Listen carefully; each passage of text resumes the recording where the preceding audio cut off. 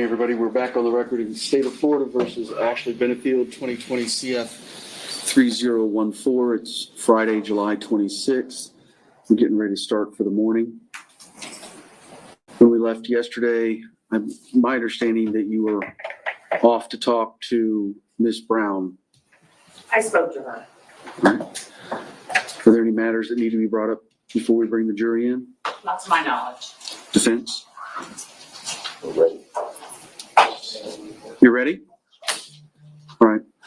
I'm not sure if they're up yet. All right. We're a few minutes early, but we'll go ahead and get started.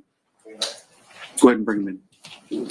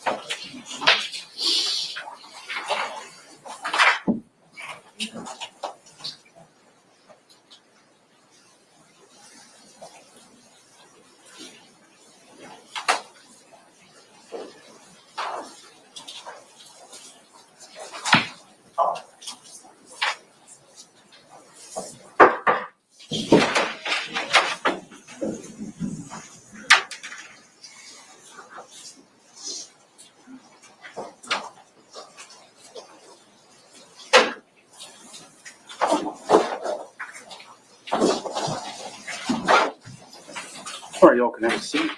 Good morning, everybody. Good morning. Welcome back. You know the usual questions. Did anybody discuss the case amongst yourselves, begin deliberations? Did anybody talk with anybody outside of this jury about the case or do any research on the people, places, things, or legal topics we've heard anything about? No, sir.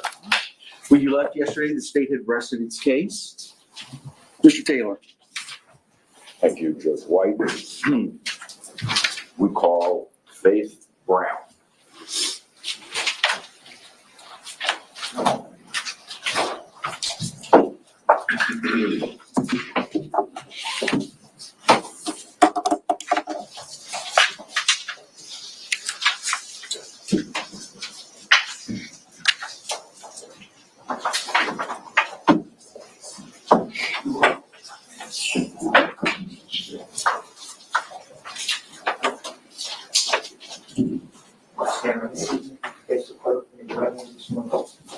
Do you solemnly swear or affirm the testimony you're about to give to be the truth, the whole truth, and nothing but the truth? I do.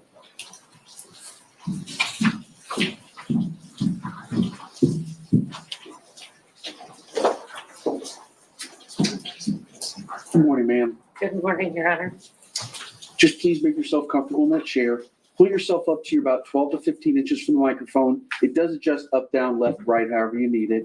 If you just speak in a loud, clear voice, it'll pick everything up. Thank you, Your Honor. Good morning. Good morning. Will you tell us your name, spell your last name for the court reporter? Faith Brown, Brown. Ms. Brown, are you employed? Yes, How? I am an attorney. And how long have you been practicing? Not quite 20 years. Do you have a specialty? I practice exclusively family law.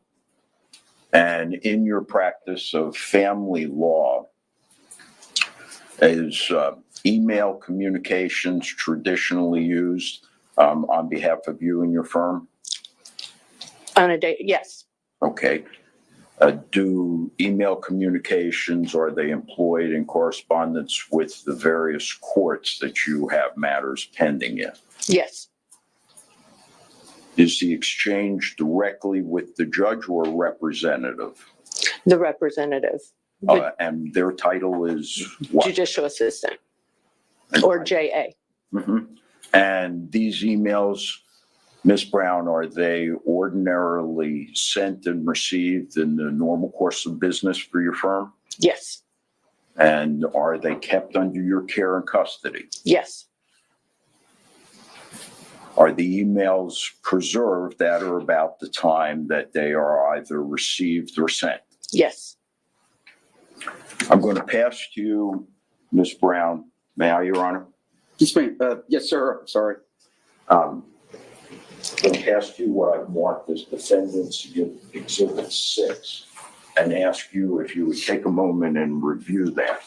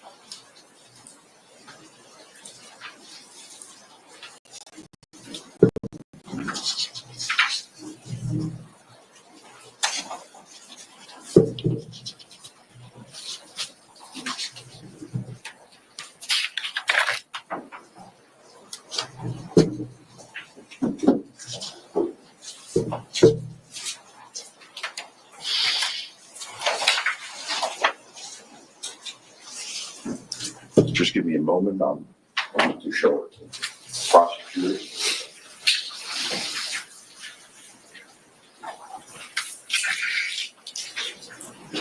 While they're reviewing that, in September of 2020, were you representing Ashley Benefield I was. in family court? Yes, I was. And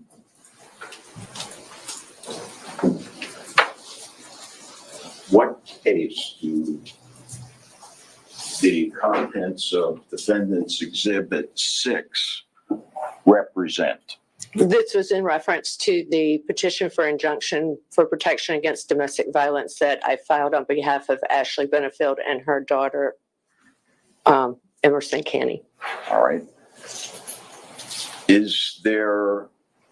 Are those emails an accurate, true and accurate reproduction of the emails that you sent and received on that day or those days? Yes, they are. Your Honor, I'd move at this time to introduce that as Defendant's Exhibit number 6 into evidence. Any objection? No. Received. Thank you. That is a string of emails that covers a range of dates. Yes, it is. Would you tell the ladies and gentlemen of the jury, Ms. Brown, what date the first email starts on?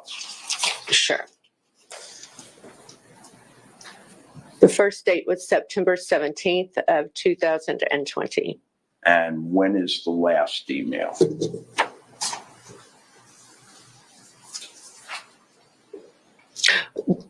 The last email is when I forwarded the email to my client, Ashley Benefield, on September 23rd, 2020 at 9:30 a.m.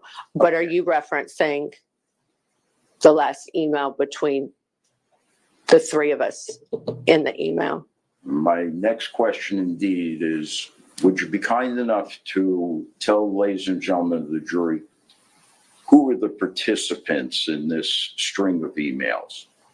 The participants in the stream of emails was Vicki Mechanic, who was the judicial assistant to Judge Diana Moreland, who was the judge presiding over this matter, Stephanie Murphy, who was representing Douglas Benefield, and myself. And it's normal and customary, is it not, to the extent Ms. Murphy would be representing the adverse party, that you would share all correspondence with her between you and the judicial assistant? Yes, it was a requirement. Okay. Do you recall, having reviewed the email, was there a particular issue in play? Yes. What was it? We were trying to, initially, we were trying to stipulate to the release of Dr. Brad Broder's report. And were you attempting to secure a date to do that? Yes, we were. Well, eventually. Okay, so I have some very specific questions for you. First, would you tell us whether or not, based on that correspondence, Dr. Broder's report was set for release on September 30th, 2020? It was not. In fact, based on those emails between you, Stephanie Murphy, and Judge Moreland's JA, was there even a date that existed at that time for the release of Dr. Broder's report? There was not.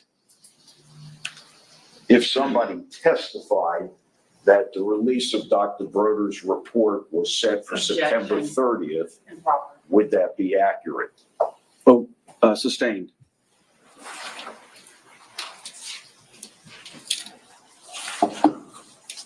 Would you take a moment, if you don't mind, and read the emails?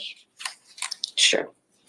Did you want me to read them out loud or to myself? Yes, read them out loud and start with the string in chronological order. It covers a 6-day period.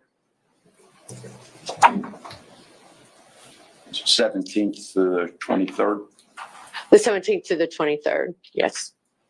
The first email was on September 17th of 2020. It was a Thursday from Attorney Stephanie Murphy to Family Division 4, which was the judicial assistant's email address. I was CC'd on it, as well as my paralegal's email address, Sarah Hawk at myflfamilies.com, and Dr. Brad Broder. It states, "Good afternoon, Vicki. I hope you are doing well and have had a good week. Please see the attached joint motion for release of psychological evaluation and report and correspondence regarding same with regard to the above referenced case. Thank you, Stephanie."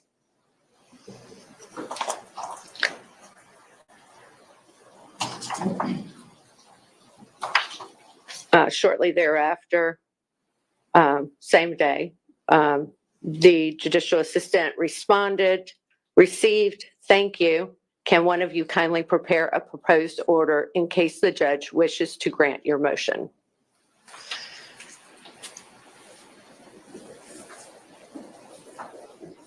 About 30 minutes later, Ms. Murphy responded, "Thank you, Vicki. I will work on that right now and send it to Ms. Brown for her approval." The next morning, Friday the 18th at 10:18 a.m., we received a response from the judicial assistant, marked importance high, that stated, "Good morning, Ms. Murphy and Ms. Brown. Per the judge, she will not sign an ex parte order for release of psychological evaluation and report. The judge will allow an expedited hearing on this motion. I have available Wednesday, September 23rd at 9 a.m. for 30 minutes. However, besides both attorneys being present, the judge has stated that Dr. Broder and Manatee Children's Services must be present at the hearing as well, and must be present at the hearing as well is underlined. Further, Ms. Murphy, the judge stated that absent showing where the court granted permission for the other motions stated in your September 17th letter to her, the only, and only is underlined, matter being heard on September 30th day is the injunction hearing." And then the next sentence is also underlined. "Please advise whether Wednesday, September 23rd will work for all parties. Thank you, Vicki Mechanic." Judicial Assistant to Judge Moreland.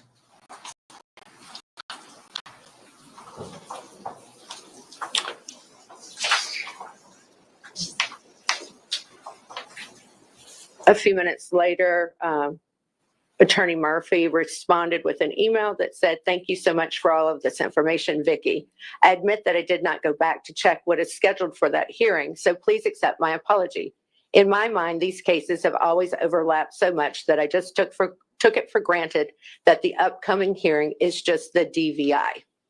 I am available for that hearing. I will contact Dr. Broder, and we are trying to track down the correct attorney who represents Manatee County. Sarah Hawk, it appears, represents Sarasota only." The next email was actually from my assistant at the admin email address because she handles my calendar. September 18th at 10:58 a.m., where she stated, Ms. Brown is available at 9 a.m. However, she has mediation starting at 9:30. The next email was about 2 minutes later from the JA stating, if this goes forward on the 23rd, it shall be via Zoom.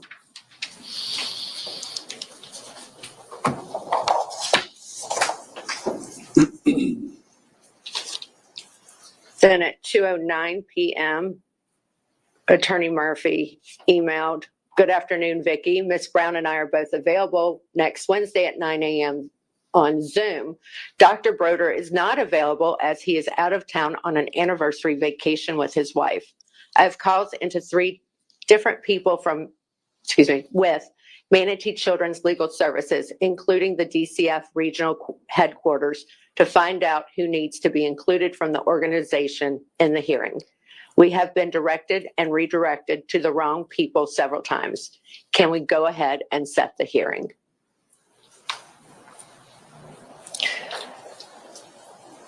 The next email was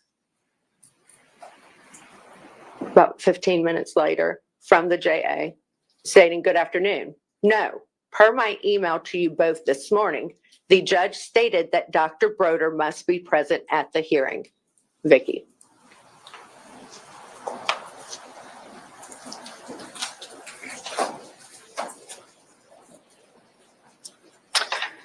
So that was Friday, the 18th. The next email was Tuesday, September 22nd at 2:20 from Stephanie Murphy, where she wrote, good afternoon, Vicki.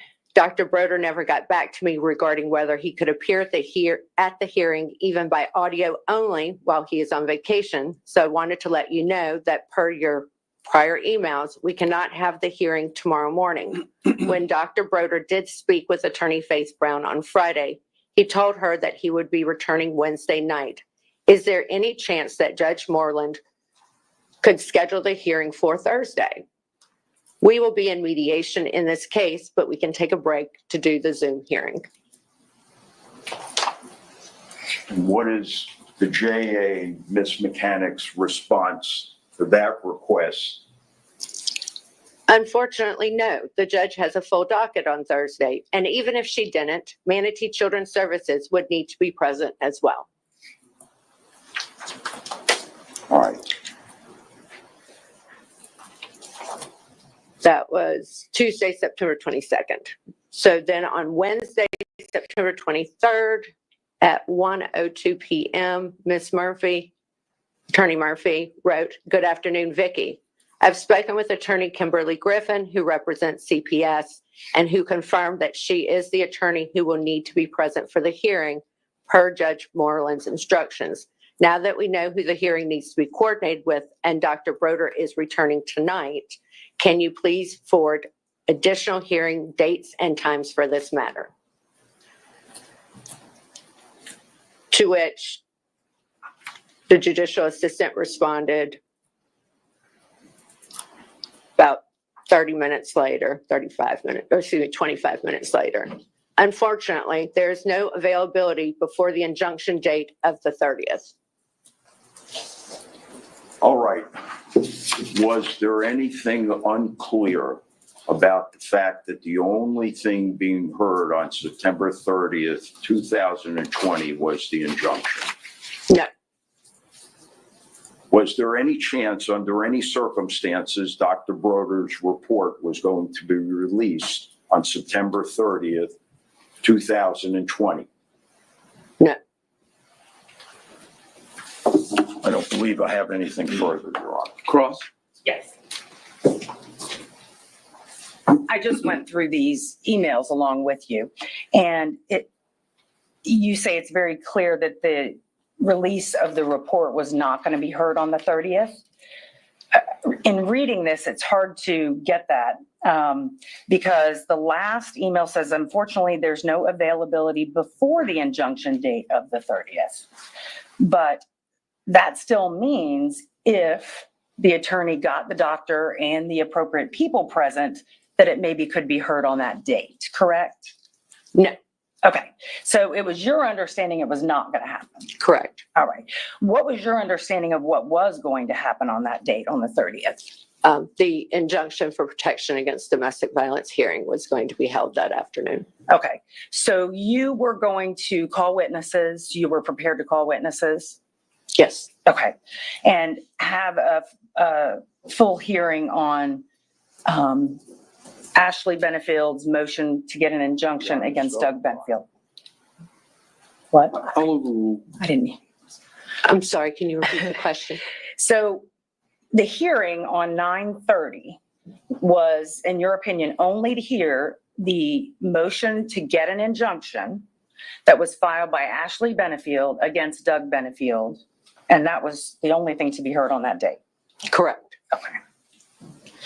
And wasn't it true that previously you had agreed to drop that injunction? It's sustained. No further questions. Peter Ray? That's all, just a request to publish the email. Absolutely. By passing? Okay, and can this witness be released? Yes. And can the witness be released? Yes, Judge. Ma'am, you're released from your subpoena, you're free to go. Thank you, Your Honor. Thank you. No. Oh, so sorry. Pass it around. Thank you.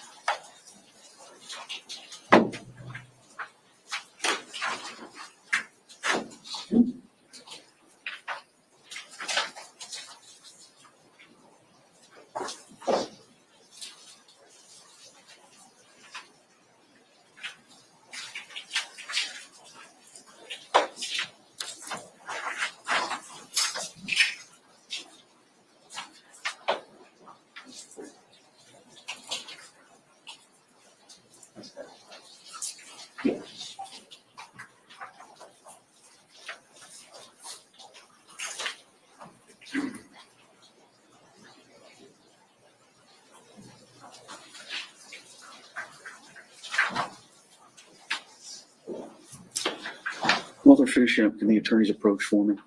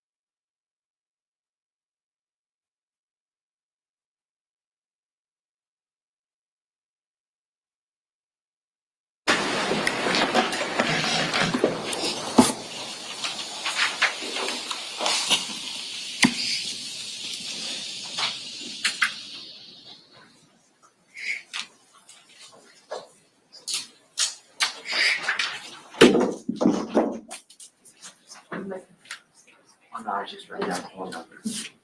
Sorry.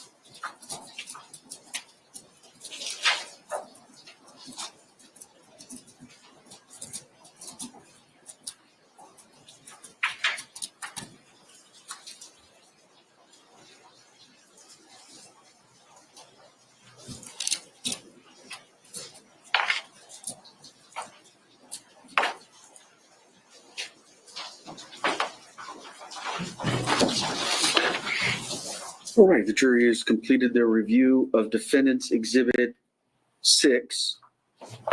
Mr. Taylor, your next witness. Yes, sir. The defense calls Ashley Benefield.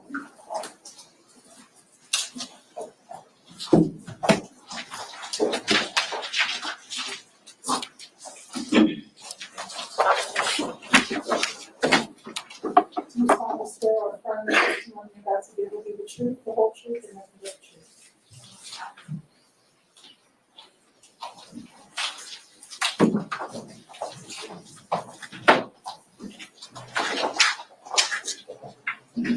Good morning, Ms. Benefield. As you've heard me tell other witnesses, just make yourself comfortable in that chair. Get about 12 to 15 inches from the microphone. It does adjust up, down, left to right. And if you speak in a loud, clear voice, the electronics will pick up everything. Okay. Mr. Taylor. Good morning. Will you tell us your full name and spell your last name, please? Ashley Christina Benefield, Benefield. How are you feeling this morning, Ashley? Nervous. All right. Try best you can to relax and we'll get through this. Okay. Tell us a little bit, Ashley, about where you were born and raised. I was born in Corpus Christi, Texas, and I grew up in Annapolis, Maryland. What type of family values were instilled in you? Objection, relevant. Oh, I believe in the importance of kindness and compassion, empathy, honesty, hard work, accountability. What type of work did your father do? My Objection, relevant. I'll allow it.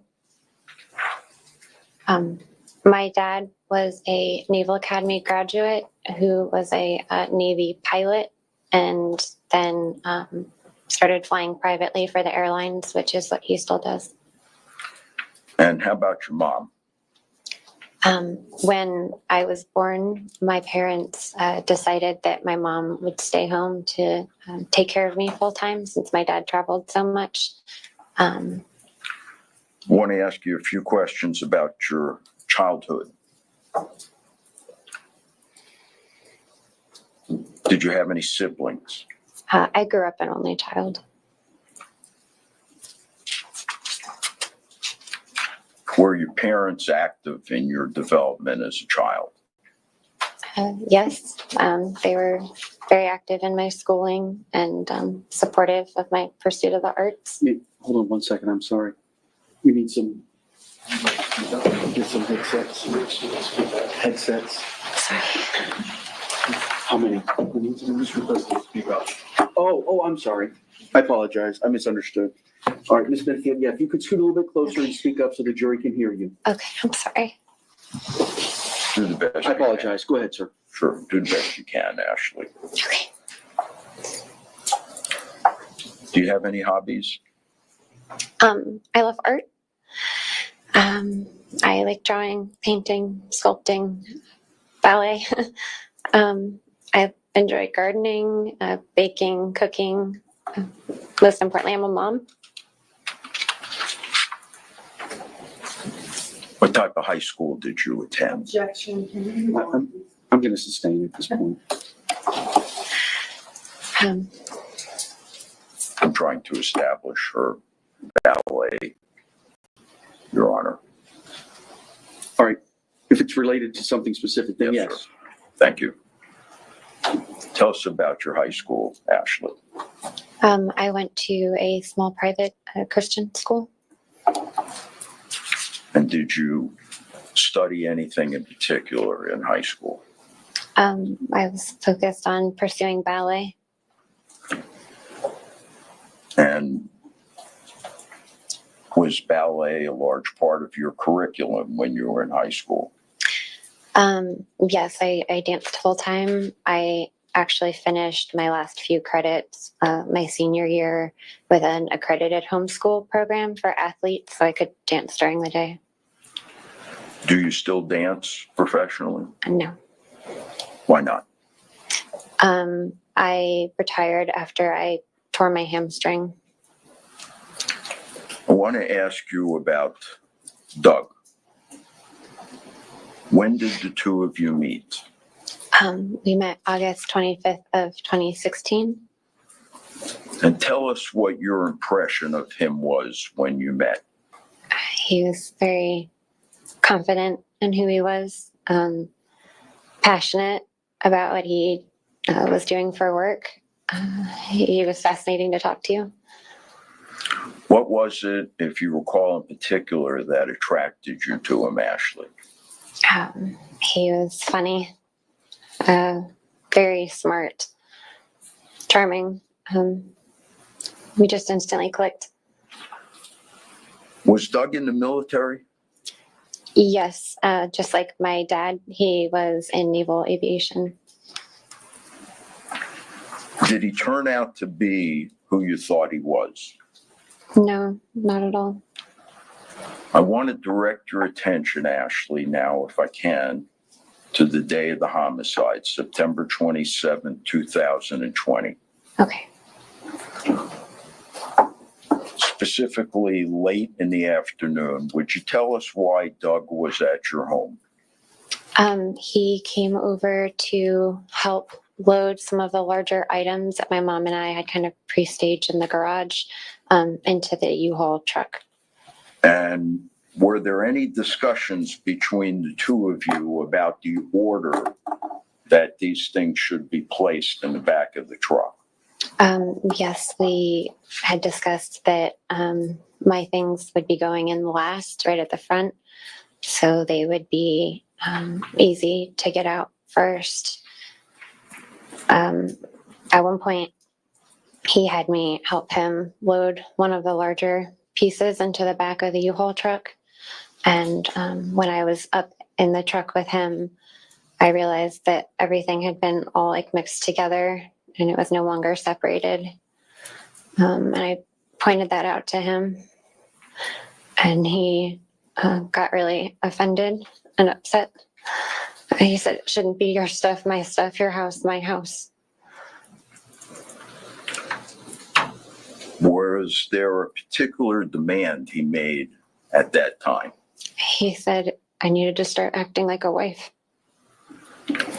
Tell us at that point how you chose to deal with him. I tried to change the subject. I could see how upset he was getting. So I wanted to kind of alleviate that. And how was Doug reacting to your efforts to do that? He was getting more upset and aggressive and threatening. Do you attempt to avoid confrontation with him? Yes. What do you do? I was trying to get him to leave. I kept suggesting that maybe we should be done. Saying I was tired. We should just wrap it up for the day. And what was Doug's reaction to that effort? He heard me, but he completely disregarded what I was saying. Ashley, would you tell us if there came a time shortly thereafter where there was physical contact between the two of you? Yes. Tell us about it.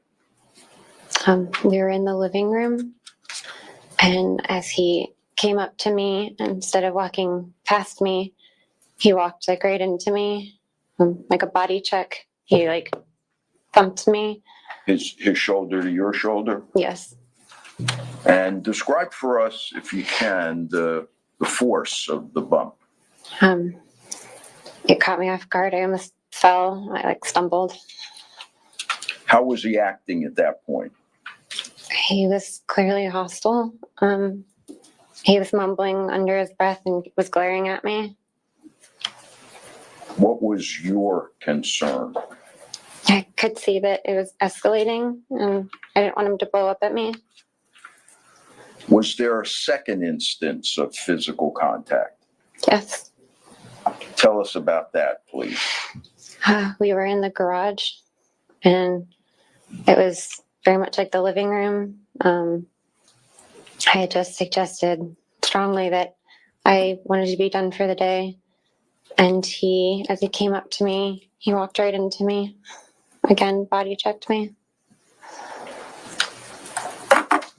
Finally, was there a third instance of contact?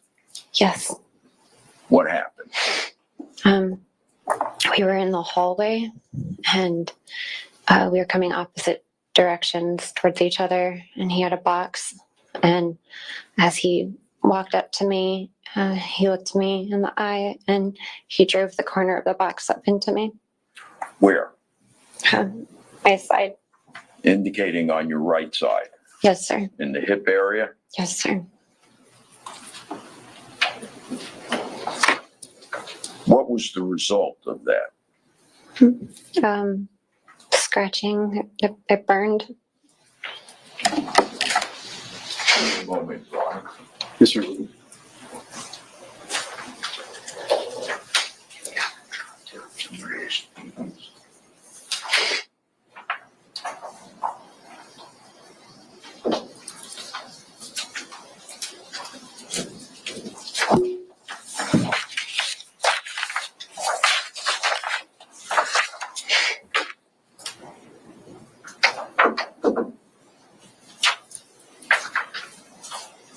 Ashley, I'm going to hand you what's been marked as defense exhibit numbers 8, 9, and 10. Approach. Yeah, just do me a favor, whenever you're holding them up, they were facing the jury until they're admitted. Sorry. Yes, sir. Thank you very much. 8, 9, and 10. Yes, sir.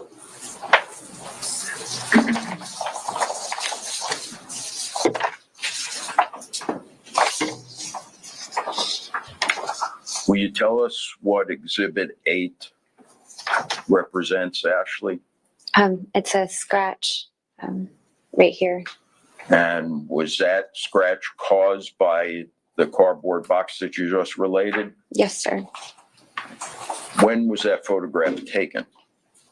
The night of September 27th, 2020 at the sheriff's office. Okay, and how about exhibit number 9? Also scratches, on my side. From the same incident? Yes, sir. Also taken that evening at the sheriff's office? Yes, sir. Okay, and exhibit 10? The same scratches as in 9. They're just, it's a close-up. Do these photographs actually truly and accurately reflect the scratches and bruises you received on late that afternoon on September 27, 2020? Yes. Do they accurately reflect how the scratches looked when they were fresh? Yes.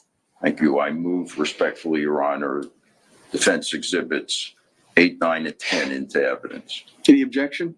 No. They'll be received.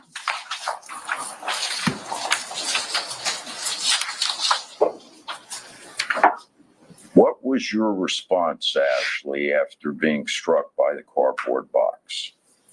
I apologized. Why would you have apologized? Because I could see how upset he was, and I didn't want him to get more mad at me. Where does Doug go after that incident? He continued to the garage with the box. And what happens at that point?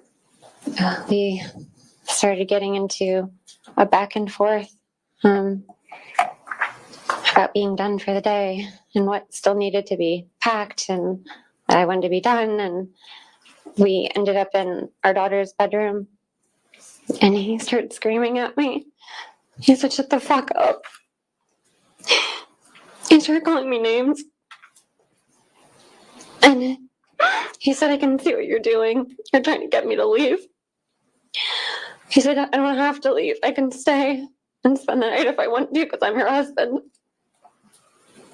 At that point, Ashley, how did you feel with respect to your own personal safety?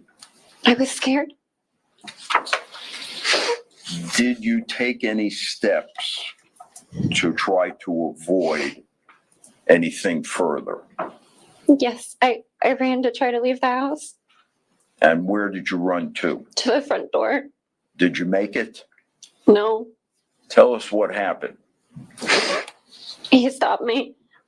He How? grabbed me by the hand and he yanked me back. I'm not really sure how he did it, but he spun around so he was in front of me, between me and the door. So, He said, I'm sorry, go ahead. "Where the fuck do you think you're going?" What was your response? Do you specifically recall? Tell us. I just blurted it out. I said, "I'm done and you need to leave now." What was Doug's reaction to that command to leave now? He said, "You can't fucking leave me." Then what happens? He hit me on the side of the head.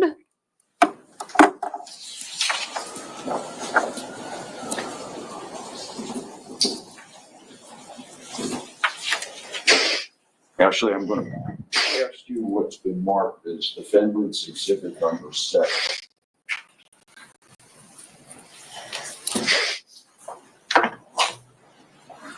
Tell us what that represents. It's a picture of my face. Is it an accurate picture of what your face looked like on that night? Yes, sir. Who took that photograph? I don't remember her name. She was at the sheriff's office. At the sheriff's office? Okay. Now, what is it about that photograph that shows or reflects the slap or the hit that you got to the side of your head on that day by Doug? That side of my face is swollen and puffy and discolored around my eye. And is your eyelid drooping? Yes. on the side where you were hit? Yes. Your Honor, I move fence exhibit number 7 into evidence. Received.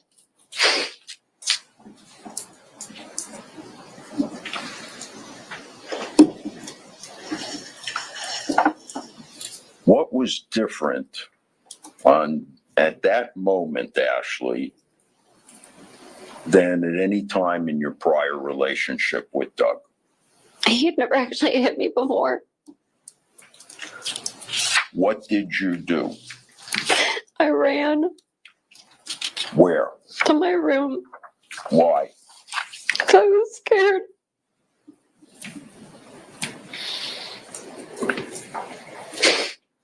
Ashley, did you have anything in your room that could protect you? I had my gun.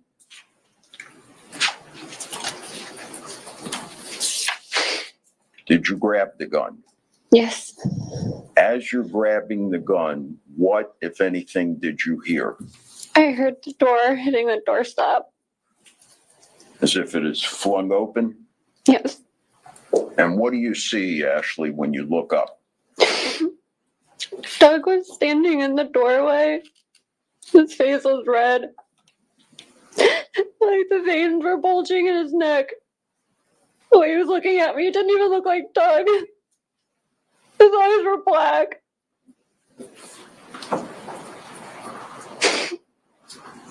Does he yell anything at you? He said, "You're fucking done."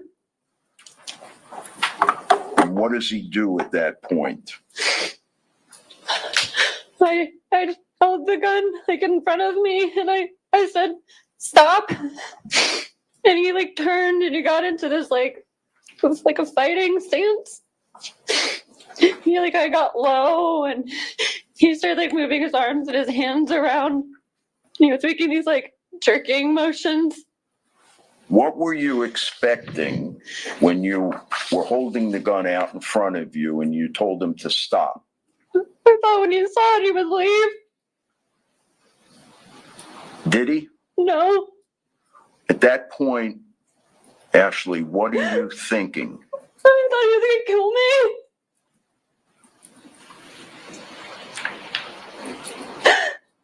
Tell us what happens next. He started coming towards me, and then he lunged at me, and I started pulling the trigger. And he just kept coming. And I remember trying to move to get away from him, but he kept coming at me.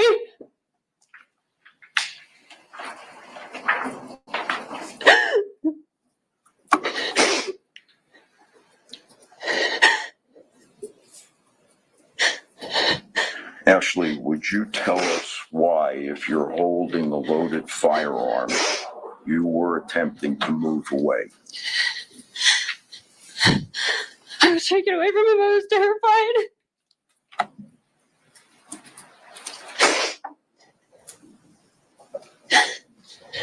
All right, so you're firing. He keeps advancing. What happens next? It was like his feet slipped out from under him and his legs went up in the air.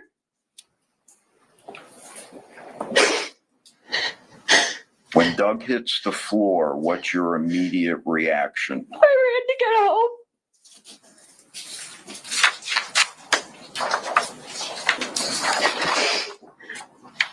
Can you tell us how many shots you fired? I have no idea. I was in a panic. Do you remember anything about the shooting beyond what you've told us here? It was a blur. Where did you run for help, Ashley? To my neighbor's house. What's your neighbor's name? John Sant.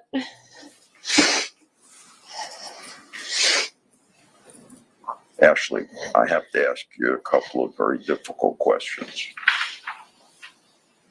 You okay? Yeah, sorry. Ashley, tell the ladies and gentlemen of the jury why you shot Doug. I was scared to death. was gonna kill me. There was nowhere to go. I was trapped in my own house. He wouldn't let me leave.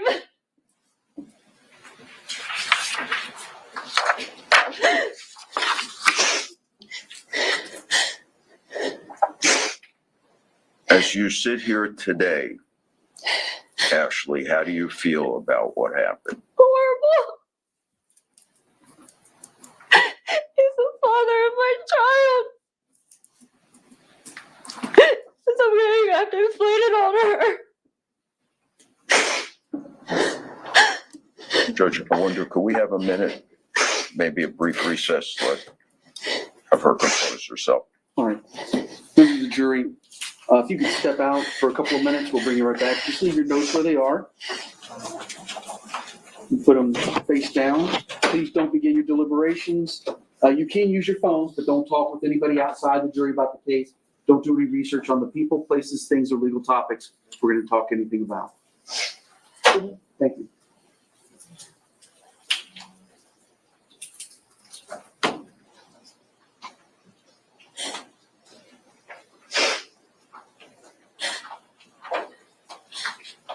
All right, you all can have a seat.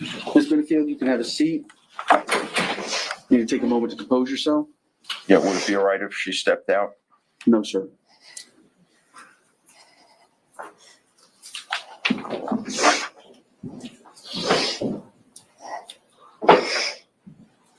May I approach her? With no conversation? As long as you don't say anything. Yeah, Not say a word. yes.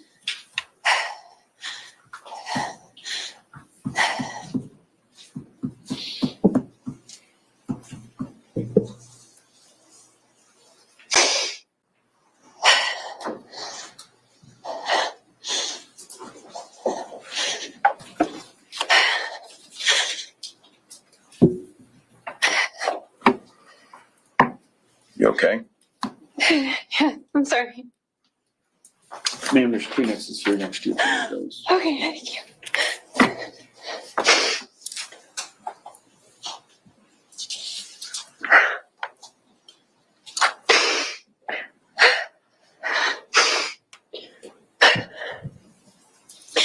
I'm sorry. All right, Judge, I think you can bring it back in. Okay, great. Yes. All right, let's go and bring the jury back in.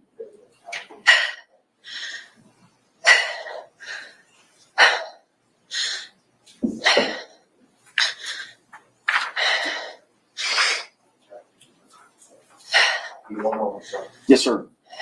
We might have stepped into the facility, so we'll wait a minute.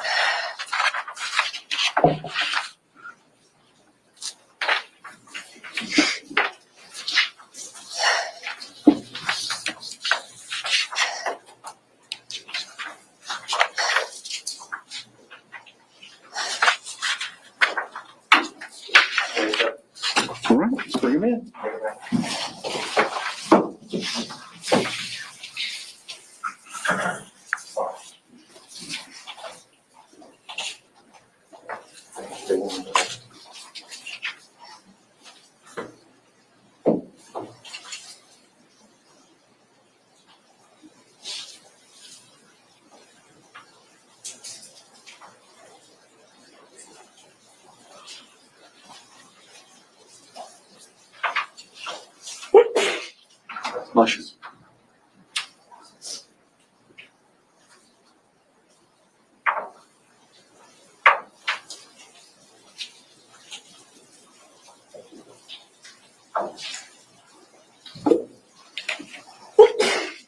Bless you.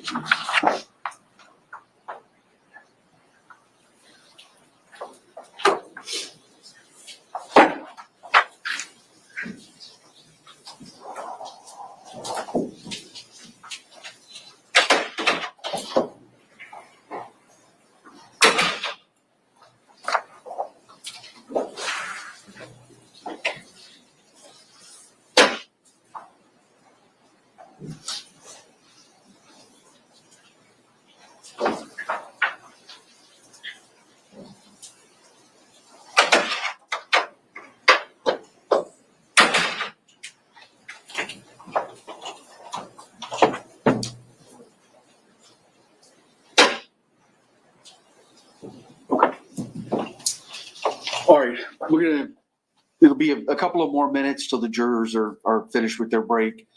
So let's 9:56. Let's say at 10:05 we'll reconvene. Ms. Benefield, I'm going to allow you to leave the stand. However, you are in the middle of your testimony. You may not communicate with anyone at all during your testimony. Do you understand? So you can step down and use the facilities, that's just fine, but you cannot communicate even with your attorney while you're testifying, all right? Okay, you need to step out, you can do so. So we'll be in recess until about 10:05 or so.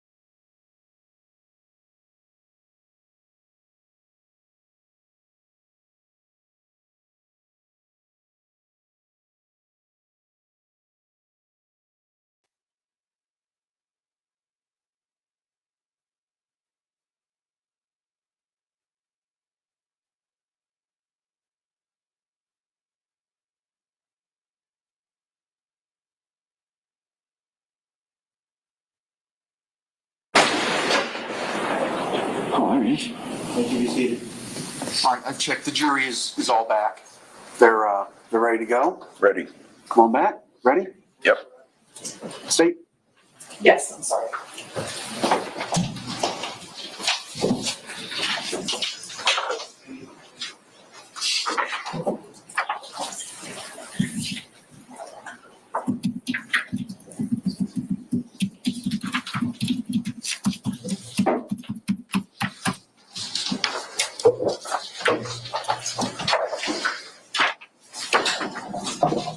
Okay, let's go ahead and bring him in.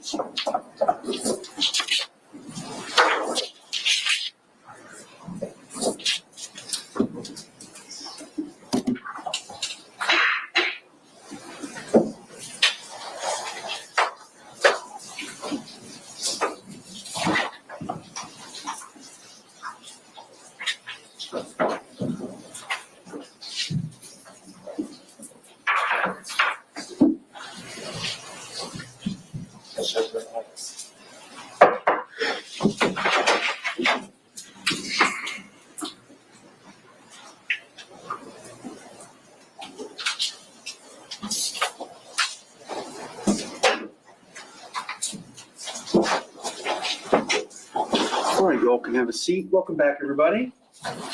Did anybody begin deliberation to talk about the case amongst yourselves? Did anybody communicate with anybody outside the jury about the case?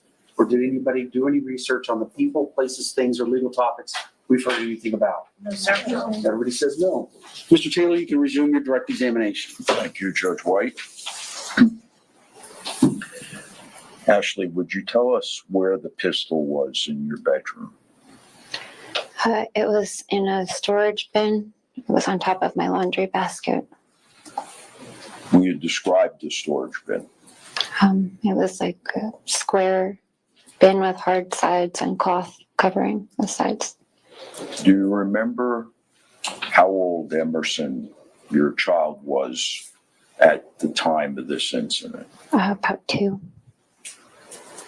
Was Emerson able to access that storage bin? No, Whose firearm was mine. it? Did you have a license? Yes, sir. I'm going to show you, Ashley, what's previously been marked as Defendant's Exhibit Number 2.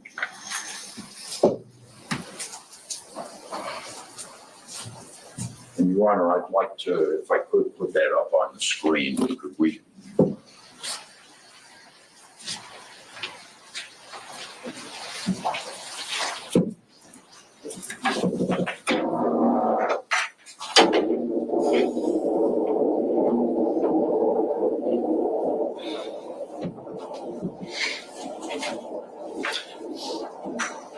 Are you from the Elmo? For the blinds. Oh, sure. And one more set of lights. Thank you, Deputy.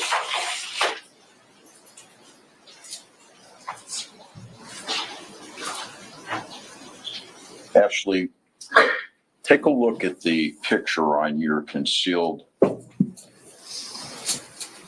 firearm license. And in particular, are we able to zoom in on the portrait, the picture? Yeah. Ashley, do your eyelids look the same in that picture? Yes, sir. Do they look different in the picture that we admitted after you were slapped? Yes, sir. Let's put the, let me see now.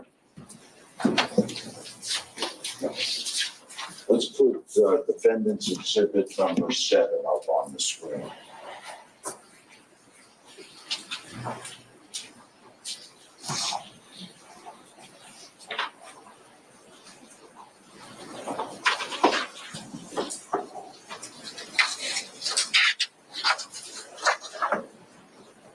Ashley, what side of your face did he hit you on? The left side. The The left side. left side. And as we're looking at this picture, it would be to the right. Correct. Is your eyelid on the right side the same as your eyelid on the left side? No, sir. And how about your eyebrow? The space between your eyebrow and your eyelid on the right side, is that the same as the space between your eyebrow and your eyelid on the other side? No, sir.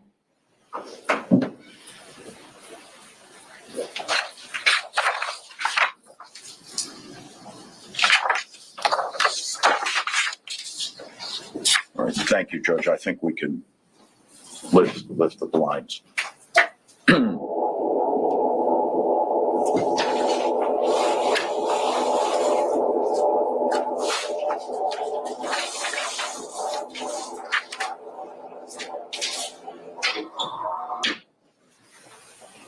Was the firearm registered to you, Ashley?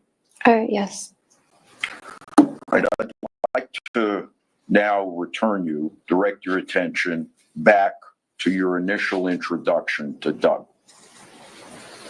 How long was it before Doug expressed his devotion to you? It was about 4 days after we met that he told me he loved me. Did any significant event follow after he expressed his love for you?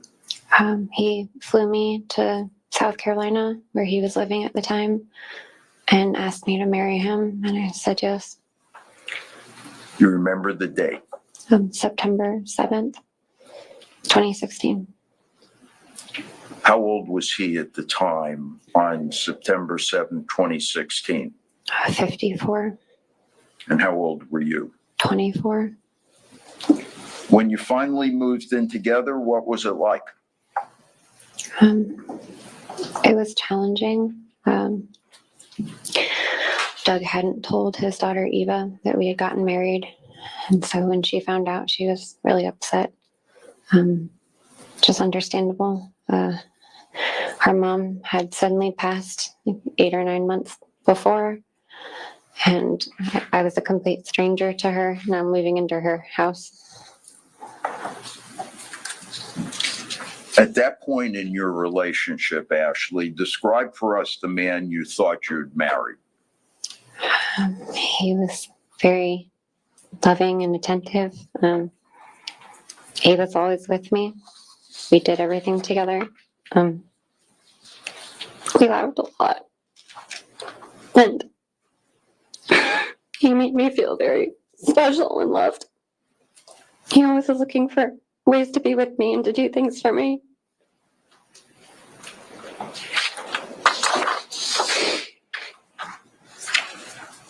Was there a short time after that you were separated? Yes, sir. And what was the reason? Before I had met him, I had planned a trip. And so I went on my trip. It was a cruise with my mom and one of my girlfriends. Were you able to communicate with Doug while you were on the cruise? Yes, sir. How? We mostly messaged each other. I'm going to pass to you what's been marked as defendant's exhibit number 3, I believe, for identification. Yes. Oh, wait, I'm sorry. Okay. Oh, the ones that need to be. Sorry. Yes, sir.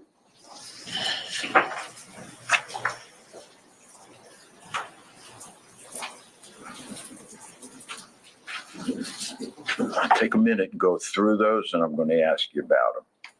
Okay.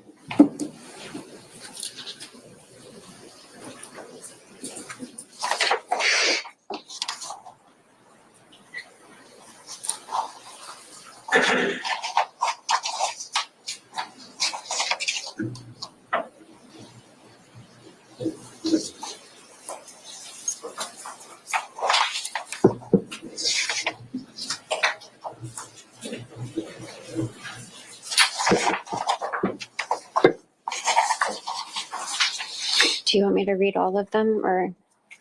Look Okay, through all of them. And then I'm going to ask you some questions about it. okay.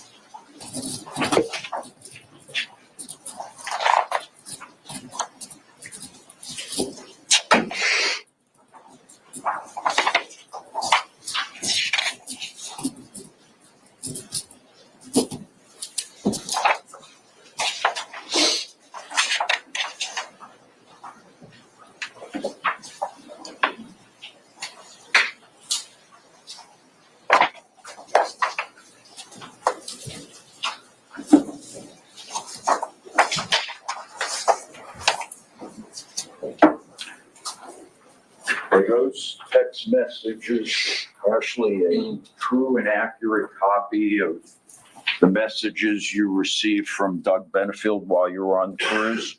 Yes, Your Honor, at this time, I would move defense exhibit number 3 into evidence. Objection? Can you approach, please? Yes.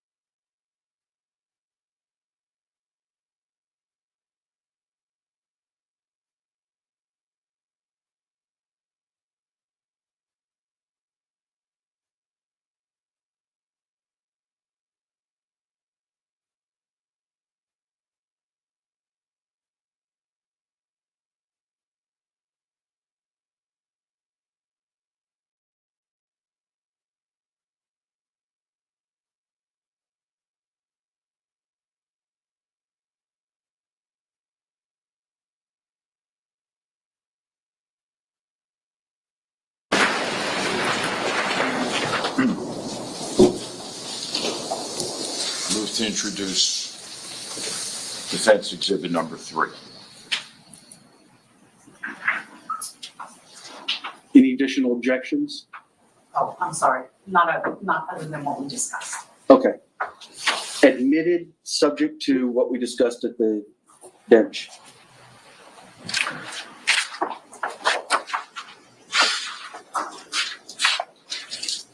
Ashley, in this exhibit number 3, who's represented in blue and who's represented in green? I take a look again.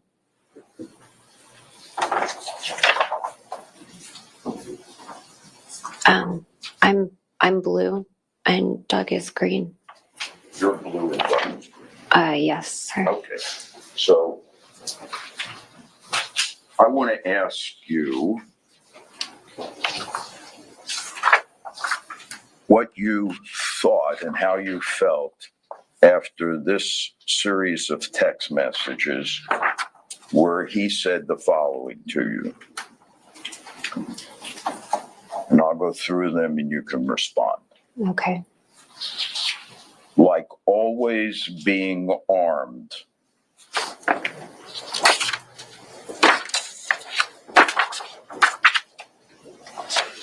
And understanding them and how to conduct warfare in them for the kingdom. If I dwelt on it, I would go into a rage to remove them from the earth. I desire to exterminate them, and holding back is a challenge. They are rats that should be removed.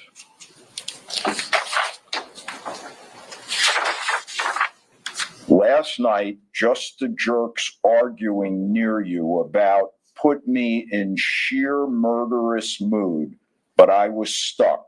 I couldn't defend you. But could have been a fight, etc. Only you being with me will over time remove the images in my head.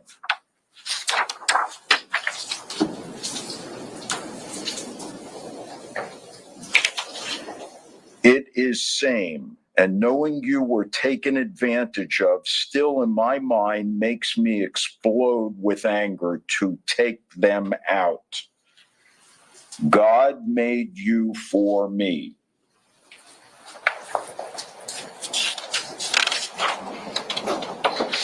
You haven't seen the warrior side and never want to.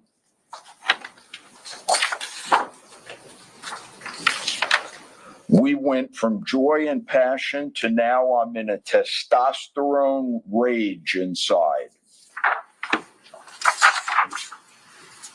But kill the bad people.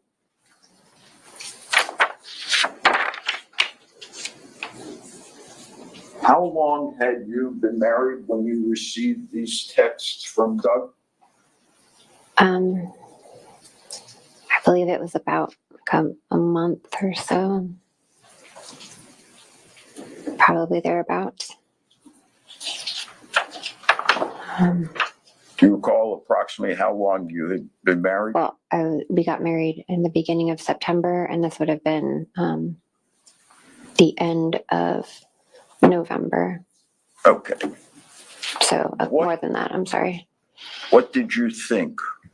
Was there anything about those texts that caused you to pause?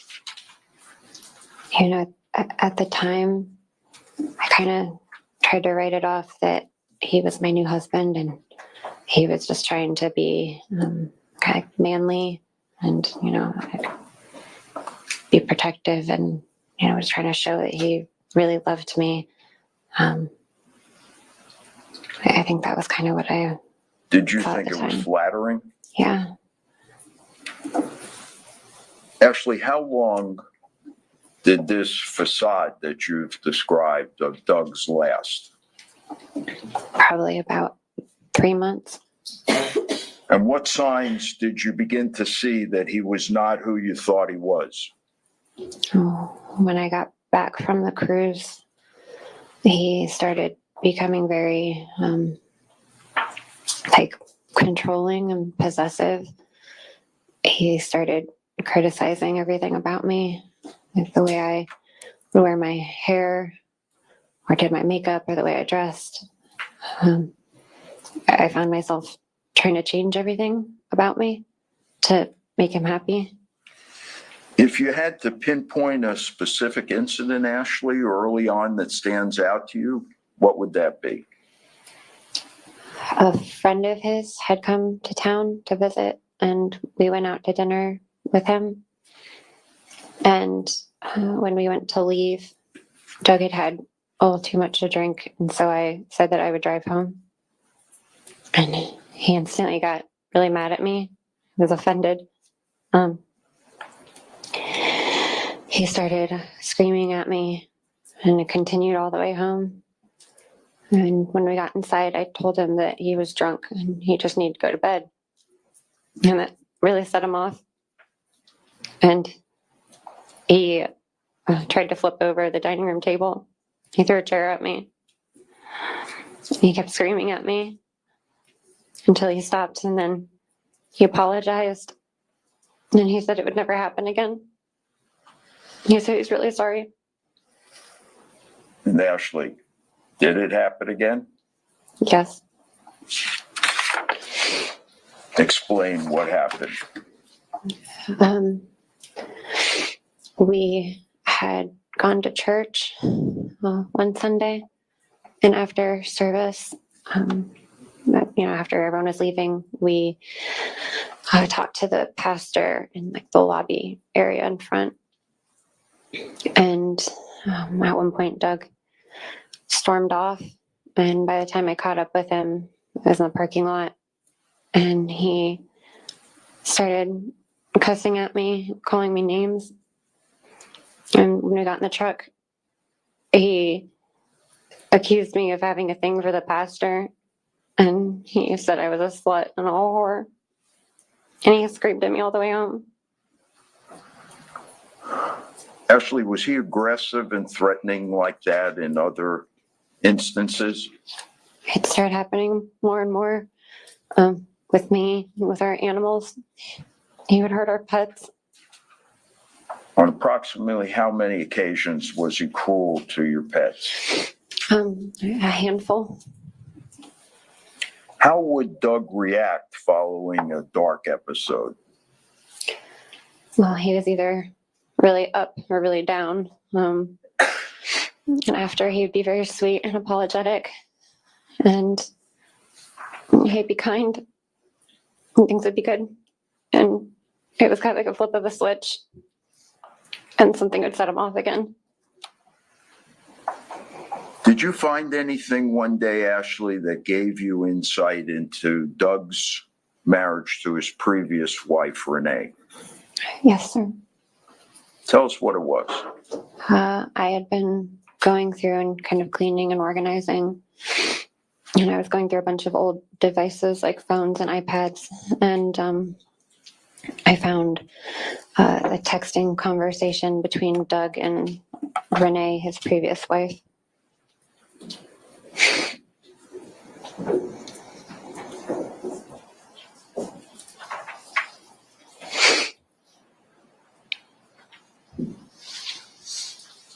Let me pass to you, Ashley, what we've marked as defendant's exhibit number 11.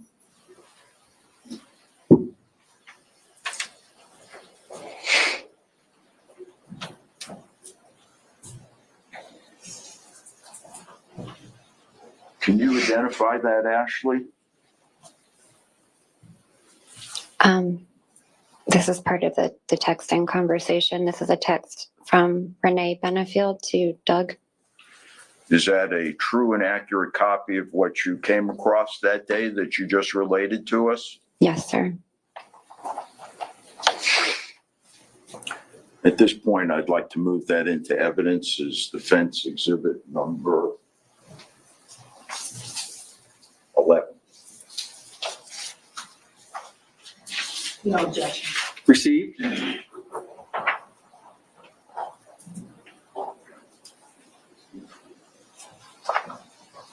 I'm going to read this to you and let me know if it's accurate. Okay. I was deeply disappointed that you distorted the truth about who you really were when I married you. I loved you, though finding out you weren't really what you pretended to be. you kicking me so hard on New Year's Eve on our honeymoon because you were having trouble functioning in certain areas. You holding a gun to your head twice in my home that I opened to you with my children that still love you. Having to sell everything down to my wedding ring.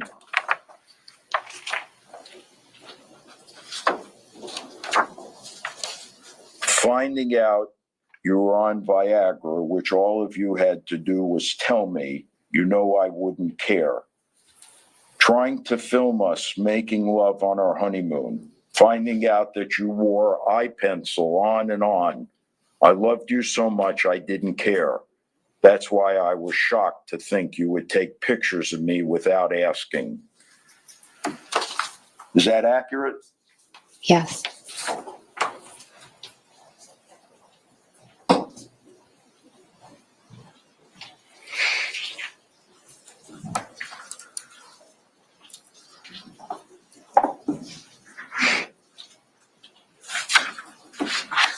Tell us, Ashley, how Doug would act when he would go off.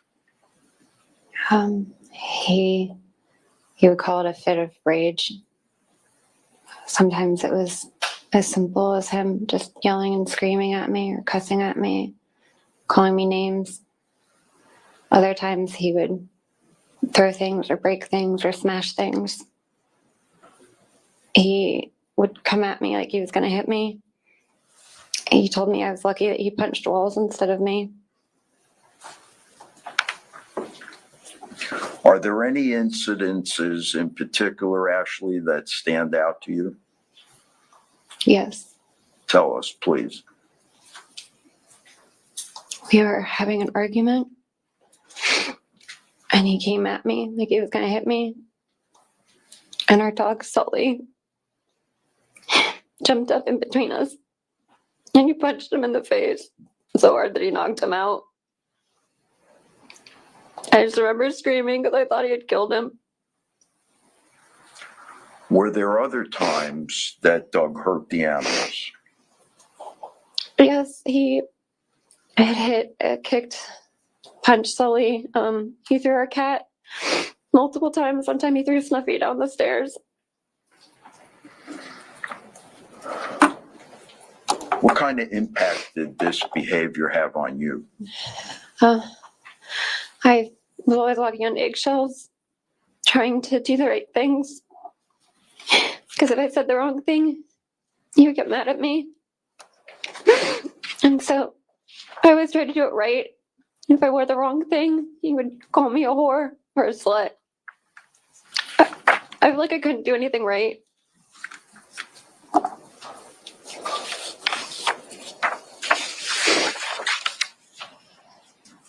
Was there an incident, Ashley, in June of 2017 that you vividly recall? Yes. Please explain it. We were having an argument and it started getting really out of hand. He pulled a gun out and he was like waving it around. And then he threw it at me.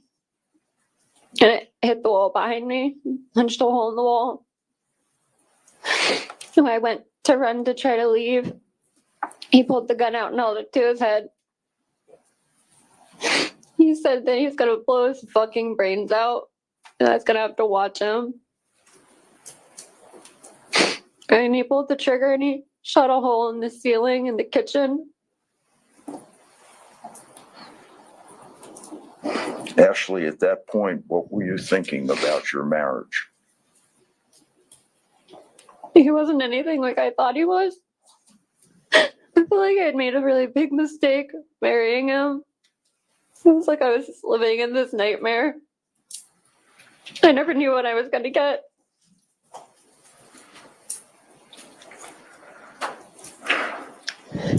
Did there come a time in July or August of 2017 when you found yourself with child? Yes. So let's be clear here chronologically. You became pregnant after this incident where you related that he shot the gun in the ceiling of the kitchen? Yes, it would have been like right after that, I guess. Was it planned? No, it's the last thing on my mind at that point. How would you deal with Doug? I tried to do all the right things and keep him happy. Kind of just go with the flow. I didn't want to rock the boat ever. Did you have a difficult pregnancy? Yes, I was really sick. Did you go home from South Carolina to stay with your mom here in Bradenton at the end of August 2017? Yes, sir. Did there come a time when you returned to South Carolina? Yes. Would you tell the ladies and gentlemen of the jury, Ashley, why you returned to South Carolina? I had decided that I was going to leave him. And so I went back to get my things. When he brought me down, I didn't even have like a suitcase or anything. So I went back to get my stuff. And I wrote him a note and left him a letter saying why I was leaving. I'm gonna have an objection. Can you approach?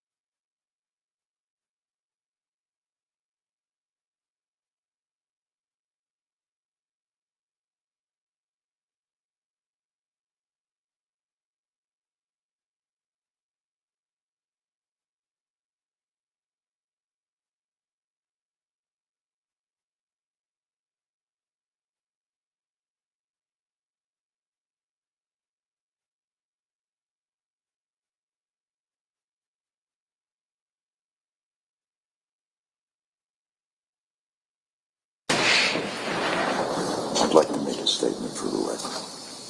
I'd like to make a statement for the record.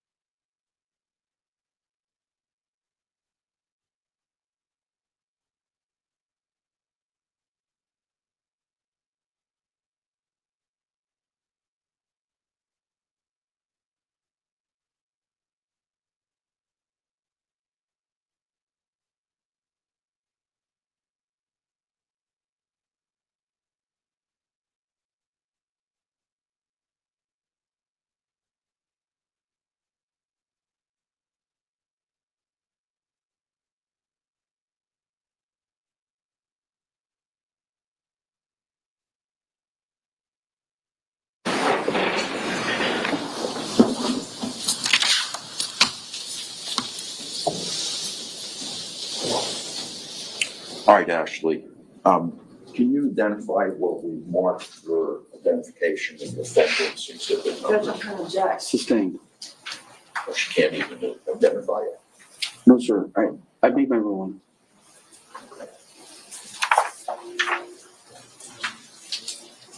You told us you left him a letter?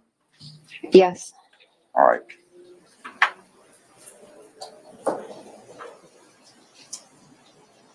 I'm going to ask you a series of questions. Let me pass this to you. You can. Judge, I'm going to object. Sustained. Do you remember independently everything that you said in the letter? Not everything, no. Would it help refresh your recollection if you were able to see the letter? Yes. Judge, objection. Sustained. At the time that you wrote the letter, Ashley, were the contents fresh in your mind? At the time, yes. The letter was written in September 2017. Yes, that's correct. It's now 2024, Yes, sir. so 7 years ago. Yes. All right. Do your best Okay. to try to respond to a series of questions I'm going to ask you. Okay.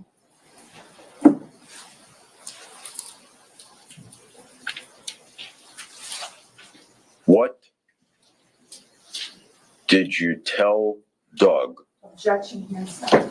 Sustained. Sir, can we approach, please?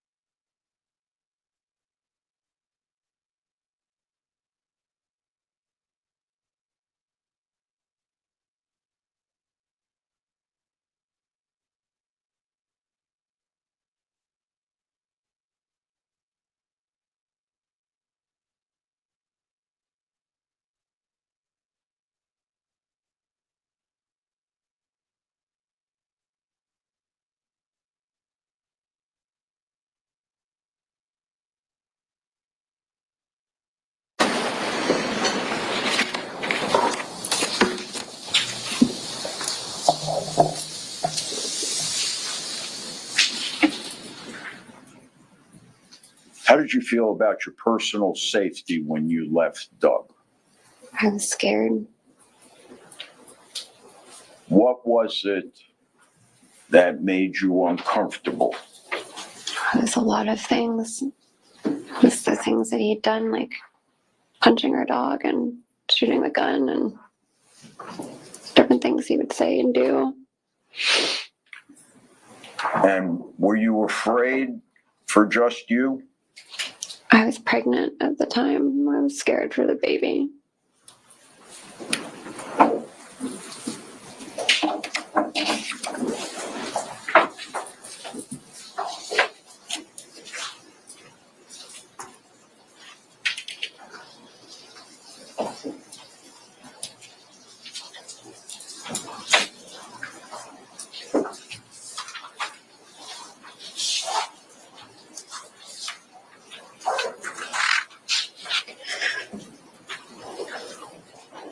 Were there instances, Ashley, where you felt that your own safety had been placed in danger as a result of conduct by him?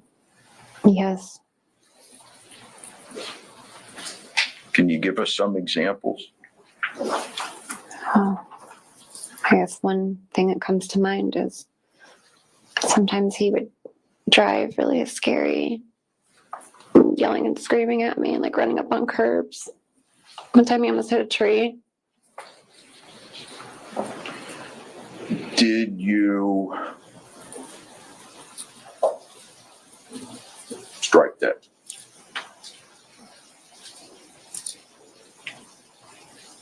Describe the kind of things that would be done to intimidate you. He would get in my face. He'd yell at me. He'd come at me like he was going to hit me. What about breaking things? He would break things, smash things, threw things at me.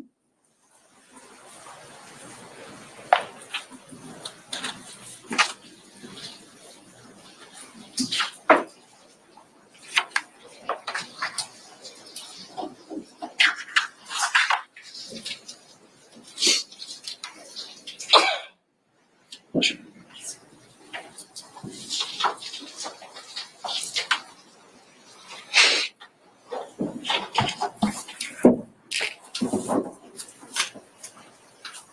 How would you describe, if you were using adjectives, his behavior? Possessive, controlling, manipulative, aggressive, scary,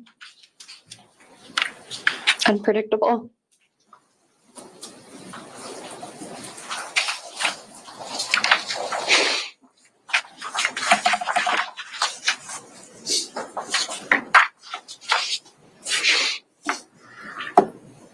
Ashley, did you take any steps in addition to leaving this letter to protect yourself in South Carolina? Yes. What did you do? I filed for a domestic violence injunction, like a protective order.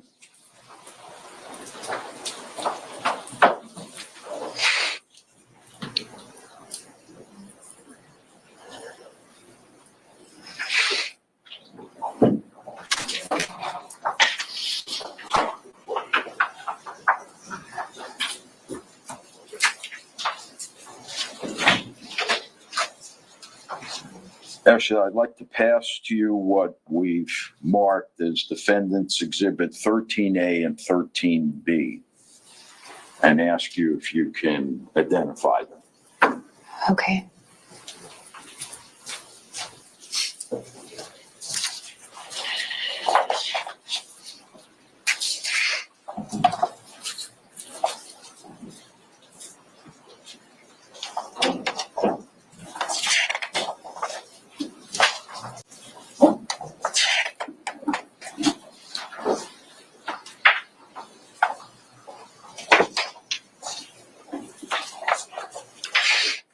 Um, 13A is the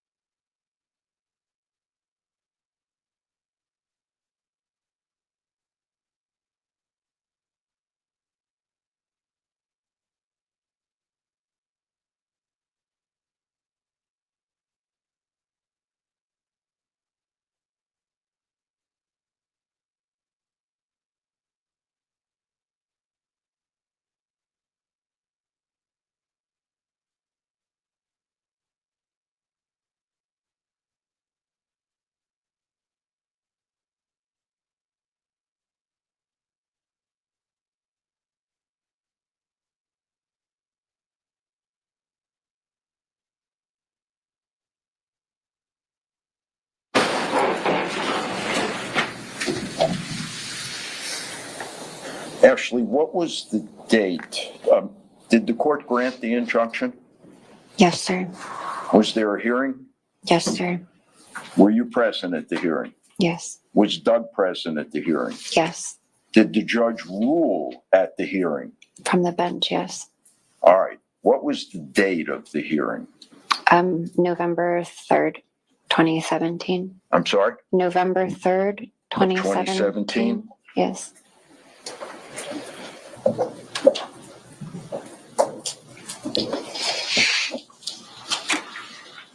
Okay, now, was that order that the judge decreed violated? Yes. By who? By Doug. How? He sent me a package in the mail. Sent you the package here in Florida? Yes. From South Carolina? Yes. What was the package represented to be? A birthday gift, I believe. And did you open it? Yes. What happened? Well, when I opened it, there was an overwhelming smell, like a real strong chemical smell, and I got like an instant headache. Did you report it to the police? Yes.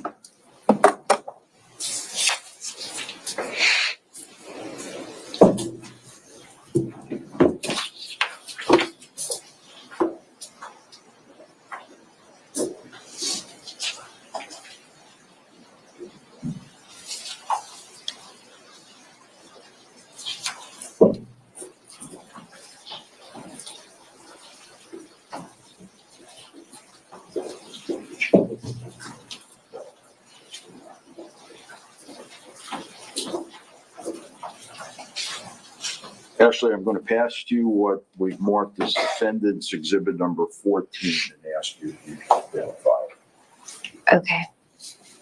What do I do with these? Okay.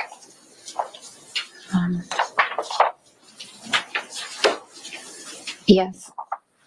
What is it? It's a picture of the package he sent to me. Is it a true and accurate picture of the package that you received on that day in November? The outside of it, yes. All right, Your Honor, on behalf of Ms. Benefield, we move that into evidence. No objection. Received. Defendant's Exhibit 14.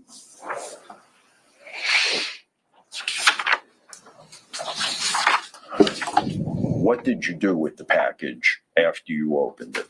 I sealed it back up and I put it in the garage before I brought it to the sheriff's department.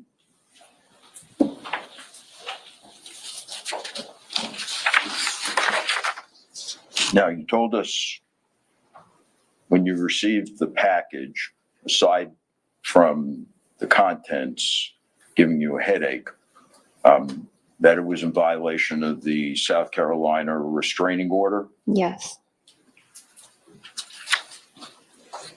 Did you, when you contacted the police, request that they take some action? Yes. What was the result? No charges.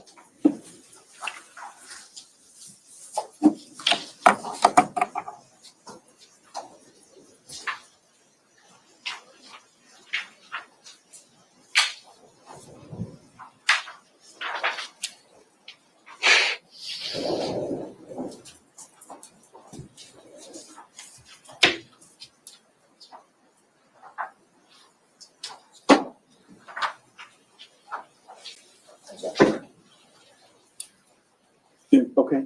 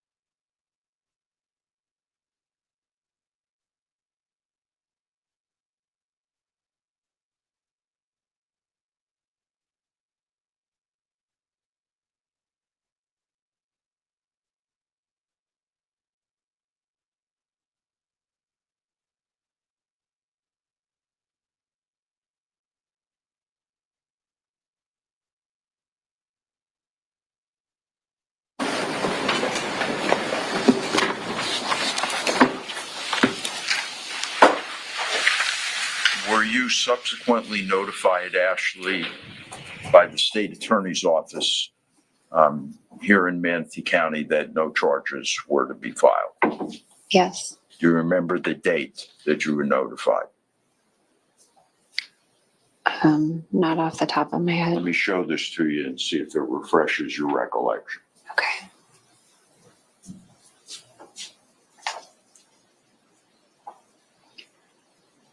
At the top, it says October 8th, 2018.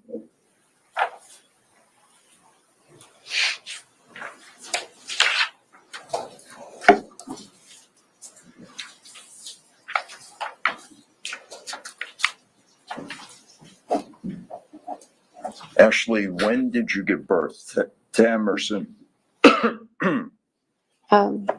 March 19th, 2018. Where was Doug when you gave birth? He wasn't there. It was during the restraining order from South Carolina. So he wouldn't have been allowed to have contact with you. Correct. Do you remember how long the South Carolina restraining order was to last? I believe it was 6 months. Does there come a time when you're concerned about the South Carolina restraining order expiring? Yes. So at or about the time of that, what steps, if any, did you take to protect yourself? I filed for a domestic violence injunction here in Florida. What was the result? It was denied. And was there any directive entered with respect to Emerson? There was a time sharing agreement set up. Shortly after that, or at or about the same time, was there additional litigation that you filed? Yes. Do you recall what it was for? Divorce and termination of parental rights. In the termination of parental rights petition, Ashley, did you tell the court? Objection, hearsay. Go ahead and finish the question. Did you advise the court in your petition about prior domestic acts of violence by Doug? Yes. I'm sorry. Overruled. You may answer. I'm sorry. You're okay. Go ahead. Okay. Yes.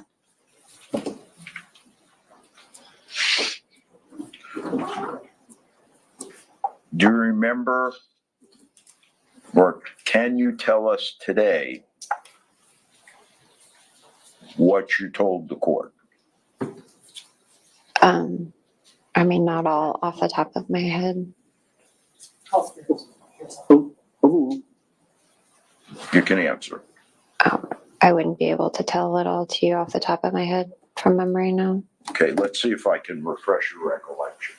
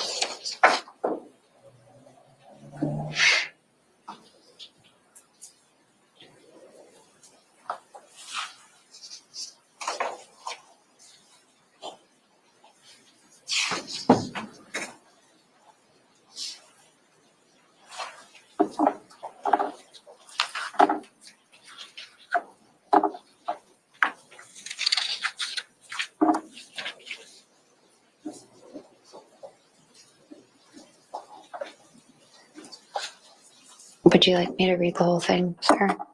I'm sorry? Do you want me to read the whole thing? No. Okay. I would just like to ask you, has your recollection been refreshed? I'm just getting to that part now. Okay, then without referring to what's in front of you, tell us. Can I finish reading this section? Remove the document Yeah, from. you need to remove the document if the memory's been refreshed. I just said I didn't finish reading that part. So he needs to finish reading. I'm sorry, take your time, finish reading. Okay.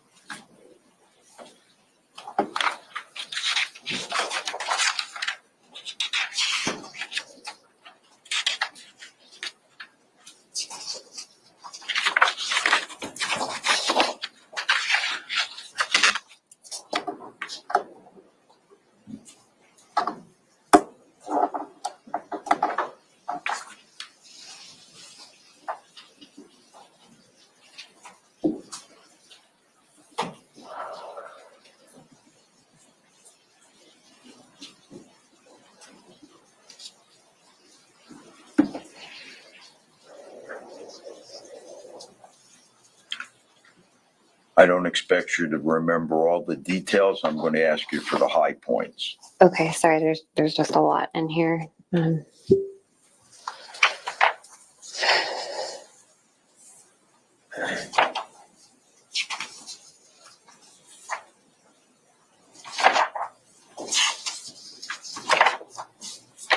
Okay.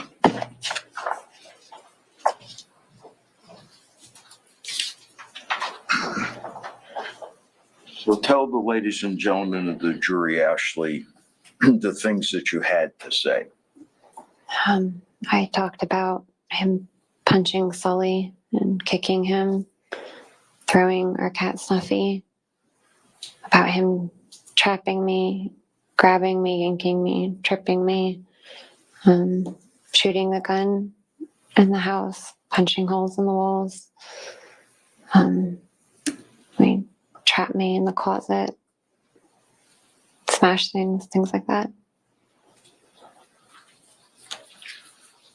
All right. As part of the domestic violence injunction that you filed here in Florida, that was before Judge Moreland, was a deposition taken of Doug. Yes, Were you present? yes, by phone. Who else was present at the deposition? My attorney, as well as Stephanie Murphy, Doug's attorney, and a court reporter. Was the judge present at the deposition?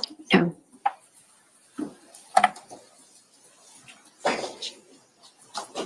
Were you able to hear the entire proceeding? Yes, sir. Did Doug make Objection, Paulson. Approach.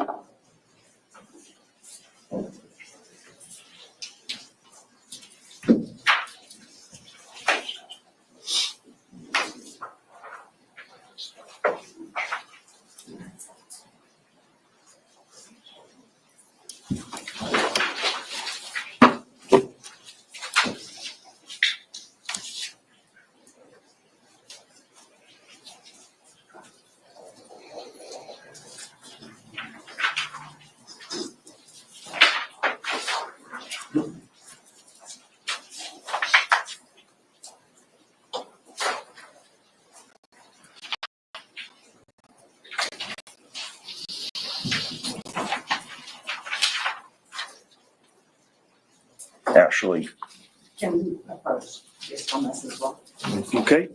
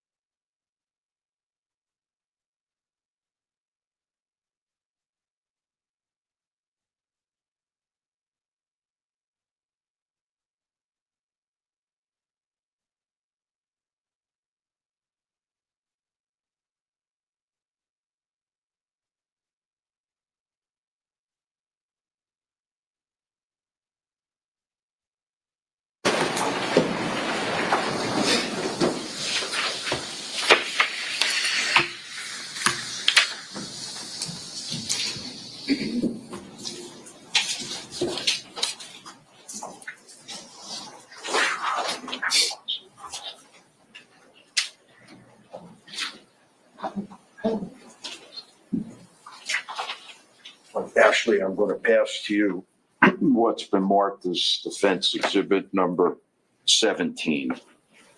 Okay. I'd ask you if you can identify it.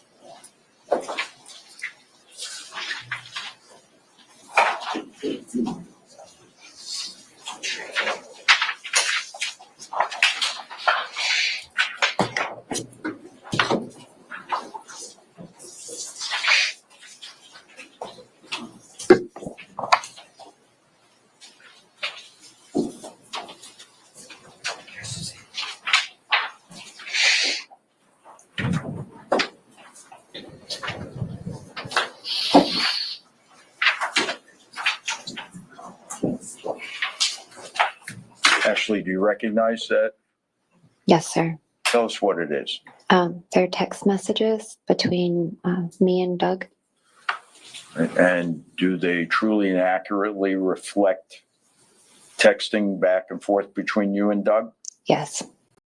On behalf of the defense, Your Honor, we move into evidence, defense exhibit number 17. Objection overruled. Defendant's Exhibit 17 will be received. Ashley, in defense exhibit number 17, the text messages, does Doug admit to shooting the gun in the house? Yes. Does he admit to throwing the gun at you? Yes. Does he admit to punching holes in the drywall of the house? Yes. Does he admit to punching the dog and rendering him unconscious? Yes. Objection, no, you can't. Those text messages do not say that. If I'm going to sustain, if you want to publish the exact Yes, exhibit that's been admitted, you can do so. we intend to publish upon completion of the examination. I want to ask you, Ashley, if I can, about other instances of abusive conduct. Was a tracker at any time placed on your car? Yes. Was it done with your permission? No. Did Doug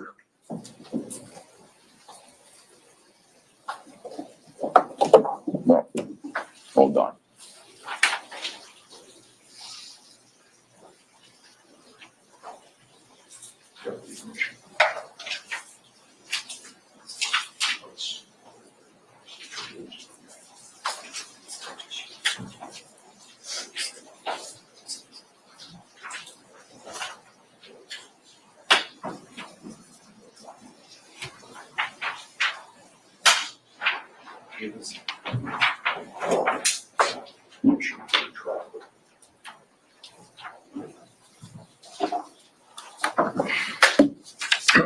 While the state is reviewing that, Ashley, I'm going to pass to you defendants exhibits 19 and 20.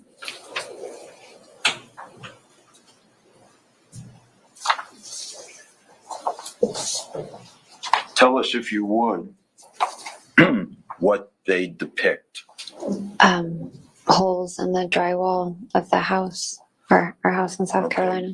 Refer to them specifically. Exhibit number 19 has a what does that picture show? of a hole in the drywall with my hand next to it. It's kind of been like pushed back in.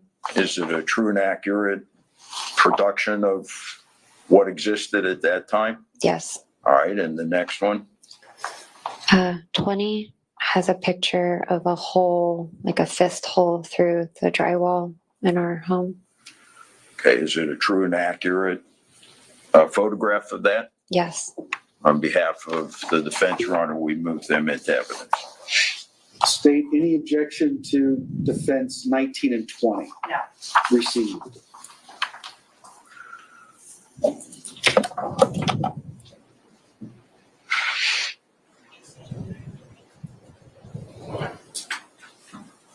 Maybe we put the, exhibit. All right.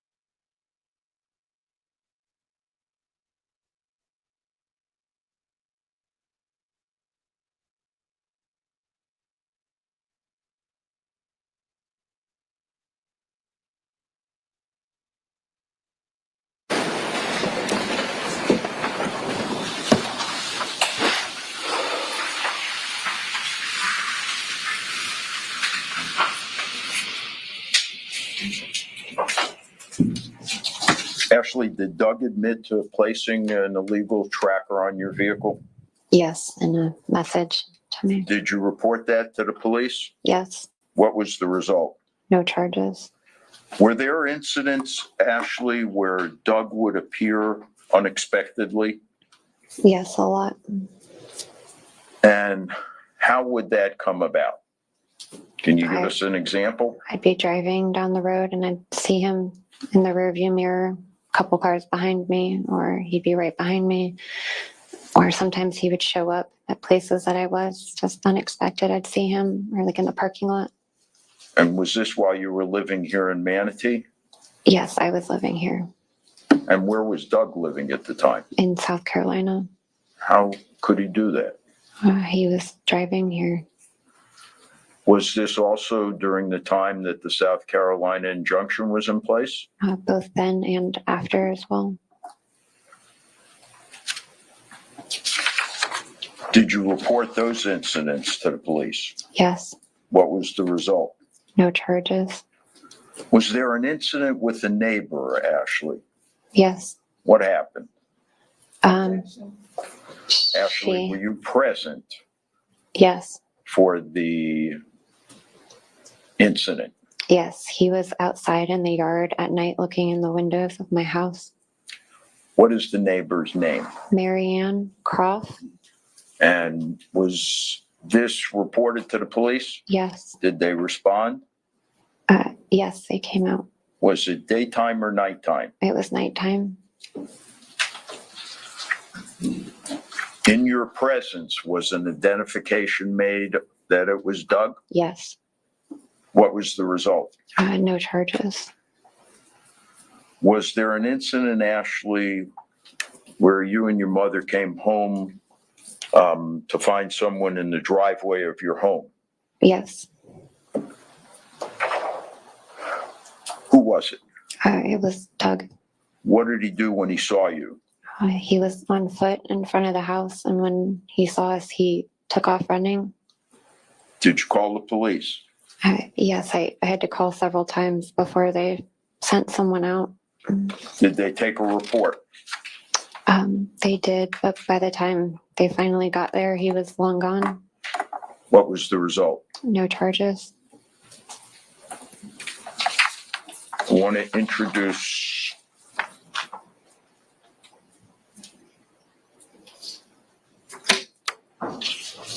what we've marked as Defendants Exhibit 23 and 24. Can you identify that? Yes. What does 23 show? 23 is a picture of Doug with his shirt off. He's like taking a selfie. And is that how Doug looked at or about the time of the shooting on the 27th? Yes. All right, and what does the next exhibit show? It's also a picture of Doug with his shirt off. He's working out. He's like doing like a push-up, I guess. Does that too accurately represent what Doug looked like on the day of the homicide? Yes. Your Honor, on behalf of the defense, we move those two exhibits into evidence. Any objection? No. Received. Just one or two more questions, Ashley.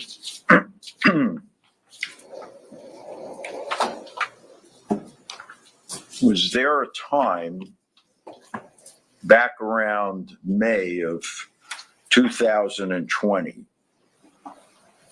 where you wanted to learn about co-parenting with an abuser? Yes. Objection. Previous ruling. Sustained. To the question, Your Honor, or to the line of inquiry? To the question. Okay. Did you take any steps, Ashley, to try to determine how to co-parent? Yes. All right, and what was that? I did some like Googling and reading to try to find helpful articles on what to do to make things I'm going good. to pass to you what we've had marked as Defense Composite Exhibit 4, A, B, C, and D. Objection, the previous ruling to be stated. Can you approach?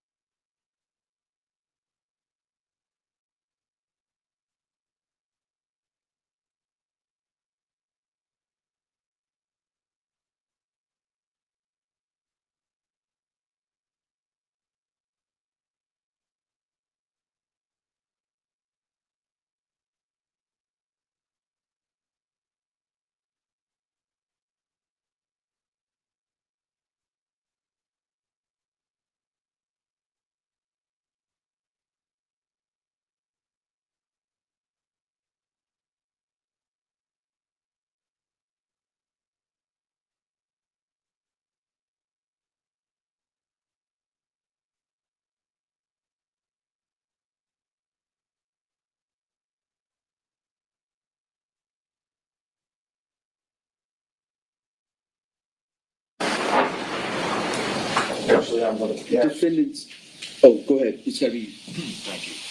We pass you defendant's exhibit number 4. No, I already ruled on authenticity in the past. So over the state's objection, admitted. Thank you. Take a look at Exhibit 4A, Ashley.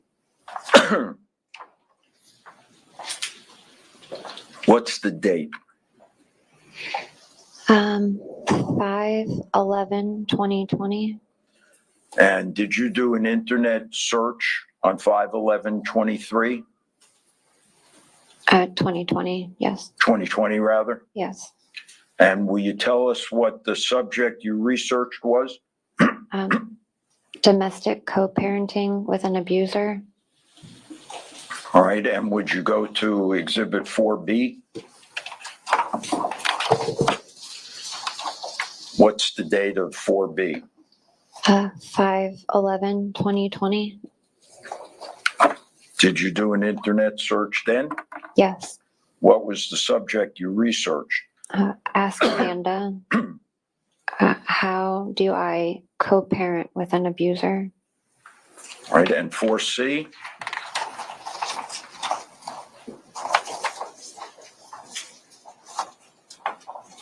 Yes. What's the date of 4C? 5/11/2020.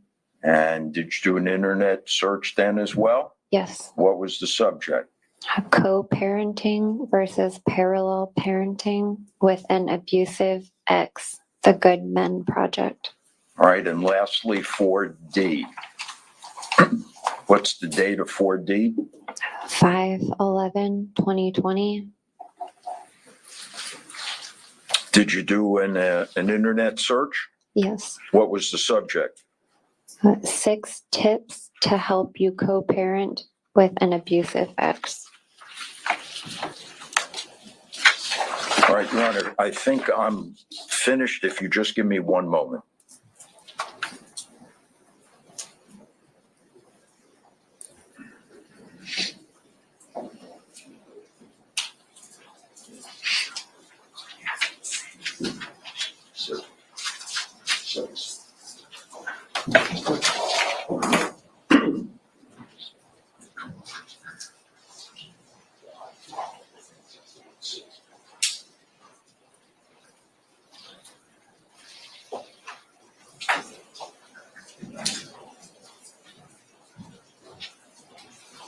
Actually, I'm going to pass you what's been previously admitted as defense exhibit number 6. Okay. Do you recognize it?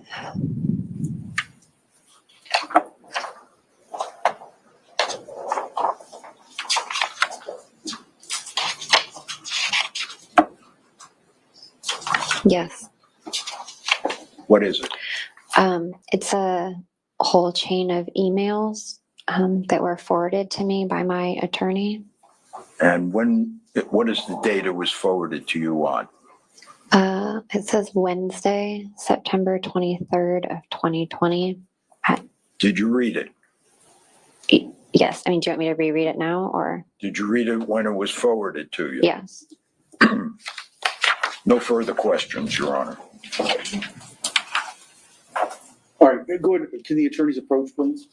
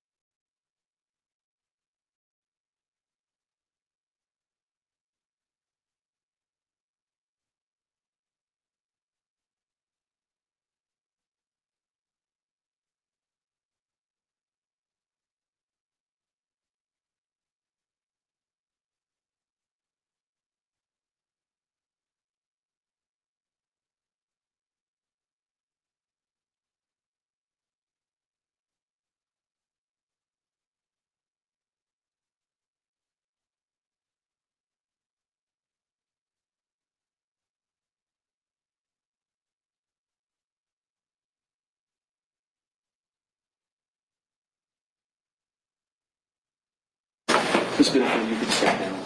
You can take your water, you can step down. Okay. Should I? Just leave everything there. Okay. Can I throw this out? Okay. Members of the jury, it's about 11:45, so I'm going to let you go on your lunch break at this point.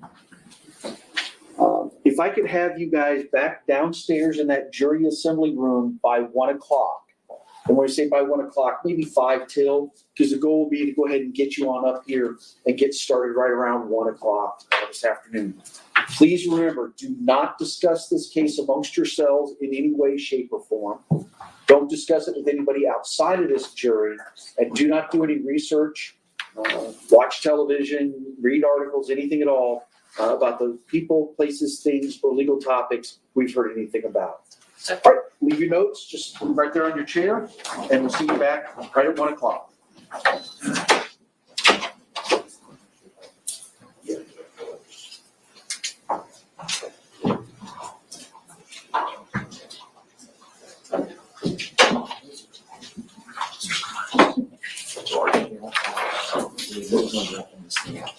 All right, you all can have a seat. Ms. Benefield, when we had taken that break earlier, I had instructed you that you're in the middle of your testimony. You still are, because now the state's going to have the opportunity to do its cross-examination. The rule of sequestration applies to you. You may not discuss your testimony, any questions that have been asked with you, anything about the case, including with your own attorneys and defense team. Do you understand? Yes. Okay. Otherwise, you guys are free to go, and we'll see you back here. Just maybe a couple of minutes, as I said, state and defense, maybe just a couple of minutes before 1 o'clock, with the goal of getting everybody up here and started right at 1. Okay. All right? Exhibits, the clerk's checking right now. Parties, stay still until the clerk tells me that she has all of the exhibits that have been entered or proffered. Wait, 4A through D, you had proffered, but then you took them back? I believe she. Okay. Those are the same ones? Yes, sir. You didn't remark new ones? No.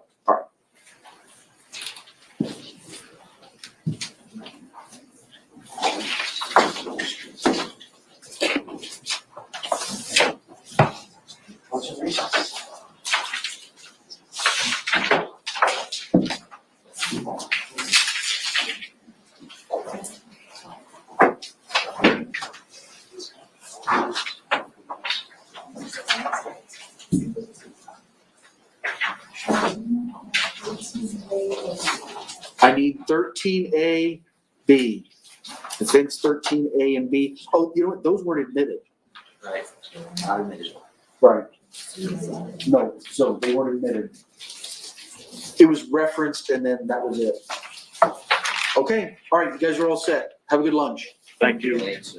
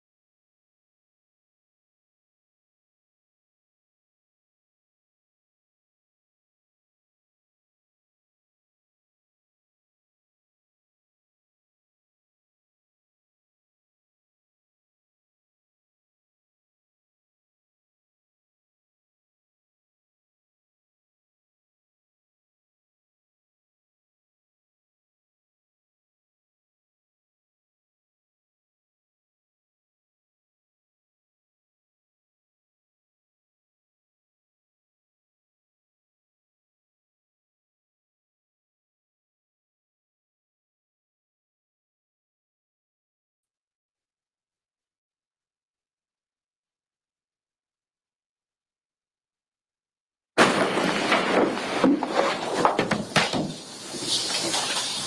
just come to witness.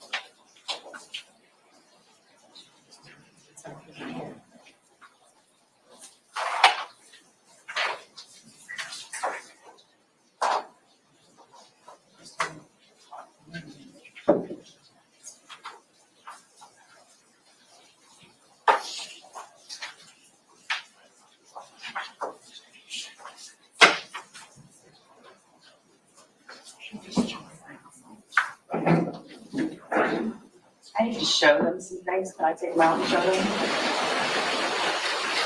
Yeah, let me know if you find everybody. Okay.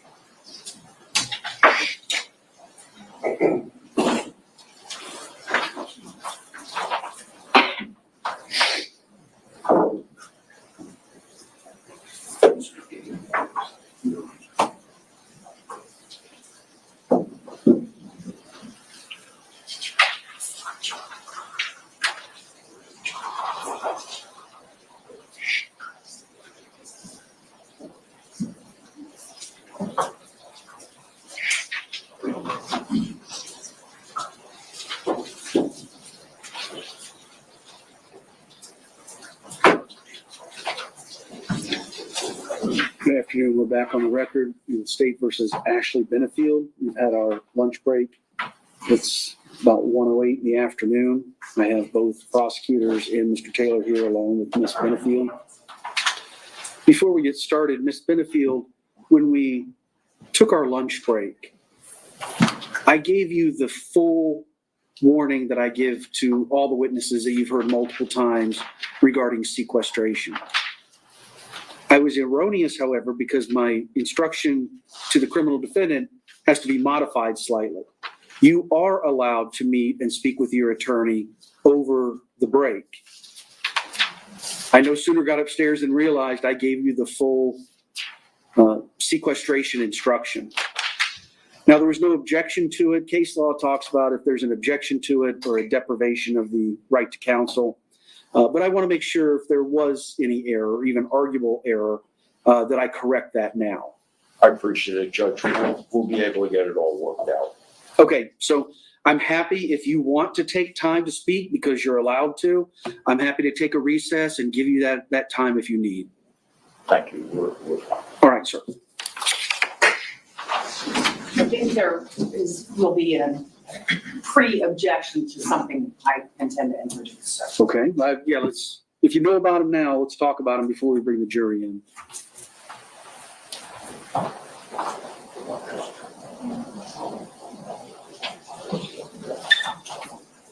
Well, I don't know which one's it. Could you check these two?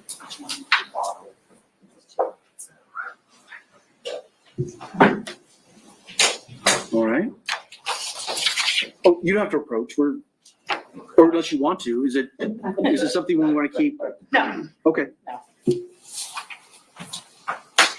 It's her fault that she walked first. I did. So I have States Exhibit 103 and States Exhibit 104.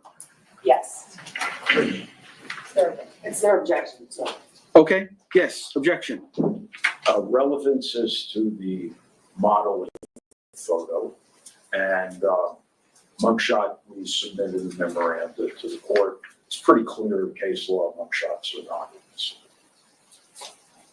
I disagree that the case law is clear and the mugshot is not admissible. But the relevance of both of those is to show her face before and after this incident, so the jury can make their own determination if there's swelling on her face. And I did say when we had a pre-trial discussion about the mugshot that I would not intend to enter it unless the defendant made it relevant by testifying that she had swelling on her face. So I do believe now that she said there was swelling on her face, I can introduce the mugshot that occurred weeks later to show. I apologize. I was done, I'm sorry. Objecting party, rebuttal.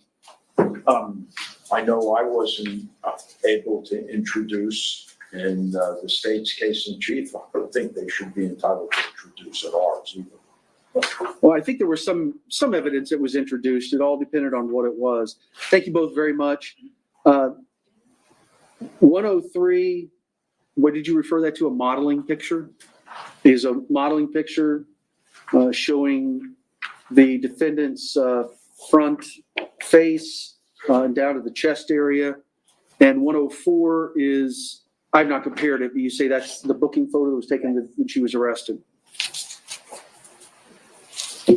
All right, I was just checking because there's like a speck on it. I was checking to see if that was a paper speck or in the picture.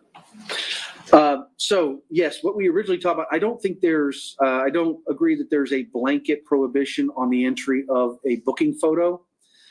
However, it is a bit of a more unique situation if there was an erroneous decision not to allow one party or the other to introduce evidence during the other side's case in chief.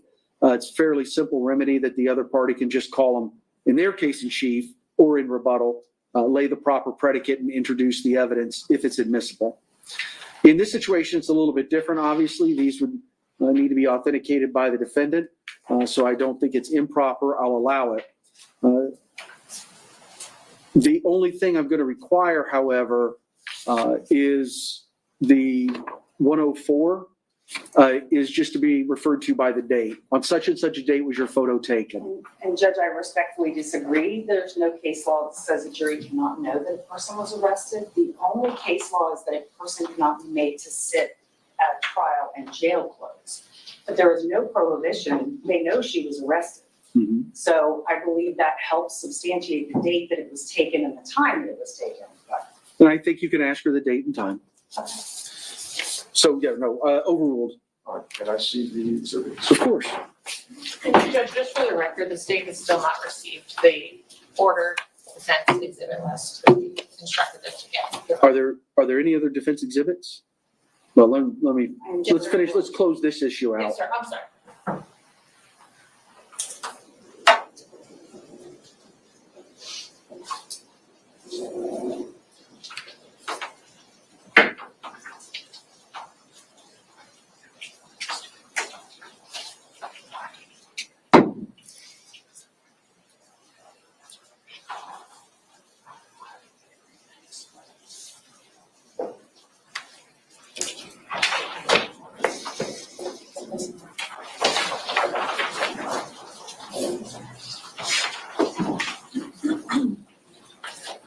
All right, so defense has handed state 103 and 104 back. The question was asked regarding defense exhibits. I don't know what's left. I don't know what witnesses are being called or when, but do you have an exhibit list that complies with Rule 3.220?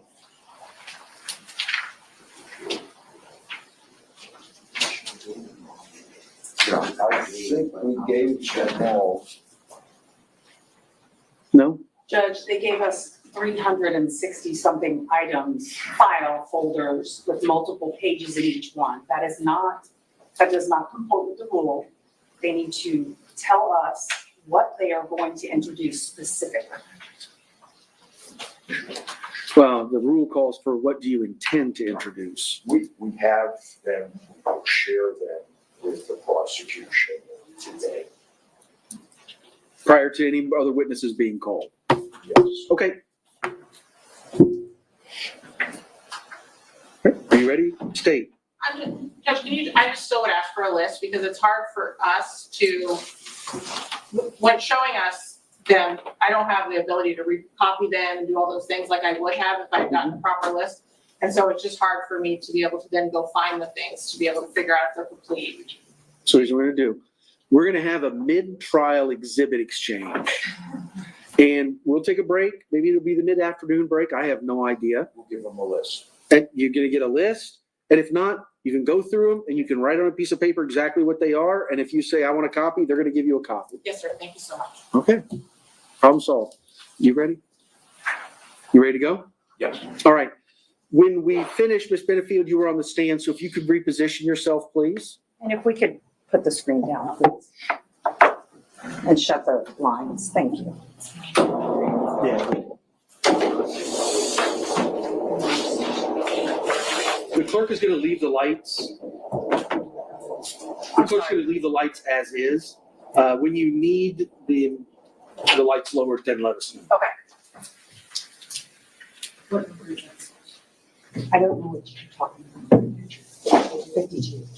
I don't need it. Oh. All right, bring in the jury.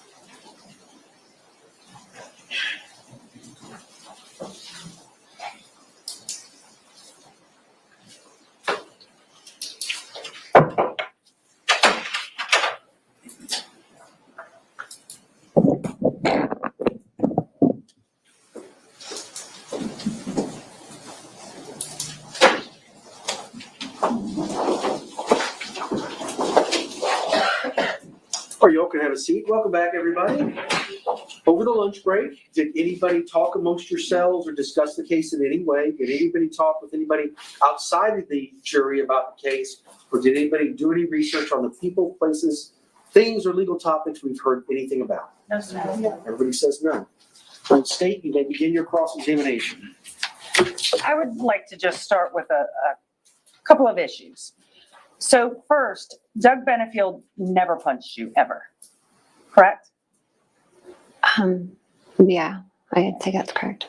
Doug Benefield never choked you ever. No, He never kicked you. no. He never pointed a gun at you, He waved a gun in my direction. but it was not pointed at you, It correct? was pointed at me while he was waving it at me. He never came at you with a knife No, or a club no, or a baseball bat. no. So there are 30 years difference between you and Doug, correct?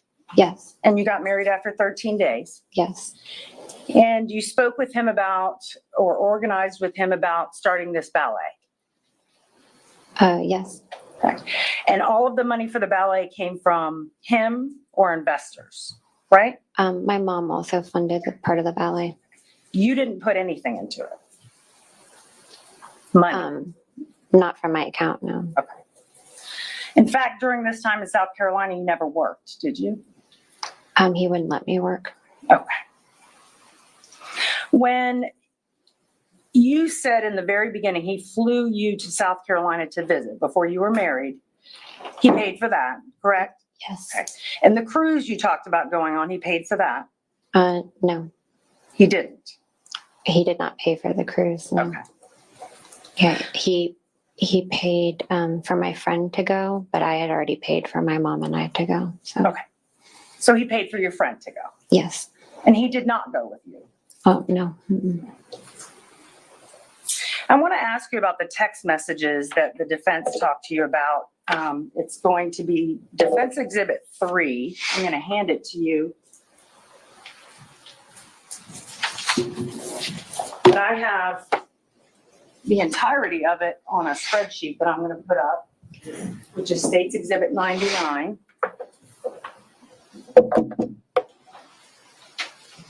If we could dim the lights, please.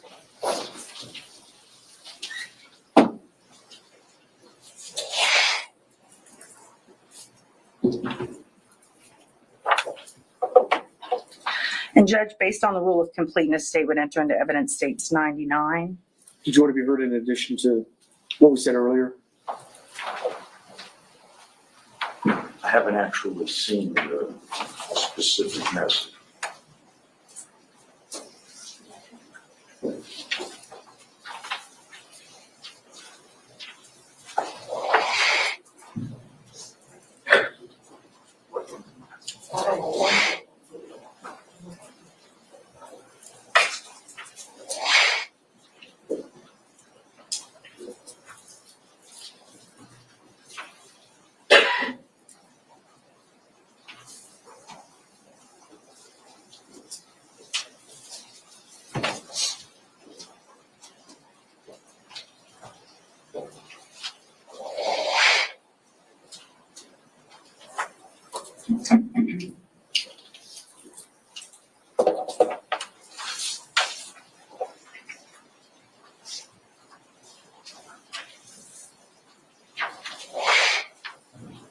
Any objection to states 99?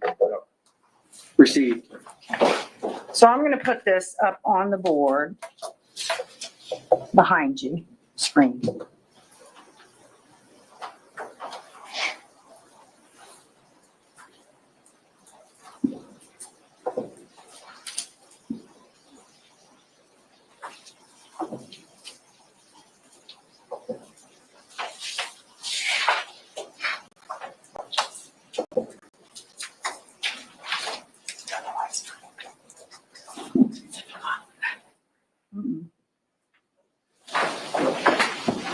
We're trying to get it to come up on the screen.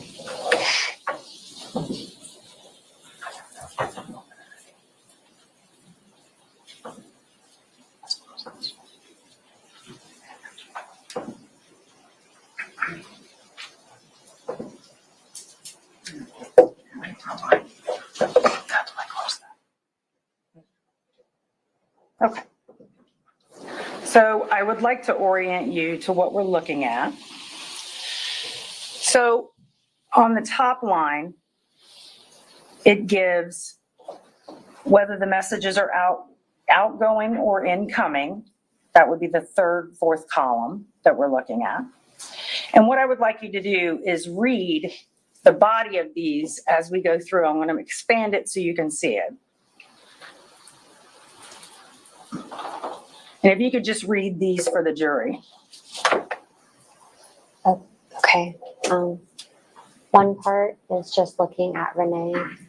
Who is that from you or from Doug?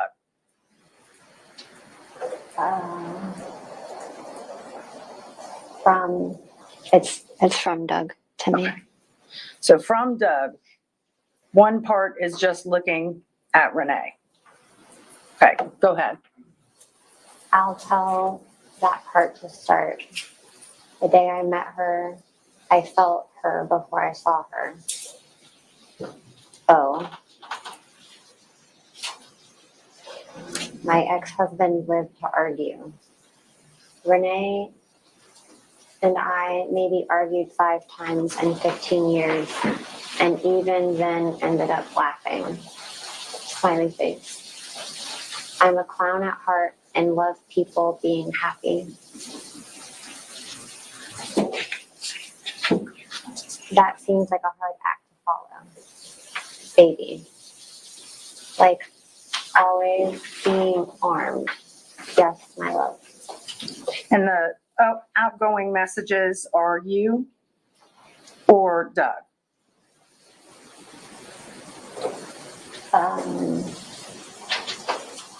It looks like outgoing is Doug. Yeah, outgoing would be from Doug. Judge, can we see the date for reference of the messages? It's up on the screen. Where?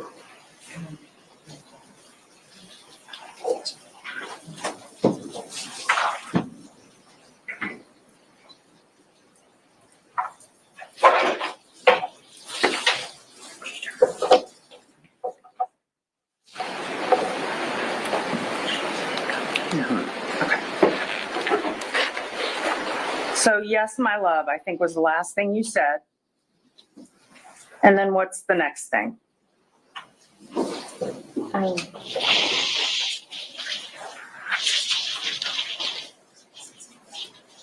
Are you doing things that are dangerous? And you're going to have to speak up just a little bit. I'm sorry.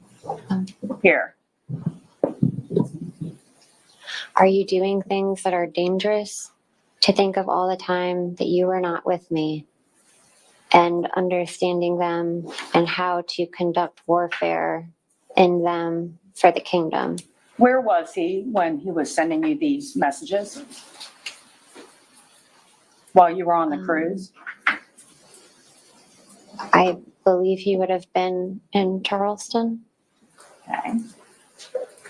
He wasn't on a business trip? I don't believe so. Okay. Continue reading. All the other people. All the other people. Then a rectangle. It makes me so sad. And then another rectangle. If I dwelt on it, I would go into rage to remove them from the earth. And your response to that? Yes, baby, I hate it. It hurts. He said I could defend myself. You were easy prey for predators. You're sweet and want to please people, and they used that. And you said, I'm sorry, and then he said, I desire to exterminate them, and holding back is a challenge. They are rats that should be removed. and you said, Oh, baby, my love. Yes. Like that night, like last night, just the jerks arguing near you about put me in a sheer murderous mood that I was stuck and I couldn't defend you. I said, thank you, baby, but I was okay. He said, but could have been a fight, etc. Only you being with me will over time remove images in my head. It is same, and knowing you were taken advantage of in my mind makes me explode with anger to take them out. God made you for me. And I said, yes, baby. He said to enjoy the beauty he did craft on earth. I see Renee as Eva's mom, not my wife. It is strange, but... Can you pull that back up? He said it is strange, but there is no emotional connection. I said, well, I'm glad. I just wish I could see it that way. And you said, I'm glad, I wish I could see it that way. Were you talking about being jealous of his relationship with Renee? I guess you could put it that way. Okay. You can continue to read.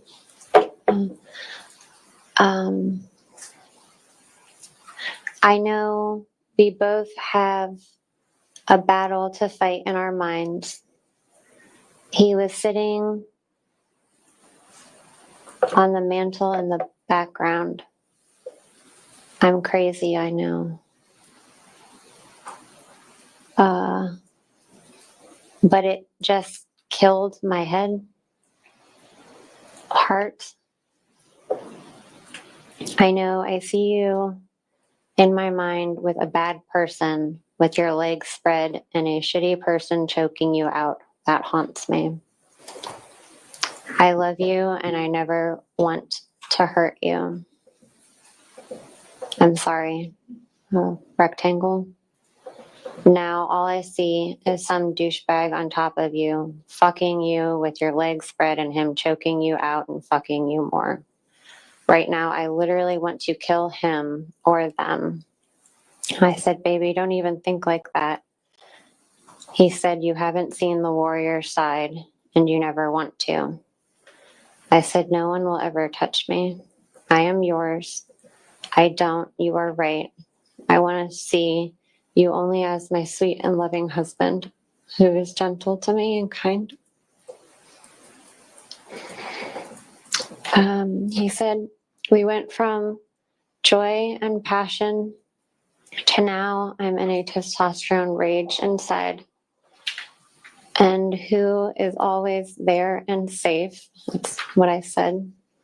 And I said, let's not ruin the day. He said, but kill the bad people. Okay. And I said, tell me that you love me. So this conversation was about things that you had told him that people had done to you, correct? When he's talking about, I'm imagining this, I'm imagining people choke you, he's talking about a conversation that you had had with him explaining that this had happened. I think he was referring to on the cruise one night I was talking to him on the phone and I was sitting out in the hallway up at the top deck and I was just trying to get somewhere where it'd be quiet so I could talk to him. and it was near, there was some like a bar or something up there, I think, I'm not sure, but people were coming in and out, like maybe a restaurant. And while we were Okay, I'm gonna talking, stop you he there. heard, Is the answer yes or no? Did, She's saying, He needs to allow her to finish her answer, Your Honor. let me finish your answer. he had heard a couple guys that were talking loudly, and he got upset because he thought these guys were going to hurt me. And so he had talked about then that he imagined that, you know, I was out in the world without him and that people were going to take advantage of me and that he didn't know what was going to happen to me. and he was afraid for your safety. Yeah. And he was saying that if anybody hurts you or he thinks about anybody hurting you, it sends him into a rage. Yes. And that scared you. I'm sorry. And that scared you. Well, as I said earlier, at the time, I kind of, you know, played it off in my head that he was just my new husband who was trying to be protective and like show that he loved me by kind of being, you know, manly. Okay.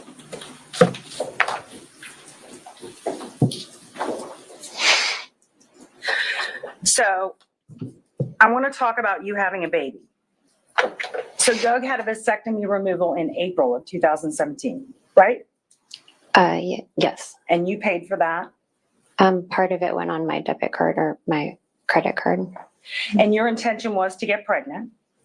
Yes, we had talked about that. Yeah. And this was how many months after you were married? We got married in September, so October, November, December, January, February, March, April. 7. And was this, during this time, you said he had started criticizing you, right? Mm-hmm. About the way you looked, your clothes, the way you acted. He was, according to you, he flipped a table, tried to flip a table, threw a chair, right? Yes. He would scream at you. Yes. He would call you slut and whore, Yes. and you want a baby. I mean, yeah, we were married. We wanted a family. Okay. So the vasectomy reversal happens, and I believe you said that this baby was a surprise. Is that what you said? Well, we weren't like planning on it right then. You know, Were you having unprotected sex? I suppose so. Okay. So you knew that unprotected sex would result potentially in a pregnancy. The doctor had told us that it probably wouldn't work for a while. So it wasn't something that we thought would happen that fast. Okay. But it did. Yes. How quickly? When did you get pregnant? I guess July. And right around this time is when you say the incident happened where Doug threw a gun at a wall. He threw it at me. Shot a gun at the ceiling. I think you made several allegations, correct? Yeah, he admitted to it, but yes. What were you arguing about?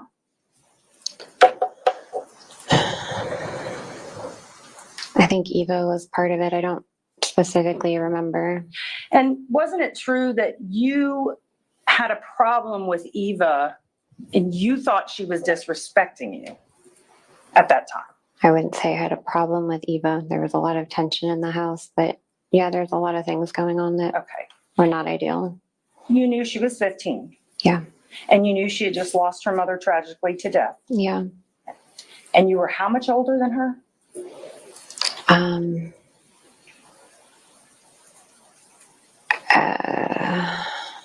10 years, 9 years, 10 years.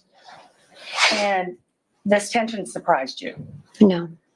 I mean, at first he had told me that she was really going to love me and that she was ready to have a woman in her life and that he wanted me to move in quickly because she needed a mom. So he made it sound like she also felt that way. And you had no feelings of your own. I was excited to get to be her stepmom. And you gave her a shadow box right around this time, correct? for Christmas, so it would have been in December. All right. And what was the shadow box? You want me to describe it? Yes. It was like a small picture that had like deep sides, and like the glass was at the front of it. And there was a sand dollar that I had painted and decorated. And I put it on like a black cardstock. And I wrote a saying on it that said something about how like you can be strong through the storms, and that, you know, seashells are beautiful things that come out of storms. And that shadow box is the reason you were arguing that day with Doug, correct?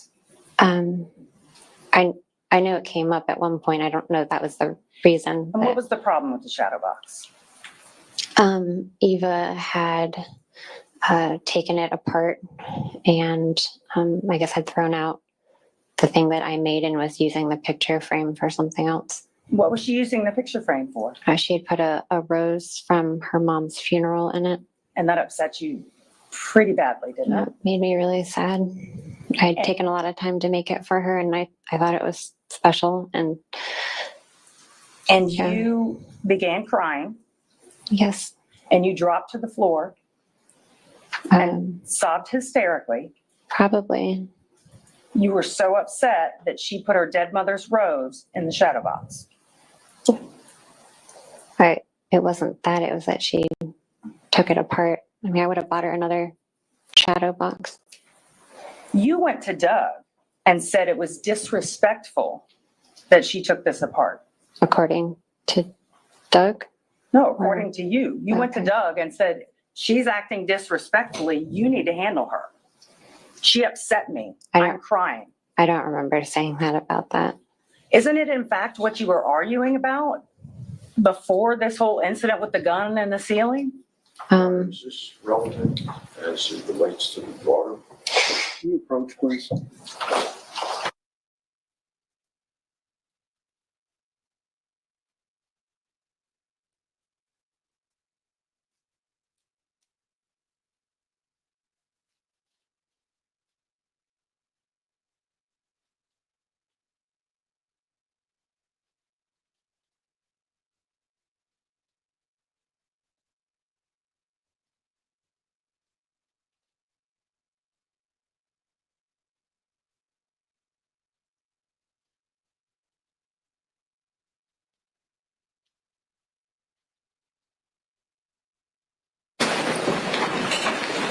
So the day that this argument happened, you actually, at one point, were in the car with Doug, right?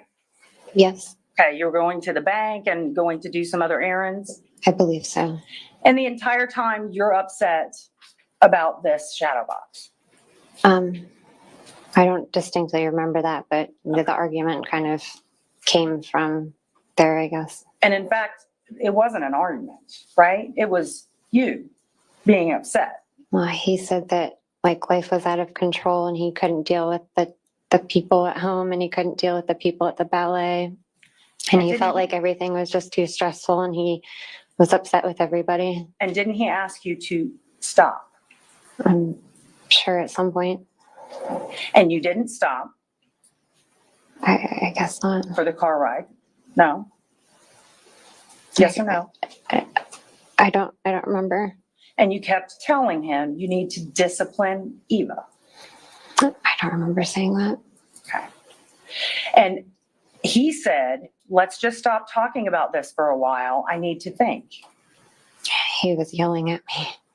So he's yelling at you, but you weren't sitting there like you are now, were you? You weren't sitting there like this. I guess I was buckled into the car, so I probably would have been sitting further back. And you didn't stop. And then you get home, you're still arguing, correct? He's still yelling at me, yes. And you're not yelling at all. And the fact that he had a gun with him when you continued to argue in the house was because he grabbed the gun from inside the car to bring his items from the car into the house, correct? I'm not sure why he had it, I guess. Okay. And it was in a holster. I believe so. And you both used to carry guns. Mm-hmm. You carried guns on a regular basis. Yes, ma'am. You have had at the time more than one gun. Yes, ma'am. And you actually bragged, as well as Doug, about having guns, correct? Yes. And you would go shoot them on a regular basis. I haven't been to their range since before the presidential election. Okay.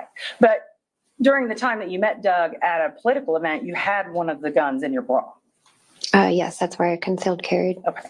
So having a firearm in a car or in the house is not that unusual to you. No, ma'am. All right. So after you get back inside, there's this argument that continues on and on and on and on. And you're still asking Doug to discipline Eva. I don't recall that. And you say he was waving a gun around and threw a gun at you. Is that what you said? Yes, ma'am. So he has a gun in his hand, could point it at you, He did point but it he at me. throws a gun at the wall. No, he threw it at me. He missed me. Okay. And it hit the wall. Yes, ma'am. Okay. When was this? What was the date of this argument? I believe it was the end of June. 2017. Yes, ma'am. When was your wedding reception? It was shortly after that, maybe like a week or two later. I don't remember specifically. Okay. So even though you'd been married before, you were now having a wedding reception.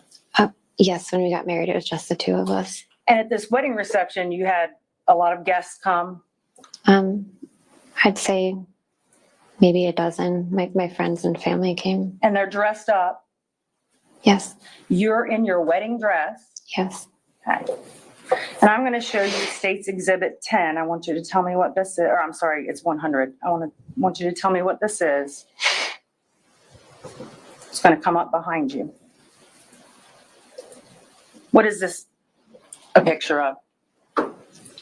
That's a picture of Kevin, Christy, me, and then Doug. Okay. And is that a picture from the wedding reception that we just talked about? Yes, ma'am. I'm going to show you State's Exhibit 101. What is that? That's a picture of me and my friend Christy. And is it at the same wedding reception? Yes. And State's Exhibit 102. What is that? It's a picture of my friend Laura and me, and then my friend Christy. And this is also at the same reception. Yes, ma'am. Okay. State will move into evidence States 100 through 102.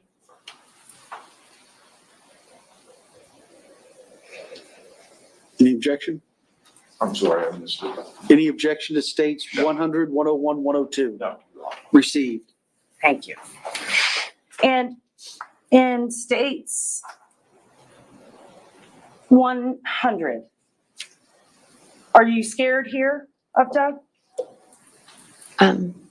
No, I would not say no. You said on direct examination that around this time you were living the nightmare.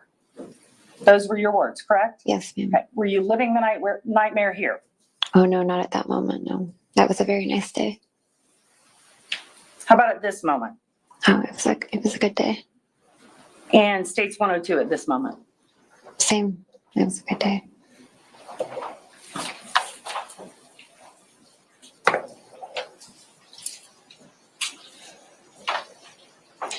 So you get pregnant and you decide to move in with your mother. So when do you decide to move in with your mother in Florida? It was the end of August, I believe. I was really sick, and he brought me down to my mom's house and dropped me off. Okay, but going to your mom's house was your choice, right? We decided together. He said he couldn't take care of me. He was too busy, and that my mom could take care of me better. So I was happy to And you go. needed someone to take care of you while you were pregnant. I was really sick, yes. Okay. So you moved down with your mother at maybe August of 2017, you said? The end of August, I believe. Okay. But there's still this issue of the injunction in South Carolina while this is going on, this South Carolina, Florida thing, correct? I'm not sure I understand the Well, question. you said you applied for the South Carolina injunction, or you received the South Carolina injunction right around that time in 2017. Actually, I think you said November 2017. Yes, a few months later. So shortly November. after you moved in with your mother, a couple of months, you filed for an injunction in South Carolina. Yes, ma'am. And we talked about the fact that, or you talked with the defense about the fact that it was a mutual injunction. Yes, ma'am. So both parties agreed to stay away from each other, correct? Yeah, I believe that it was for both parties to stay away. No evidence was presented at this hearing. I don't believe so. None of your complaints were heard at this hearing. There was like a written, like a filing. But the judge, other than that, did not hear any evidence at the hearing. That's correct. All of that was forestalled because the two of you agreed, okay, fine, we will have this voluntary stay away order. It was decided through the attorneys, but I believe that was, yes. Okay. Yes, ma'am. So the judge never found that Doug Benefield was dangerous and ordered this injunction. I'm not sure what the judge found. I don't know what you mean by that. There was never a court finding giving you an injunction other than you stipulated to it. The judge ordered it. Yes, ma'am. Okay. And this injunction, actually, part of it says that neither party shall harass or threaten or do those types of things to each other. Yes, Right? ma'am. Okay. So then after you're in Florida, you get a package that you say was in violation of this injunction. And it's a birthday present, right? Yes, It's a tea set. among other things. Yes, ma'am. And you liked tea. I like drinking tea. Yes, ma'am. You drank tea all the time with Doug. Yes. Okay. And you open this tea and you claim that it smelled so strongly that you automatically rushed it to the sheriff's office. I didn't specifically sniff the tea. It was when I opened the box. The whole contents had a very strong chemical smell. So you immediately rushed it over to the sheriff's office. No, ma'am. I immediately sealed it up and I left it in my garage. For how long? I don't remember specifically. It was maybe a day or two. I don't remember. It was a little bit longer than a day or two, was it not? I don't remember. So after this time goes by, you take it to the sheriff's office and you claim that this was a violation of injunction. Right. It was. Yes, ma'am. And you also claim that this was all part of Doug's poisoning scheme to poison you and your unborn child. Hazmat informed me that there was toxic I don't want to hear what chemicals and- someone else told you. I want to hear what you claimed, that this was part of his poisoning of you, plan to poison you. Based off of what I was told, that was the Yes conclusion or I came no, to. ma'am? Yes or no? What, according to the way you felt, this gift was a part of his plan to poison you. It concerned me. Yes, Okay. ma'am.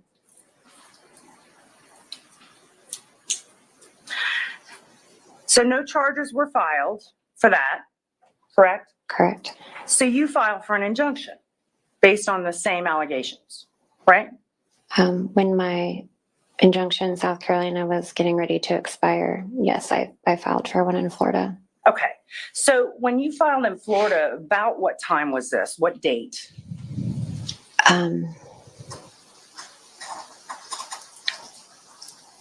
I could give you a ballpark. It was in the spring. I don't remember exactly Spring of 2018? Yes, ma'am. Okay. So you had left Doug in South Carolina August of 2017, Yes, ma'am. and you filed for an injunction in the spring of 2018, That sounds right. but you hadn't been living with him, correct? Correct. You hadn't even had any contact with him for a very long time when you filed for that injunction, right? Well, other than him sending the box and, So what violence were you trying to prohibit by filing this injunction? Everything that happened in South Carolina. well, I was just hoping that wouldn't happen again. Okay. And at the same time you did this motion for an injunction, you also did a motion to terminate Doug's parental rights, right? Yes, ma'am. Okay. So during this time that you haven't been with him in almost a year, at least half a year, there hasn't been any violence other than you say the T said. You're filing for an injunction all at the same time that you're trying to terminate his parental rights. This is all correct, right? Sounds correct, I Okay. believe. And you hadn't even had the baby yet. As of when? As of the time that you were trying to terminate his parental rights. I don't remember what the date was, but it would have all been around that time. And then there's the hearing that goes on for this injunction, right? And this is in front of Judge Moreland, correct? Yes, ma'am. Okay. And you had a 2-day hearing on this. Yes, ma'am. Partially, it was a motion for your injunction based on these issues, and it was also Doug's motion to be able to see his child, right? I believe at some point things got consolidated, but I don't recall specifically. So at this point, Doug had not seen his daughter. Correct. And your daughter was how old? As of the date, like the last court date, Yes. about 6 months old. And had there been any violence towards you between the time that you filed for this and the time when you had the hearing and she was 6 months old? He had showed up at night in my driveway, but I mean, there's no physical contact if that's what you're asking. Okay. And was this a time when the baby had been born? I don't remember the date of when he was in the driveway. How about, since we're talking about this, let's talk about the incident you talked about where the neighbor said that that Doug was there. Can you tell me about that? Yes, ma'am. He was outside standing in the yard at night, I guess trying to look in the windows of my house. And where's this neighbor's house? She is directly across the street. Okay. And isn't it true, in fact, that this was very dark? It was very dark out. Yes, ma'am, it was at night. Okay. And your neighbor told you that she saw someone in her backyard walking, correct? I think she said that when she confronted him, he kind of ran away. Okay. She never told you he was at your window. What she said was that he was trying to look in the windows. In her yard? The way the houses are situated, where he was standing, he was looking across into the windows of our house. Yes, ma'am. And she couldn't see who this person was. Object. She told you.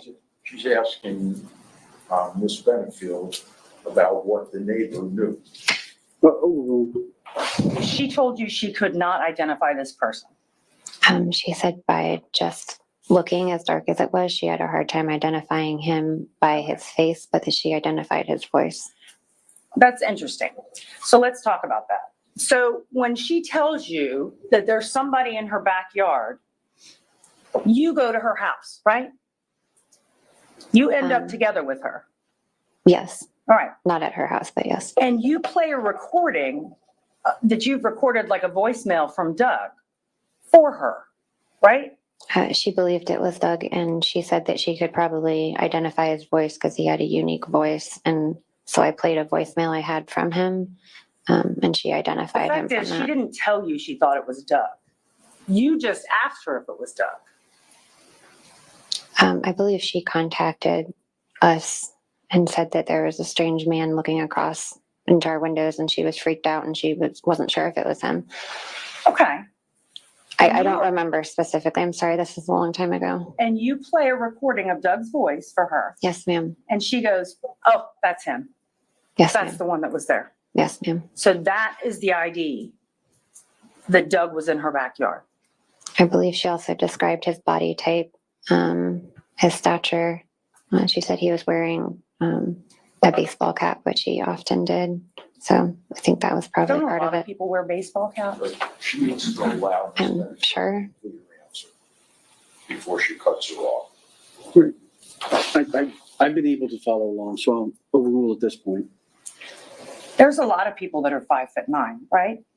Oh, yes, ma'am. A lot of people that weigh 160 pounds. Yes, ma'am. A lot of people that wear baseball hats. Yes, ma'am. And isn't it true that this person in the backyard said to her, I live around here, I live here? Hmm.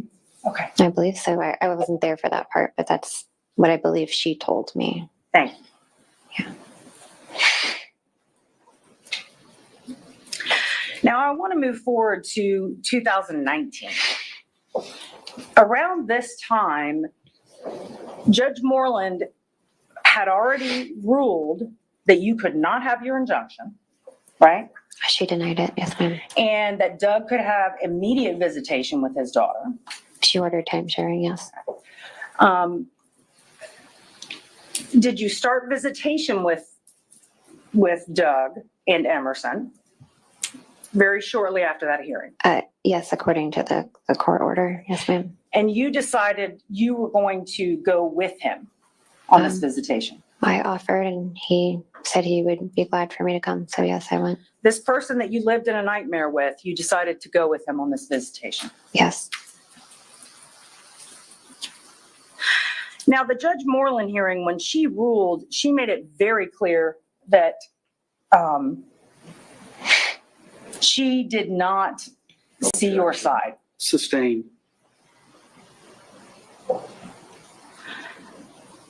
You had no faith that Judge Moreland was going to help you from that day forward. Overruled. You had no faith that Judge Moreland was going to help you from that day forward. I don't know that I'd say I thought she would never help me, but I mean, she denied the injunction. Yes. So you go for this visitation with Doug, along with him and Emerson, and that begins sort of I think Stephanie Murphy called it like a honeymoon period or a happy period piece. Would you agree with that? Yes, ma'am. Okay. So during this time, you spent a lot of time with Doug Yes. and a lot of time with Emerson, Yes. and you weren't scared of Doug at that time. He was being very kind. Okay. So you weren't scared of him at that time? No, I mean, I had things at the back of my mind, but he was being very kind. So then around summer of 2019, you actually make arrangements with Doug. He's going to move into your mom's house. He wanted to move in. Yes. You actually agreed to that. Not specifically. He didn't really ask my opinion. He told me. Okay. And then the date that he was supposed to move in, you made plans with him, Hold on a correct? second. Sir, who's crinkling the paper? Is that Mr. O'Keefe? I was going. Sir, can you please stop? Thank you. Go ahead. So during this time, you're speaking with Doug, Yes. right? Yes. And you're talking with him about moving into your home. He was insistent that we needed to The move in answer is together. yes or no, please. You were talking with him. She interrupting the answer. If the question calls for yes or no, the questioner has the right to expect a yes or no, or I don't know, or I don't recall, So as opposed to a narrative. you were speaking with Doug about him moving into the house Yes.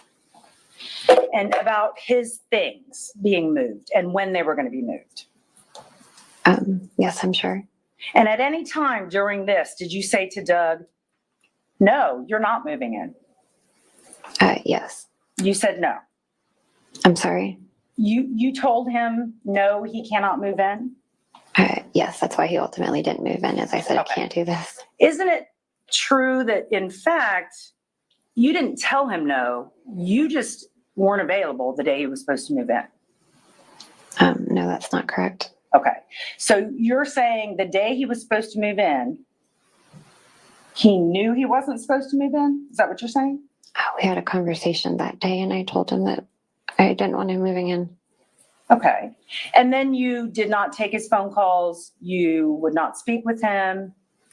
I think the word was ghosting. You ghosted him. I don't know whose word that is, but that's fine. Yes, ma'am. Okay. But visitation continued. Yes, ma'am. All right. And you continued to exchange custody of Emerson where? The sheriff's office or? I believe at the time we were doing the sheriff's office. And sometime around this time, you show up to this visitation with a engagement ring on, right? No, ma'am. Okay. Who is Dennis Beatty? Dennis Beatty. Beatty. Who is that? He was a gentleman I dated at one point. And it was during this time that you were dating him, right? After I told him not to move in, and then we started just doing time sharing with Emerson. Yes, after that, there was a period of time where we dated. Yes, ma'am. And isn't it a fact that Doug filed for a divorce after one of these visitations? I'm not sure when he filed for divorce specifically. He filed for divorce after he knew that you were dating this other man, right? Once again, I'm not sure when he filed. How did he find out? Did you tell him you were dating him? No, ma'am. Right. How did he find out? I think he was stalking me. It wasn't the ring on your finger? It was not an engagement ring. Yeah. Well, it was a ring. Did he see the ring on your finger? I'm not sure what he saw. I wear rings all the time. Okay. So Doug files for divorce. And all of a sudden you file for, you start a bunch of complaints, correct? About his treatment of Emerson. What you say, his bad treatment of Emerson. Well, she started coming home hurt. It's a yes or no question. Did you file complaints about his treatment of Emerson? Yes. Okay. And you eventually filed for another petition to get an injunction based on those incidences that you claim happened with Emerson. Yes, ma'am. Okay. And you complained about the first time and nothing was done. Is that correct? With the police, no charges were filed, nothing was done? I'm not sure specifically what you're referring to. The first complaint that was made About Emerson and Doug, you agree that you made allegations. Jack, can we? Yes.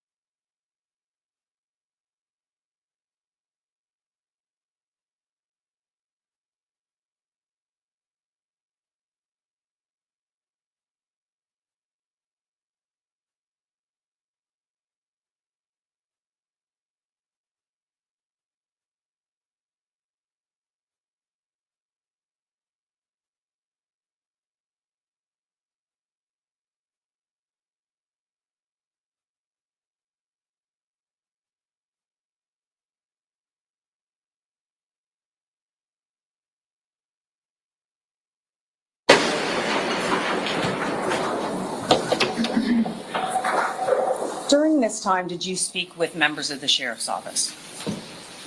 I'm not sure specifically what time you're referring to. During the time that there were allegations that Doug was abusing Emerson, did you speak to the sheriff's office? Yes, ma'am. On numerous occasions, I would say so, yes. at least 5. Probably, yes, ma'am. And during those conversations, you were making allegations that Doug was abusing Emerson, right? Well, I was explaining the injury she'd come home with. I mean, I wasn't there. I don't know what happened. Okay, but you were alleging that Doug was abusing the child. I was concerned after her pediatrician called CPS and said that she thought she was being abused. Are you aware that pediatricians are required to call CPS when a mother alleges that? I didn't allege anything. I brought a video to show her at the appointment, and she called So you CPS. Objection. Finish your answer, ma'am. Well, after showing her a video of some behavior, she called CPS and she informed me that I was also a mandatory reporter and that it would be negligent if I didn't also call and make a report. You brought Emerson to the pediatrician specifically for this reason, correct? No, ma'am, she had her checkup. But you brought this up to the pediatrician. At the end, she asked if either of us had any questions. And that's when you bring up, oh, she must be being abused. No, I described to her the behavior that I was seeing, and I showed her a video when she came to her own conclusions. Okay. So you spoke to the sheriff's office about that investigation and other investigations, and you about the investigations that Doug was abusing Emerson. A sheriff usually comes out with the CPI from Child Protection.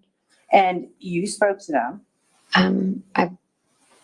I mean, they were there when I was talking, I guess, yes. And you were talking, making allegations against Doug, assuming that he caused injuries to Emerson. I'm not sure of my exact words. I was trying to describe to them what I was seeing and my understanding of the situation at the time. You filed a petition for an injunction based on those things, correct? At the advice of my attorney, yes, ma'am. Okay. Whether your attorney advised it or not, you chose to do that, correct? Yes, I followed the advice of my attorney.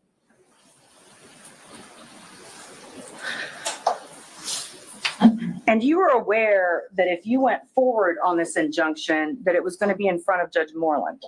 Yes, ma'am. And this injunction hearing was supposed to take place on September 30th of 2020. Yes, 2020. Yeah, it got moved several times, but that was a date. Okay. So it was supposed to take place on that day, Yes, ma'am. and there were other things pending. Do you know what the other pending items were?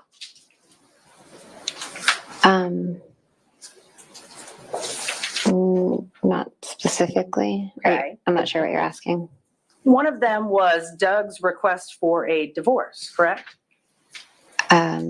Yes, we both filed for divorce at that point. Yes. So Mr. Benefield filed for divorce, you file an injunction petition, then you file for divorce. I filed for divorce first. Okay. I believe. And then you're scheduled to have this hearing on 9:30.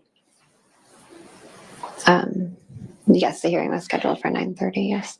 And you're speaking with Doug during this time, right? I mean, we just Yes. heard 200 and whatever text messages between you and Doug. Yes, ma'am. So do you at any time in that say to him, I'm going to go forward with this injunction on Wednesday, on the 30th? No, ma'am. In fact, based on those text messages, you were dropping the petition for an injunction.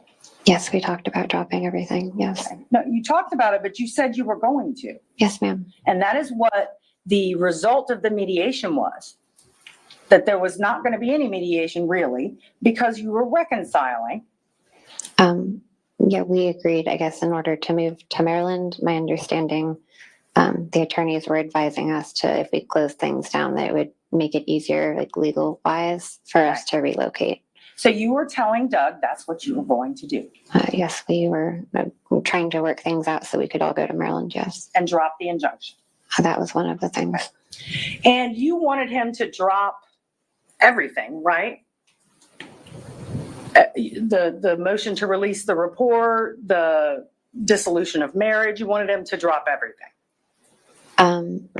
No, we filed a joint stipulation so we could get the report. But then you asked him to drop that, didn't you? I know we kind of went back and forth with so many things. Okay. You never had any intention of not going forward on your injunction. Honestly, it was kind of one of those things that some days I thought that maybe I should, and some days I thought that I shouldn't. So during this 1 week before you shot Doug, you're talking and you're saying to him things like, oh, we're packing boxes, we're getting everything together. This whole time, you knew you weren't going to stop that injunction hearing. I hadn't decided yet. Okay. Your attorney testified that you were going forward on that injunction hearing. She was advising me to keep it. Okay. So during this time when you're telling Doug to bring different boxes, bring tape, you asked him to go to Selby Gardens, right? Yes, we all went. I think we got lunch. We brought Emerson so she could play. Okay. And you are having conflicted emotions about whether to go forward on an injunction Yes, ma'am. while you're out having these types of experiences with Doug. Yeah, sometimes things are really good and other times they weren't. Okay. And so how about, let's see.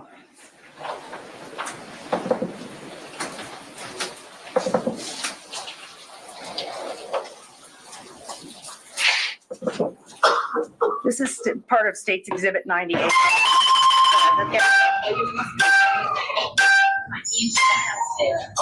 I didn't know what it's doing. I think it's giving you clues that I gotta guess.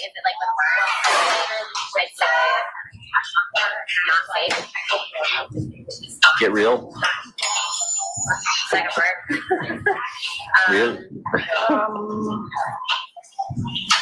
Working mother, not a working mother. Working mother, not a working mother? Not a working mother.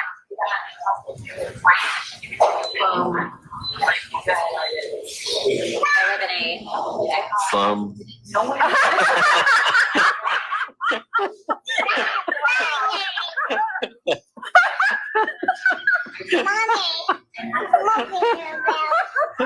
people literally Oh no, it's running out of time. I live in a House. Real house. White. to put together. Oh, housewives of. Oh, real house. Oh. And this video was taken the week before you shot him, right? I don't know the exact date. When was, I mean, in your mind, it was very close to the time, correct? Yeah, I'm sure it was right around then. I don't remember when it was. And during this time that you were having these text messages with Doug and you're planning to move to Maryland, there's no violence going on. No. No, I guess not. No. he's not hitting you. No, ma'am. He's not choking you. No, ma'am. He's not shoving you around. No, ma'am. So this entire time, there is no violence going on. I don't know specifically what time frame you're talking about. I'm sorry. But during this, let's say from 2018 to 2019, when you're not living with them, I mean, if you classify violence as him like I'm asking punching if me or there's choking physical me. violence I mean, during this time. he could be rough sometimes. Okay. Yeah. Did he ever punch you? Not during that time, though. Did he ever hit you? No, ma'am. Did he ever use a weapon against you during that time? Not during that time, no. So in between the time of 2019 to 2020, where you shot him, was there any physical violence? Like I said, sometimes he'd be a little rough, you know. But other than that, he never was physically violent. He didn't like punch holes in the walls or anything like that, no. So when I asked you if, has he been violent, you said, well, he didn't punch holes in the walls. Is that what you just said? That's what I just said, yes, ma'am. So punching a hole in a wall to you is a definition. When I ask, was he violent? Your definition of that is punching a hole in a wall. I think that is violent. Okay. I'm not sure what you're asking. So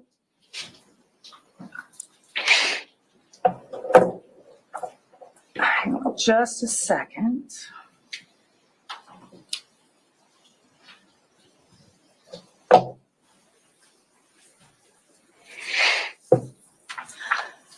So I want to get to the day that all of this happened.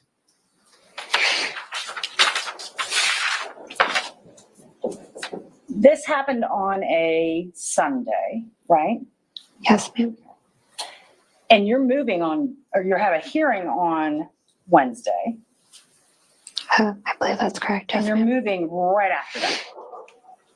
I think the actual day of move was kind of in flux. It seemed like it changed 1,000 times. You're all getting in the car together, not together, but you're driving cars together to go to Maryland.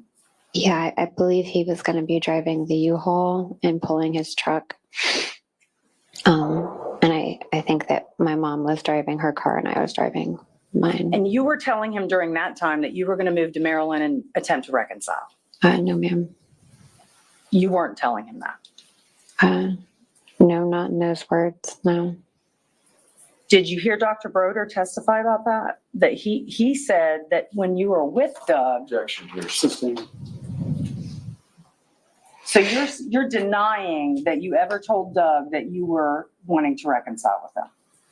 I said I wanted to find a way that we could do things together as a family for Emerson's sake, and that's why we started doing things differently. He wanted to move back in, together, and I told him that I didn't want to do that. I didn't feel comfortable with that. Did you say that in Dr. Broder's office? In front of Doug? No, not in front of him. So when you're with a safe person, a psychologist, you're not telling Doug this. What? I'm sorry. You're saying that you told Doug when it was just the two of you that you didn't want to move in together. Yes, ma'am. And you felt safe telling him, I don't want to move in with you. Right? That's what you're saying. Yes, we had that conversation many times. Yes. But you're in front of this psychologist who one would think is a safe environment with Doug sitting next to you. You hear Doug say to Dr. Broder, we are going to Maryland and we are going to try and reconcile. And you don't feel safe enough to say to Dr. Broder, no, that's not what I want to do. I would want to make him look bad in front of somebody else. Okay. I wasn't going to disagree with him in front of anybody. Okay.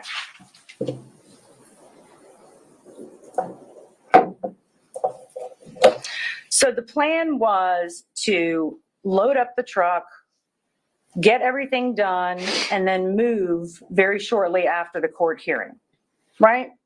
Yes, ma'am. Okay. And you had no intention of dropping that injunction, so you knew on the day of that hearing, he was going to know, right? I'm sorry. You knew that Doug was going to know that you had no intention of reconciling with him. We had the conversation many times. I think he understood where I was at. Okay. You saw the text messages between you and him, right? Yes, ma'am. Would you agree that those text messages do not indicate that? It doesn't say we're getting back together, moving in together. It doesn't say we're not going to reconcile. I mean, not specifically, no, I wasn't going to argue with him.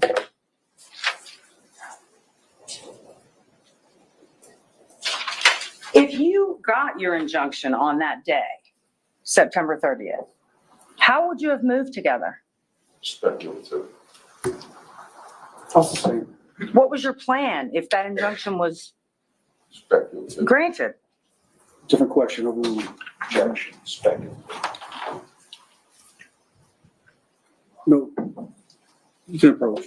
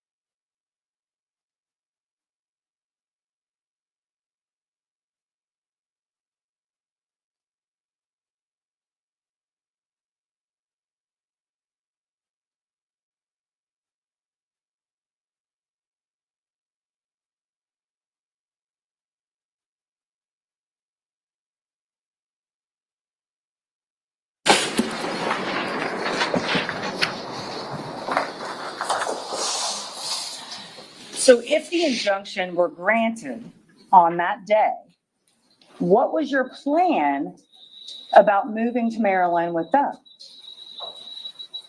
I don't know that I really had a plan. I wasn't even sure whether or not I was going to go through the injunction at that point. Yeah, there's something funny. Take care.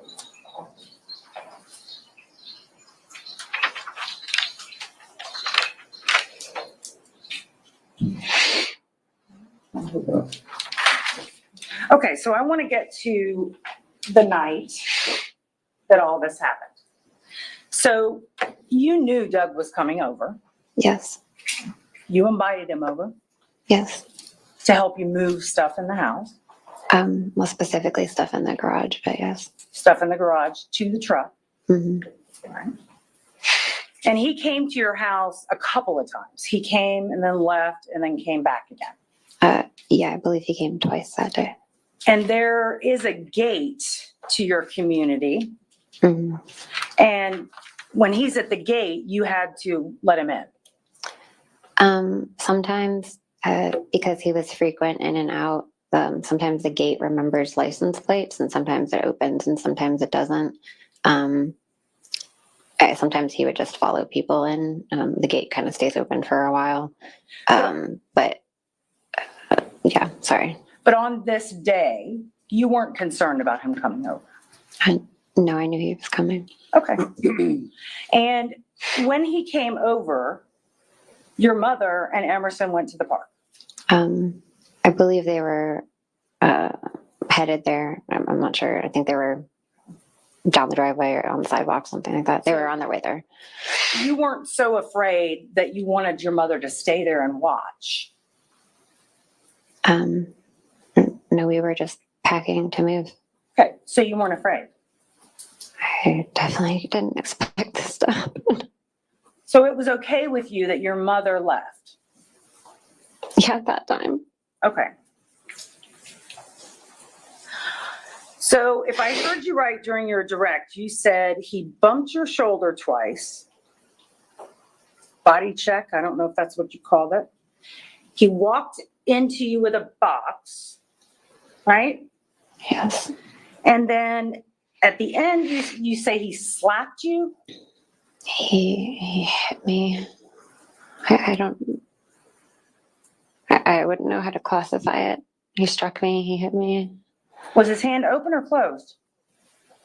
I don't remember. Okay. And because of those things, you claim that you thought he was going to kill you. He had never hit me before. Okay. And you thought he was going to kill you. He wouldn't let me leave. I tried to leave, he stopped me.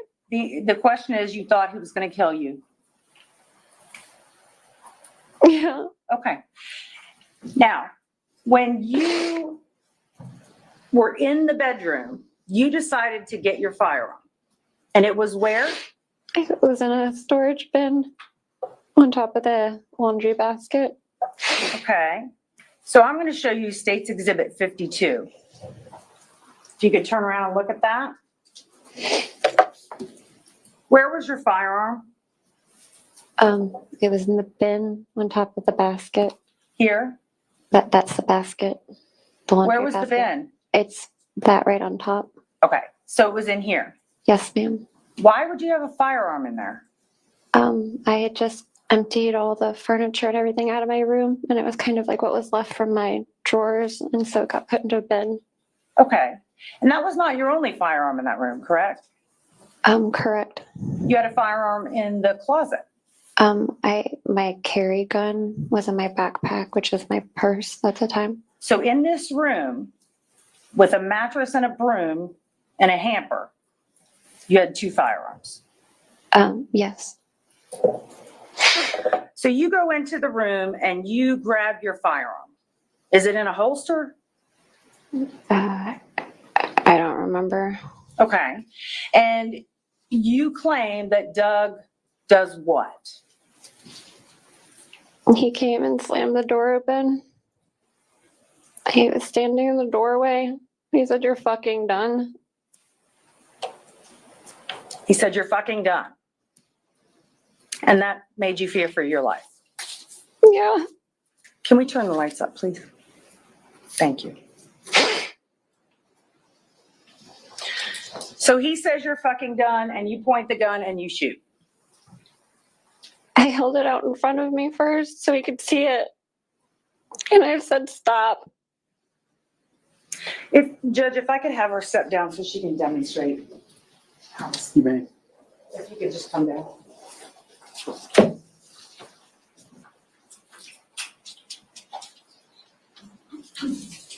So Doug opens the door and does what? Standing in the doorway, kind of like this. He said, "You're fucking done." And I held the gun out in front of me. I said, "Stop." He got into this like fighting mode, literally turned sideways. And he was like moving around with his like arms in his hands. And he started like inching forward towards me. So he why do you call it a fighting stance? He looked like a fighter. Like I don't know, like a ninja or something, I don't know. Okay, so he's standing there, he turns to like this and starts moving his arms around. Like that. Well, show me, what was he doing? And like I really got like this, and he was like making like fighting motions. I don't know, I'm not a fighter, I don't know. Okay. It was scary. Did he have his hands in fists? Not at that point, they were like, I don't know. Was he coming at you like this? And he lunged at me, he came really quickly. Okay, so he lunged. Was his fist up when he lunged? I don't remember. Okay.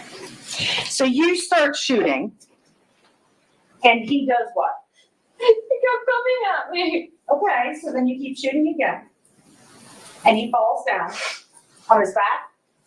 His legs went up in the air. Okay, where do his legs go? In the air. How high in the air? I don't know. Do they go over his head? I don't know, it's like his feet slipped out. Okay. And his feet and his legs went up in the air. And were you still shooting at the time? I don't remember.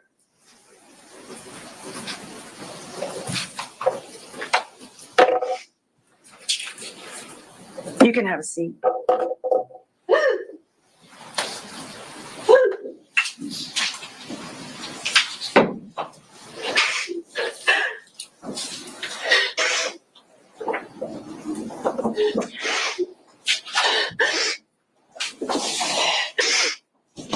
So after this incident, you claim that you had swelling to your face, right? It's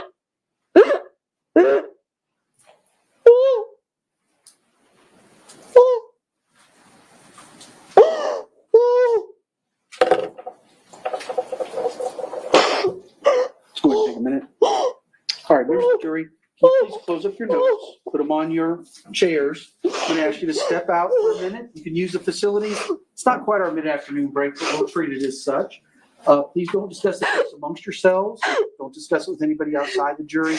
Don't do any research like we've talked about.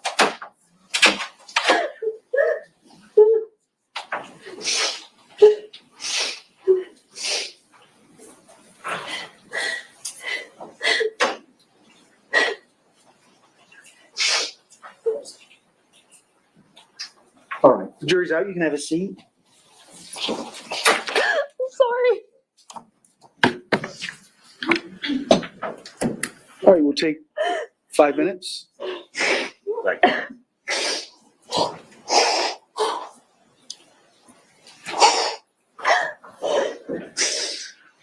Turn over to counsel. Yes.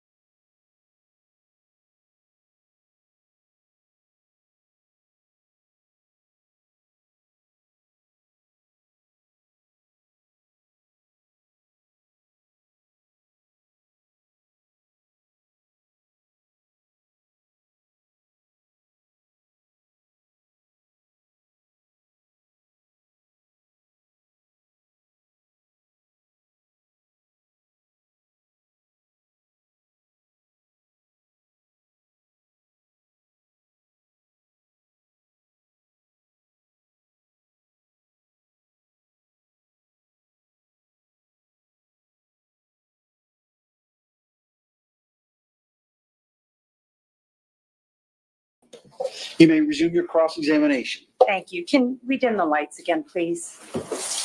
Thank you.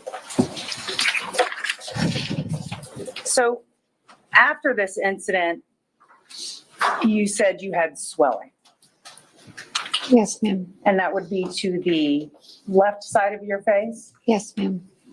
And that would be where? Show me where. Like in this area. Now, I'm going to show you State's Exhibit 103. I'm going to put it up on the big screen. Can you tell me what this is? It's a picture of me. And when was it taken? I have no idea. Was this taken before you met Doug? I believe so. Now I'm going to show you State's Exhibit 104.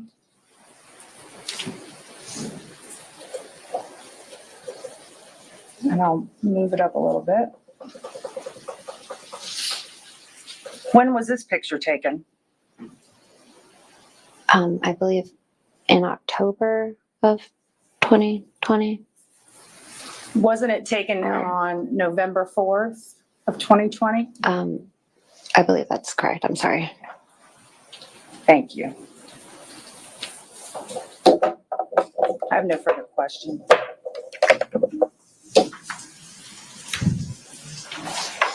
Redirect. No further questions. All right, man. You can retake your seat. Just leave that exhibit there. No, you're not. You can take your water. I meant the paper. Okay. There you go.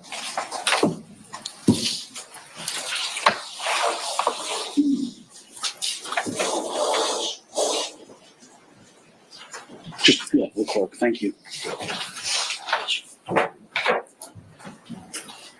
All right, defense, call your next witness. I believe it's Mara Sweet, Your Honor. We're just checking to make sure she's here. Judge, I think we need to have a conversation. Okay.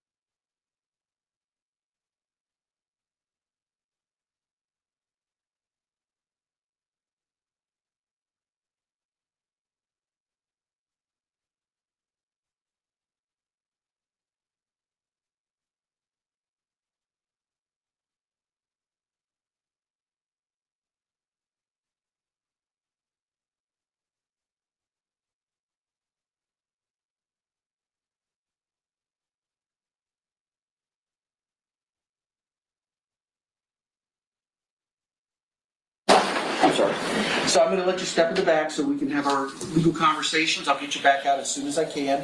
Don't begin your deliberations. You're free to use your phones, but don't communicate about the case with anybody outside the jury. Don't do any research on those things.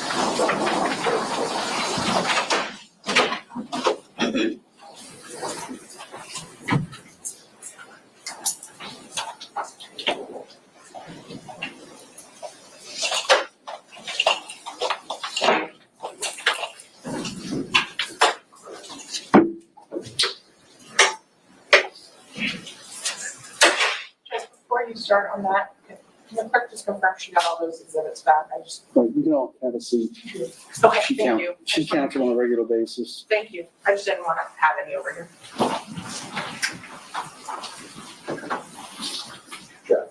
Jack.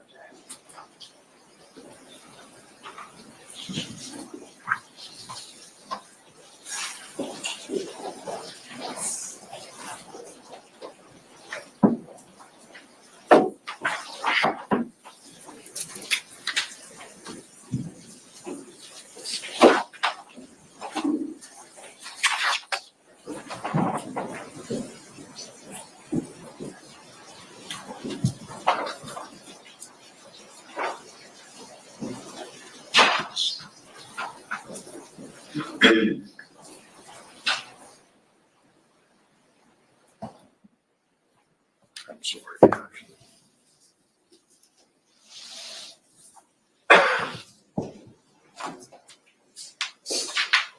Okay, so we got a proponent, we've got an objection.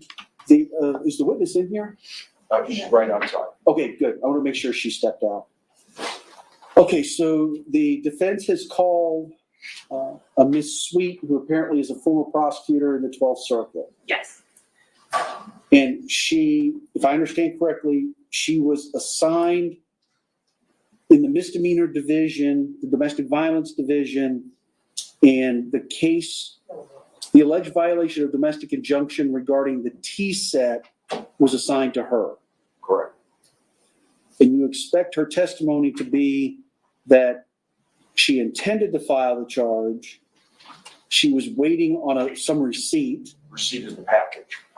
like a mailing receipt, Yes. that would have shown what, the return? That Stephanie Murphy gave to Detective Gillen. And then you believe her testimony would be that she intended to file the charge, but then she was transferred out of that division. She left the office. She left the office, okay. Because that's one of the temporary assignments that they give to misdemeanor.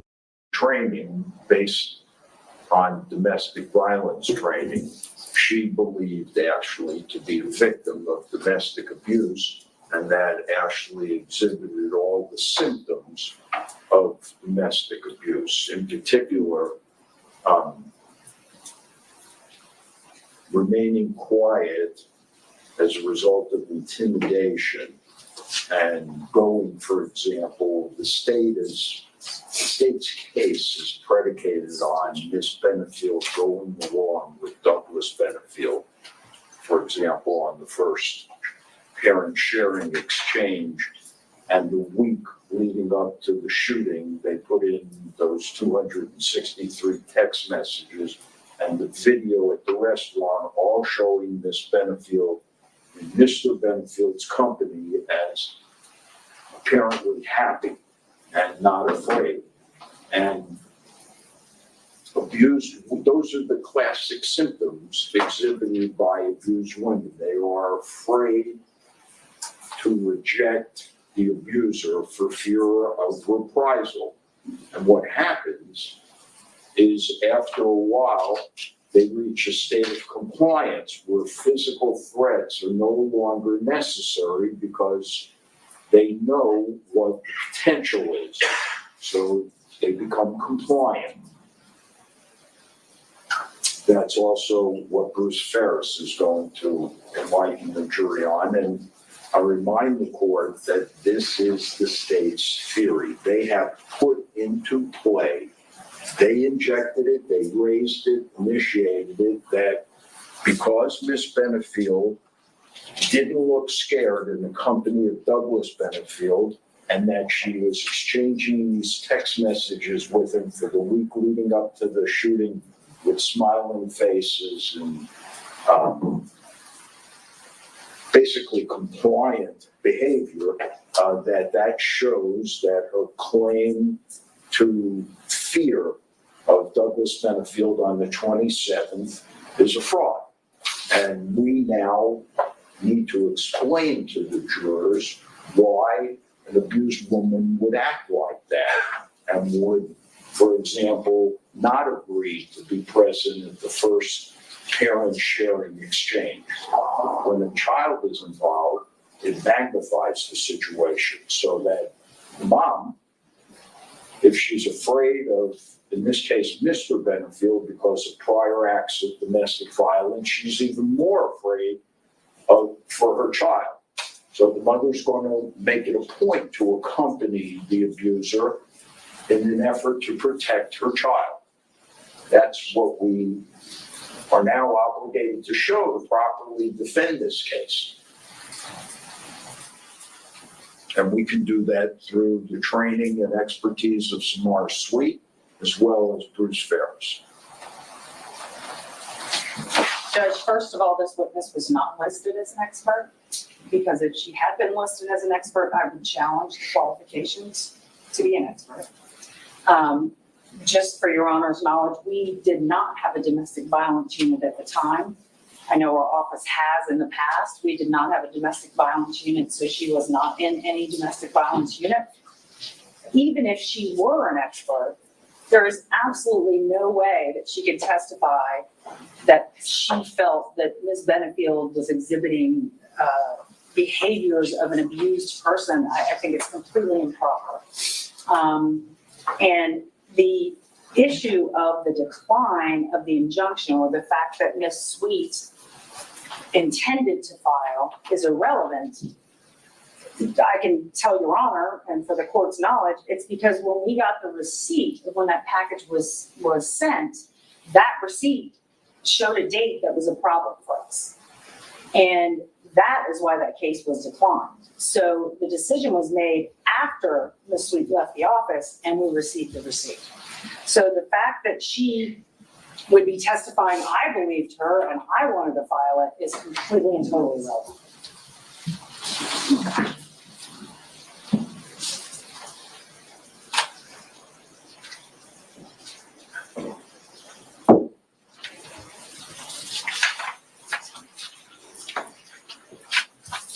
Yes, sir. Rebuttal? Yeah, so the court may recall that Deputy Weber had issued a capias for the arrest of Douglas Benfield for the delivery of this package. Detective Gillum came into court and told us that he suspended Deputy Weber's request for a capias, and we have a communication from Deputy Gillum that we got by way of a public records request, where he acknowledges plain as day that it was a violation, that it was during the time that the South Carolina injunction was in effect. But he nonetheless refers it to the state attorney's office. This is the assistant state attorney that was working that case. She would testify, we'd like to put her up for a Profer, that she fully intended to file. She believed it was clearly a violation based on the fact that the court. Well, I'm just saying, if you want to proffer, let's get her in and proffer, because then all these arguments would happen after the proffer. Okay. I mean, but I haven't made a ruling, so you can make your argument, I can make a preliminary ruling, and then you can proffer? Yeah. Okay.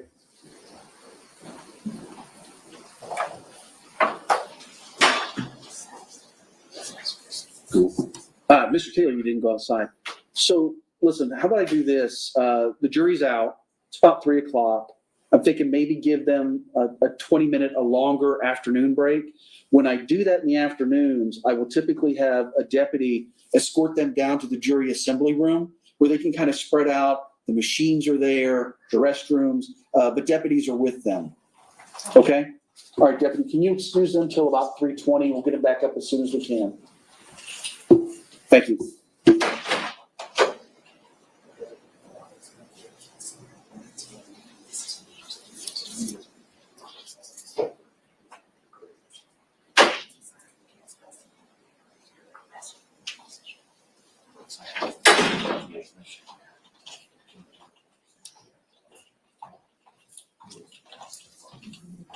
Yeah, it's a profit. You solemnly swear or affirm the testimony you're about to give will be the truth, the whole truth, and nothing but the truth. I do. Walk around the bar, the ring, that's it, that's my chair. Cool, man. My name is Judge White. I'm presiding over this case. As the deputy said, just make yourself, go ahead and sit down, make yourself comfortable in this seat. Pull yourself up so you're about 12 to 15 inches from that microphone. There you go, to adjust up, down, left, right, however you need it. Speak in a loud, clear voice, you'll hear everything. As you can see, I'll tell you, you're a former prosecutor and attorney. Jury's not here. At this point, the defense is going to proffer your testimony. Okay. Afternoon, Ms. Sweet. Will you tell us your full name and spell your last name? Yes, Samara Sweet, SWEET. Are you currently employed? I am. What's your title and where are you employed? I am the trial lead of counsel at Lidecker, which is a civil litigation firm. All right, and you're a Florida bar licensed attorney. Yes, sir. At one point, were you a staff attorney for the Manatee County State Attorney's Office? Yes, I was. How long did you serve in that capacity? I was there from 2018 to 2022. It's about 4.5 years, I believe. All right, and during that 4.5 year stint, was there any special assignment that you held? I began with the misdemeanor division here in Manatee County. After 6 months, I moved to Arcadia, so I was in DeSoto County, where I started in misdemeanors and moved up into felonies, where I would have dealt with anything from possessions of controlled substances all the way up to child sex crimes and murders. Specifically, did you have any training in domestic violence? We did. Every attorney at the state attorney's office does go through CLE's trainings on how to deal with domestic violence victims, because especially when you're working in the misdemeanor portion, a lot of your crimes are batteries and a lot of them are domestic violence victims. Can you give us an idea of how many cases you handled involving domestic violence? Oh, I think at one point my caseload was 700 when I was in Arcadia, and at least a third of those were probably something domestic violence related. Did you deal with not only abusers, but the abused? Yes, most of the cases I had as a prosecutor, my victims were abused individuals. Were the majority of your victims in domestic violence cases females? I would say a large amount were females, yes.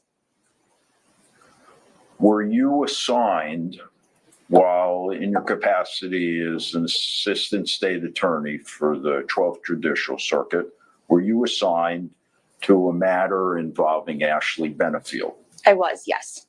How did that come to pass? So when I was in Manatee, I had the caseloads with all defendants that had the last names with B, D, or I. So Ashley Benefield's case came to me and she was the victim in the case that had been assigned to me for a violation of an injunction. Do you recall specifically the nature of the violation? It was a package that had been delivered to her allegedly from her ex-husband. All right, and the domestic violence injunction that was violated, do you recall from where it had been issued? It was from out of state. I believe it was South Carolina.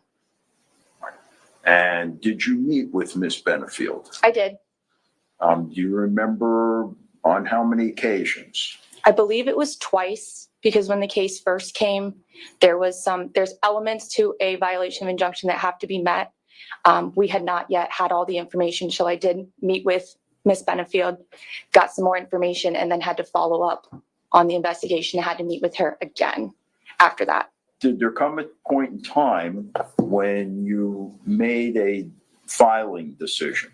I did not. I had left the office before a filing decision was made. I had been moved to Arcadia at that point.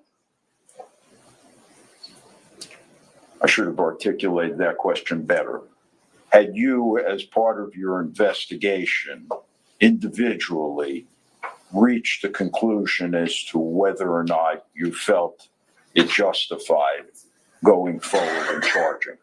I did. I think I was still waiting on some information to prove if the package had actually been sent by Mr. Benefield. And that was the last information that I had left to my predecessor before I left. But I did think that if that information was given, there was enough to file. And would it help refresh your recollection if I suggested that you were waiting on a copy of the receipt for the package? Yes, I was waiting on to see who had sent that. And I know I had been in contact with the officers involved. Do you recall whether or not you were dealing with Detective Gillum? That I'm very bad with names, so I do not want to say yes or no, sir, if it was Detective Gillum or not. That does sound familiar, but I might have worked with him on other cases as well. All right. How was Ashley Benefield when you first met her? Can you describe her demeanor?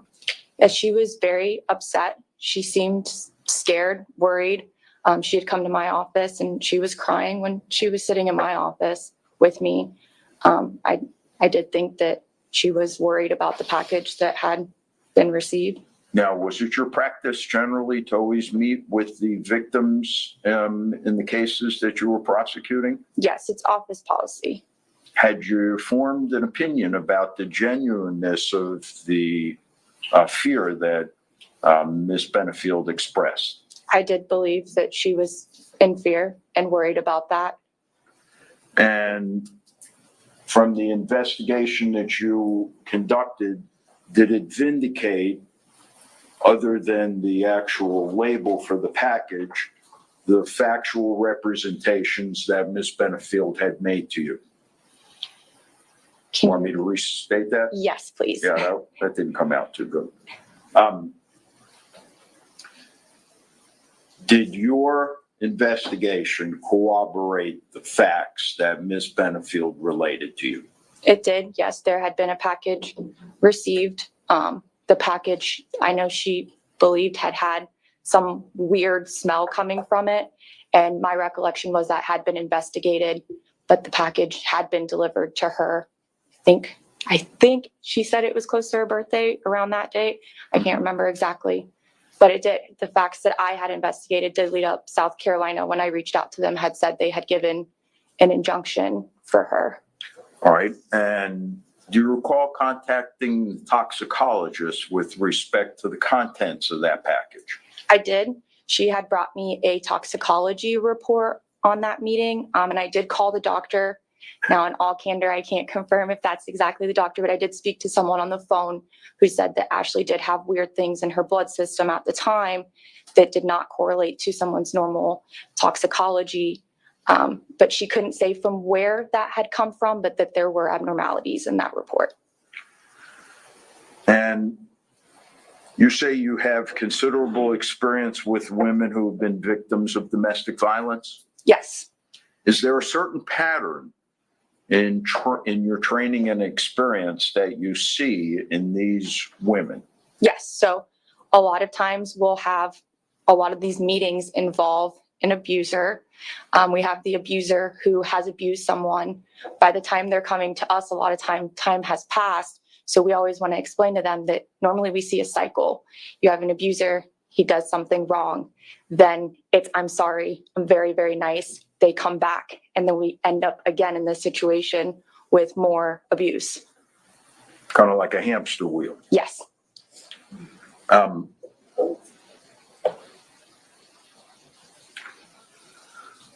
Did you form an opinion as to whether or not in your discussions with Ms. Benefield that she fit the profile of an abused woman?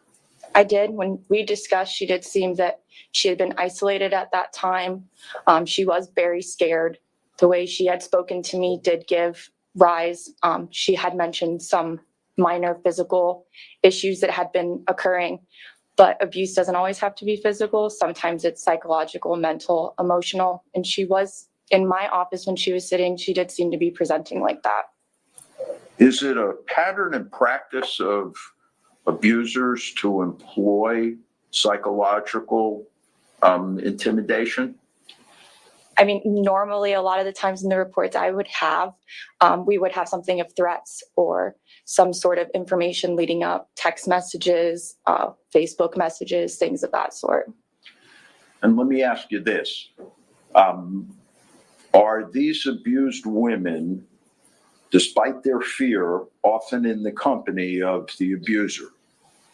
A lot of times I've seen them return back to their abusers, yes. And have you experienced abused women when in the company of the abuser acting as if everything is fine?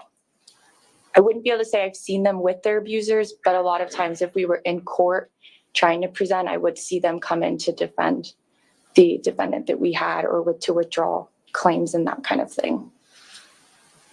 I guess the point of my questioning is merely because the woman appears content, is that an indication that she's happy in the company of the abuser?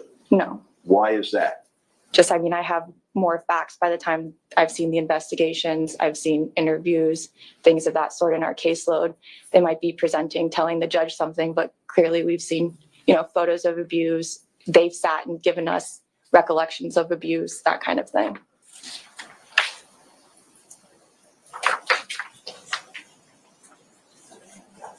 You left the office before you were able to actually conclude and file a charging document. That's correct. And as you sit here today, do you know what the disposition was? I believe it was decided to not move forward, so it was dismissed. That's all, Your Honor. Close. When you were in the misdemeanor division in Manatee, I think you said 6 months. Yes. So what was the time frame then? I know I had started, I want to say April of 2018. So it would have been 6 months from there because I think I got out to Arcadia around October, November-ish. Okay. And was the misdemeanor job in Manatee your first job out of law school? No. No. Okay. Did you work, where did you work before that? Before I worked with Eric Reisinger, I actually did criminal defense. Okay. All right. So when you talked about the domestic violence training, were you referring to the domestic violence training at the state attorney's office? Yes. Okay. And was that the normal domestic violence that everyone is sent to the class? Yes. And how long is that class? I think it's 4 days. Okay. And is there any other domestic training? I know the office does some pretty good domestic training. They'll do PowerPoints, luncheons, things of that sort. I think there's some, I don't know if they still do it because now I'm aging myself, some field trips to like the TILA and some of those organizations that work with abused women. Okay. Thank you. I don't have any other questions. Thank you. No, I think that's got it. All right, man, could you step back onto the hallway, please? Yes, sir.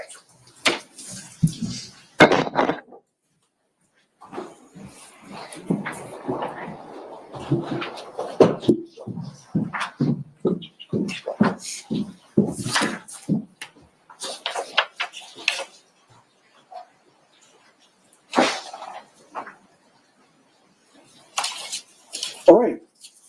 She's out. Proponent, you can start with your, there you go. She's waiting in the ante room. Now we got her in the hallway. Proponent of the evidence, argument. Yes.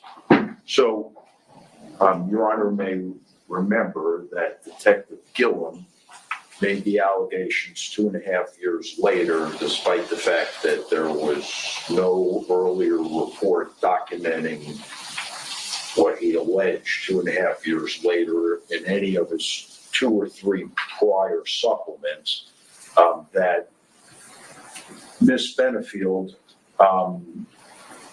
acted completely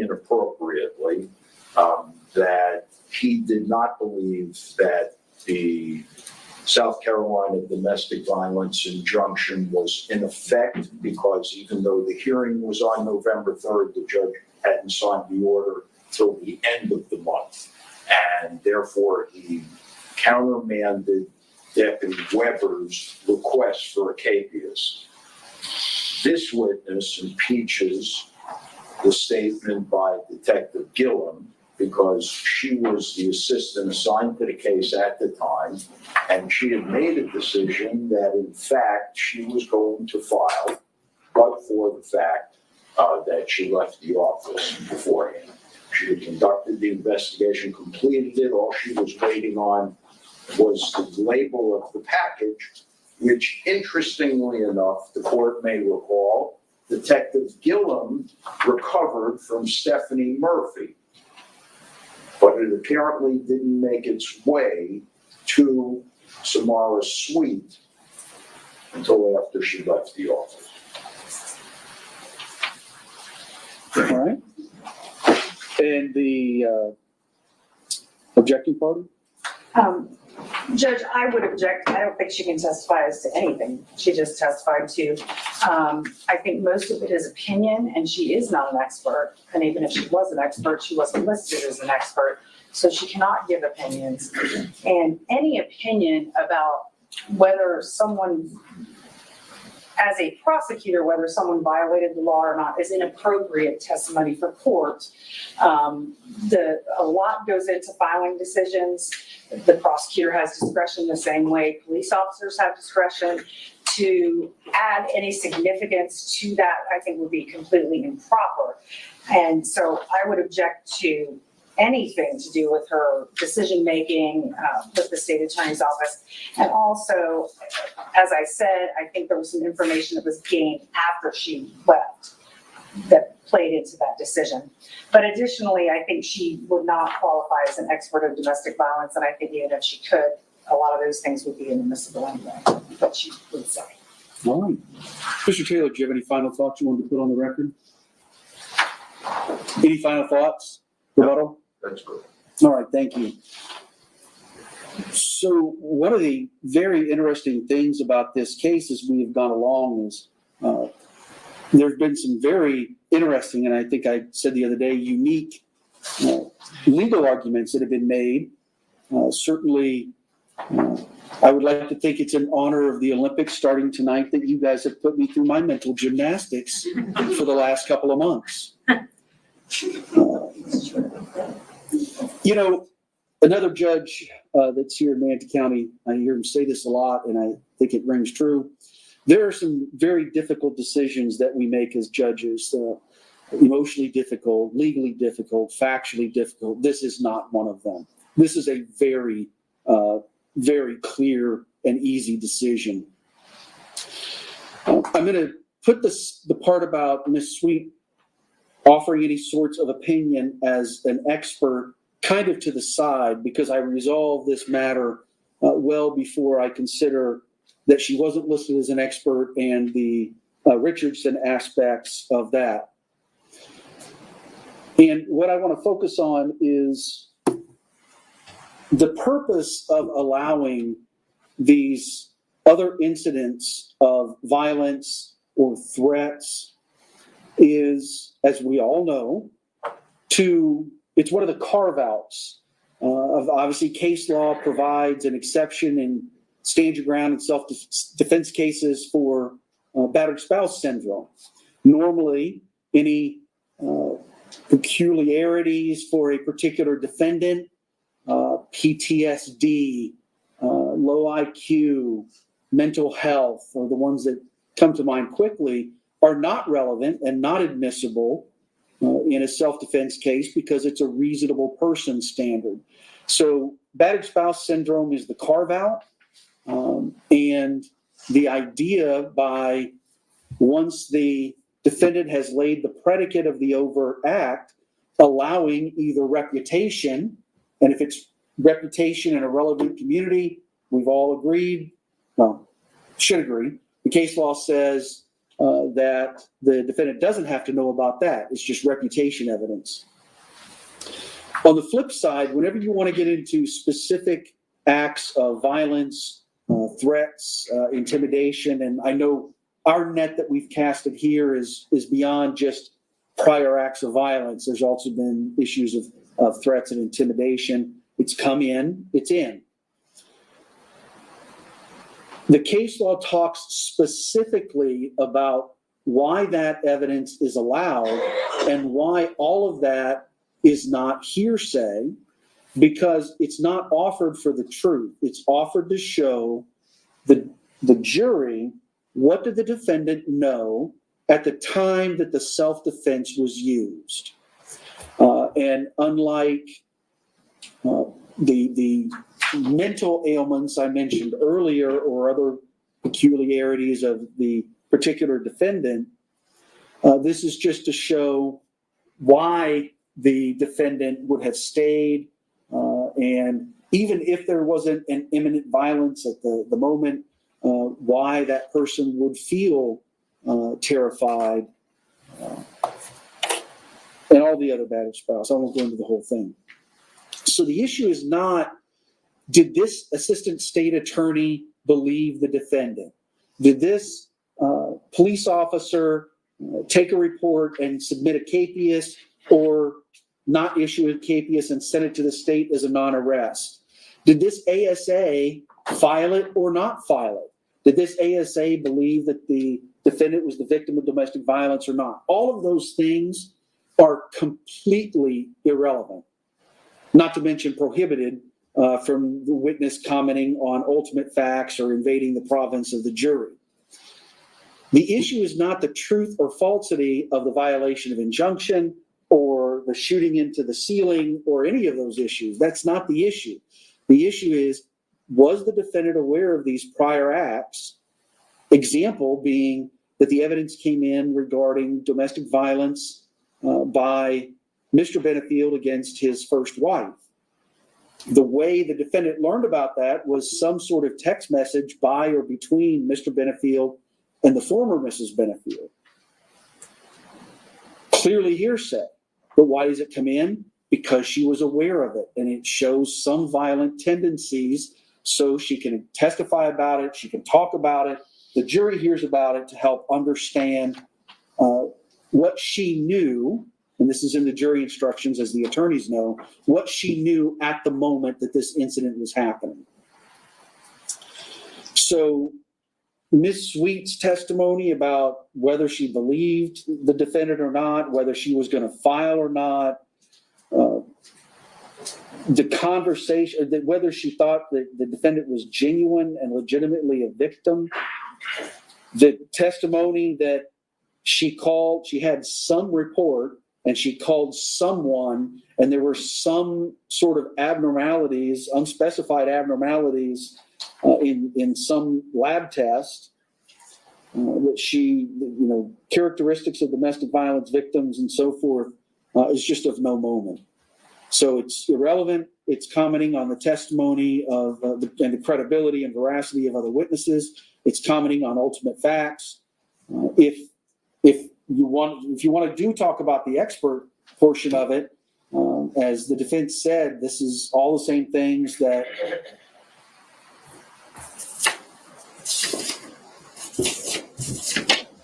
Ferris is going to testify to.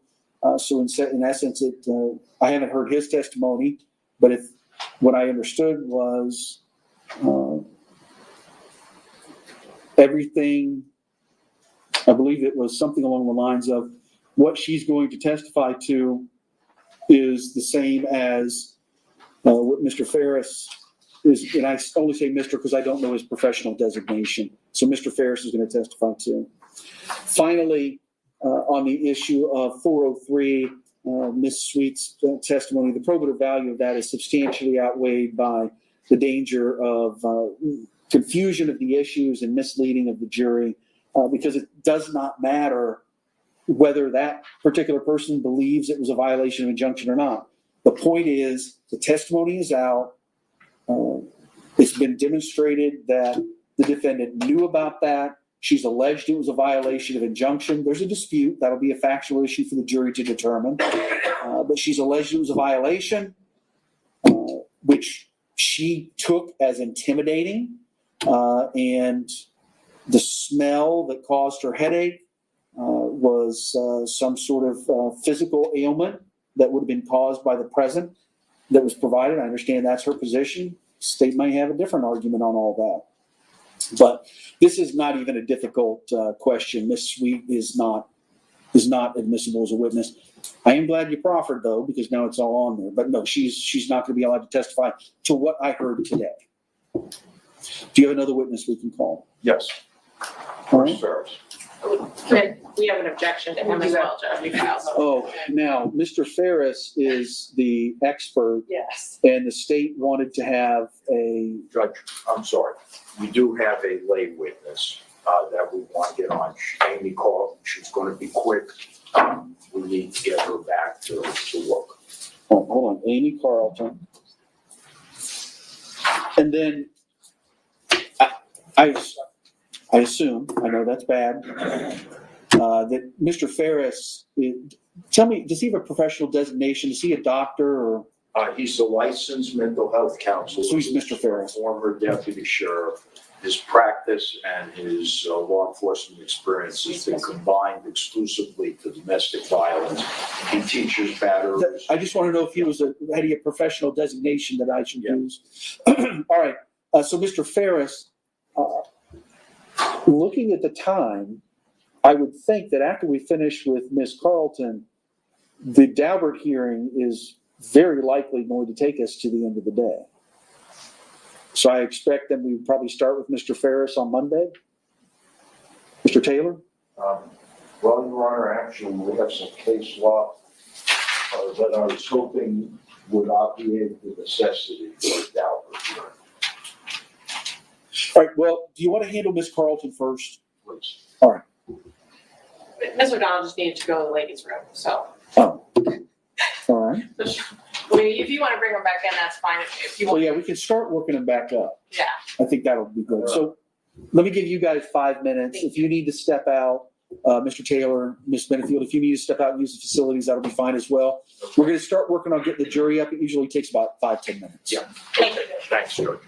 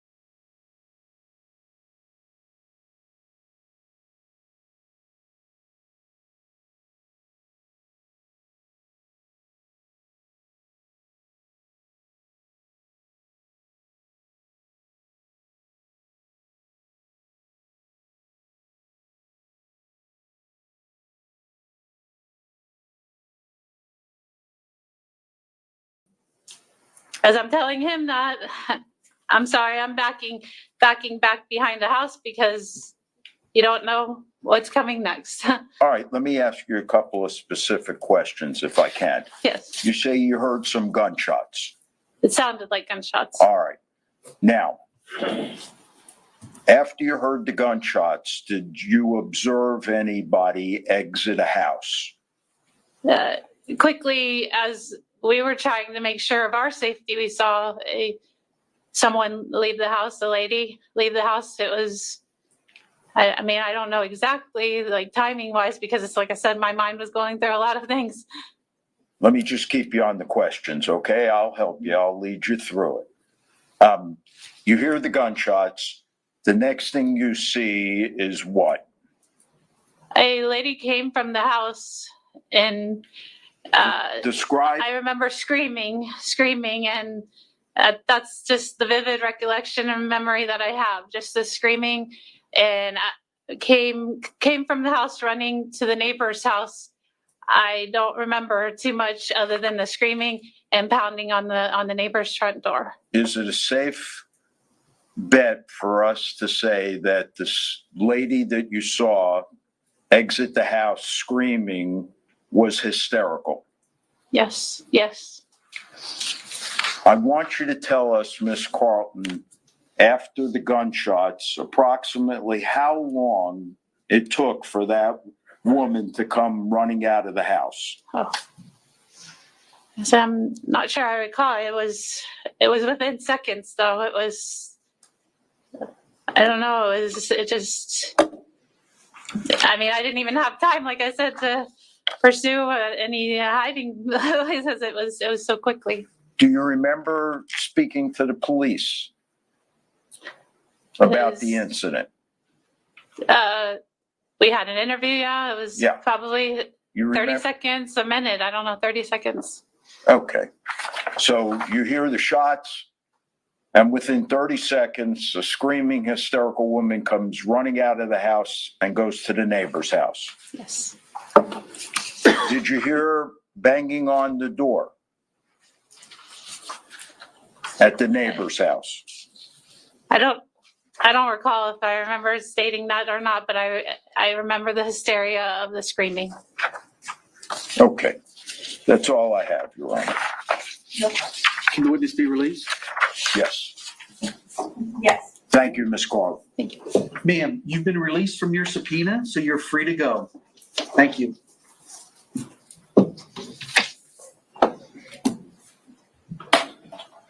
All right, go ahead and approach.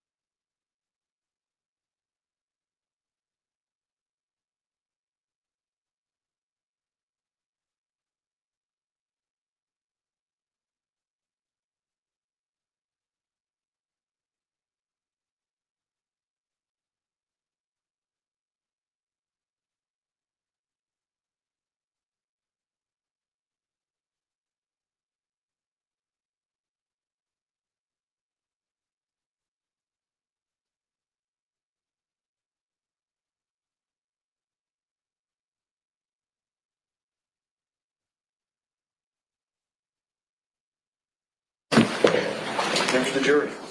So the attorneys and I need to talk about what's going to happen next week. We got to do some legal matters that are outside the province of the jury. So at this point, I'm going to let you go for the weekend. It's about 10 till 4, so you're free to go at this point. Remember the rules for the weekend. Please do not discuss the case amongst yourselves. Don't talk about it with anybody else outside of the jury. And certainly don't do any research on the people, places, things, or legal topics you've heard anything about. And that includes being very mindful of watching out for any media that may be on anywhere you go and wherever you might be to avoid all of that. Okay? Listen, do you still have your parking passes? Yes. Everybody's got that. If you've lost your sticker, is there somebody downstairs in the jury room? Okay. Oh, you've got a bunch of them? Yes, he got us a bunch. It's like pads and everything. We got them everywhere. Okay, great. So make sure you keep that parking pass. If something happens and you lose it, you're gonna have to come in Monday, see the jury coordinator to get another one, and then go park, because they will give you a ticket or tow you, one or the other. All right. So thank you very much. It's been a great week. Yes, ma'am. What time do you want us here Monday? I always forget that part. We're going to start at 9 o'clock on Monday. So if you could be downstairs, 8:30, 8:45 is just fine. Listen, I will say this though. Remember on this past Monday how there was a whole bunch of people? That's how it's going to be this coming Monday, because we're going to be picking another round. Other judges are going to be picking other rounds of juries. So you don't have to necessarily stick together, but you're probably going to want to be off a little bit. Unless you want to tell the other folks there how great jury duty is. That way they won't try and get out of it. All right. Great question. I'm sorry I forgot about that. Thank you very much. You are free to go for the weekend. Thank you, sir. Thank you.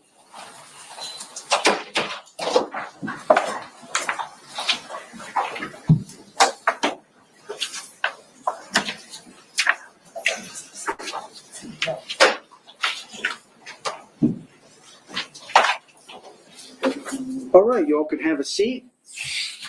I will tell you, I don't think I need to hear a whole lot more about Mr. Ferris. I think we've talked about it quite a bit. I'm ready for the hearing.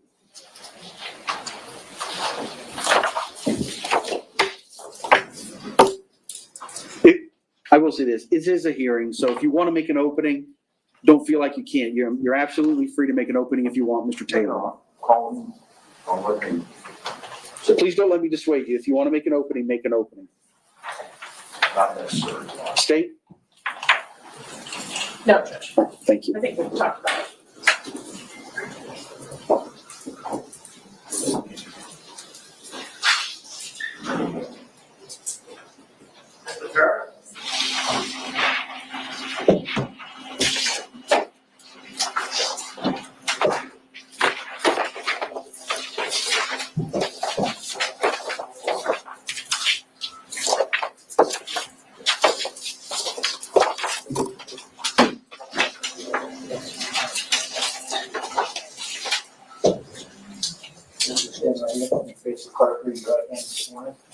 You saw this from testimony that's to be the truth, the whole truth, and nothing but. I do.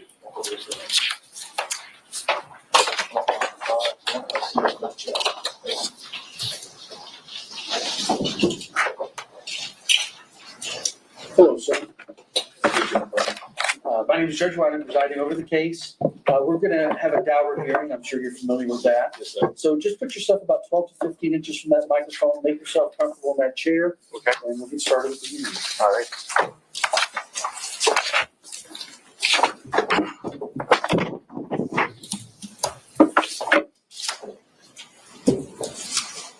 Good afternoon. Good afternoon. Tell us your full name, please, and spell your last name. Bruce Eric Ferris. The last name's Ferris. Mr. Ferris, what type of work do you do? I'm a licensed mental health counselor. I do individual therapy, and also I do consulting on domestic violence and expert witness testimony. Let's discuss your education. Would you inform us, please? Sure. I have a Bachelor of Science degree in civil engineering. I also graduated the local police academy in Gainesville, Florida. And I have a master's degree in mental health counseling. Do you have any specialized education or training in a specific field? I do. If you look at my curriculum vitae, I think there's over 100 items listed where either classes or seminars or teachings and certificate training that I've attended. And included in that, would domestic violence be a major part of it? That was the definitely predominant theme of whether it be a specific class or a conference, et cetera, on domestic violence and intimate partner violence. And if you'd like, I can explain the difference. Please. Domestic violence has to do with what we might think of people have a child in common or family members. And that doesn't necessarily mean an intimate relationship. It could be two relatives living in the house together. Intimate partner means there's an intimate relationship, a spouse, a boyfriend, girlfriend. So there's a little difference there. Try to make sure your voice in the microphone because it tails off. Thank you. Mr. Ferris, have you taught any courses or presentations in a specialized field? I have. Please enlighten us. If you look at my CV, I've given, I think, over 40 some presentations and teachings. For 8 years, I taught a batter's intervention program class to offenders, uniquely that. And for anyone that doesn't know, batter's intervention program is for offenders. It's usually court ordered, part of probation or part of a sentence or part of an injunction or a restraining order. It's a 6-month psychoeducational class. I've been training for that and teach that. I also I used to teach Gardner Lightham volunteers about domestic violence and effects on children. I've taught the Eighth Circuit staff at the state attorney's office about domestic violence and impact to women and children and batter's intervention, how to interview people. From 2008 to 2020, I taught at the University of Florida Law Clinic on intimate partner violence to law students about the same type of subject, domestic violence and intimate partner violence and effects, and also enforcement of the law. I also trained police officers about domestic violence enforcement. Currently, since 2009, I've been teaching officers how to de-escalate confrontations as part of the crisis intervention training team. I teach the de-escalation part of that. There's a lot more I could talk about, but that's the nature, and you could see in my CV. All right, let's talk about your work experience. Okay, so I have an affiliation with Village Counseling Center, doing therapy, DCF cases, and domestic violence related cases.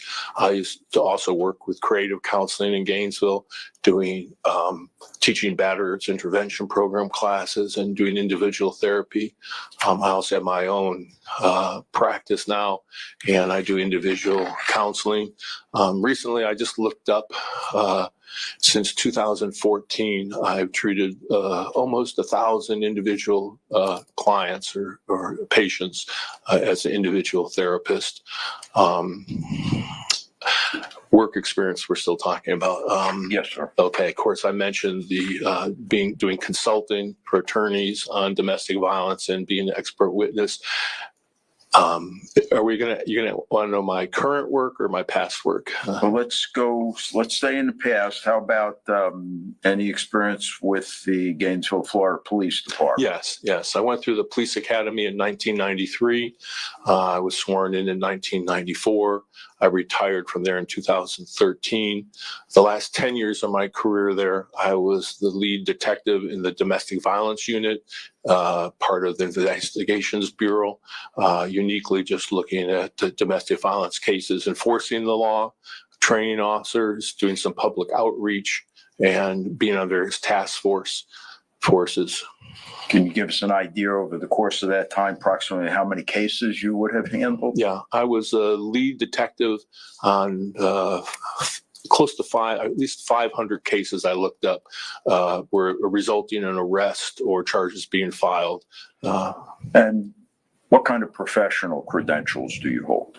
I'm a licensed mental health counselor in the state of Florida. I have certification to teach batterers intervention program classes through the state. I also received certificates to do threat assessments, domestic violence threat assessments through Jackie Campbell at Johns Hopkins University. Also trained in doing counseling and work with adoptions through Rutgers University. Have you been the recipient of various awards and recognitions? Yes, I have. I was chosen by the Alachua Board of Commissioners to be recommended to Governor DeSantis to be on the Alachua County Child Fund, tax fund, I guess they call it, trust fund, excuse me. I've also received various awards as the for my domestic violence work through the local shelter. I received a statewide award from Attorney General Pam Bondi and Governor Scott at the time for my work. In 2010, I was awarded and recognized for my work with victims of crimes in the state. There's several other ones. Without looking at my CV, I don't recall them all. Sure. I received some recognition of the contributions for the work I did with that CIT team. The University of Florida also gave me recognition for training that I'd done with their officers. I was Big Brother of the Year, and for my work with my little brother for about 10 years, I worked with a little kid as my friend. And I was also the Law Enforcement Officer of the Year, as granted by the Domestic Violence Abuse Network in Gainesville. Are you a member, Mr. Ferris, of any specialty boards, committees, or professional organizations?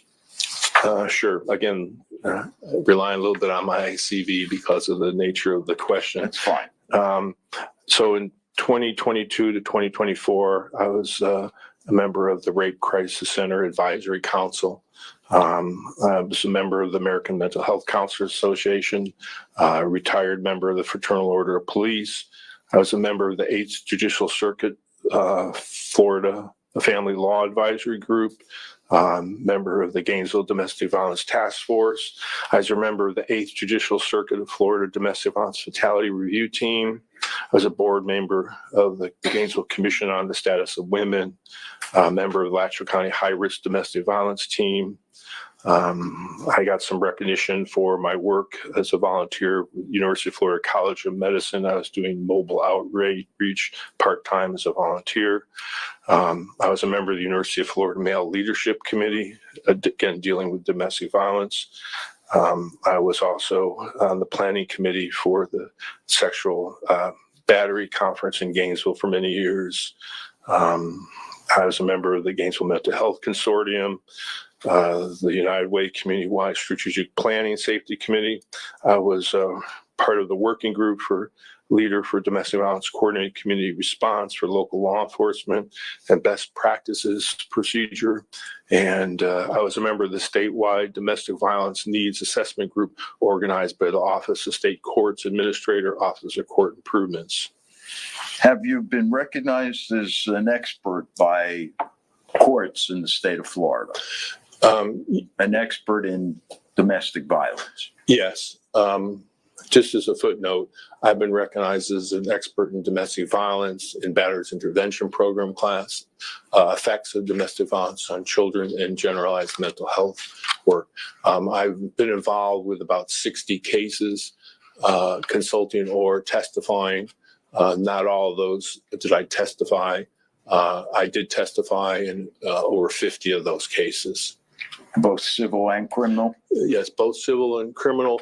Majority were in civil. The types of working both for the defense and the prosecutor, the state attorney's office, but the majority were civil. All right. Would you be kind enough to educate us a little bit?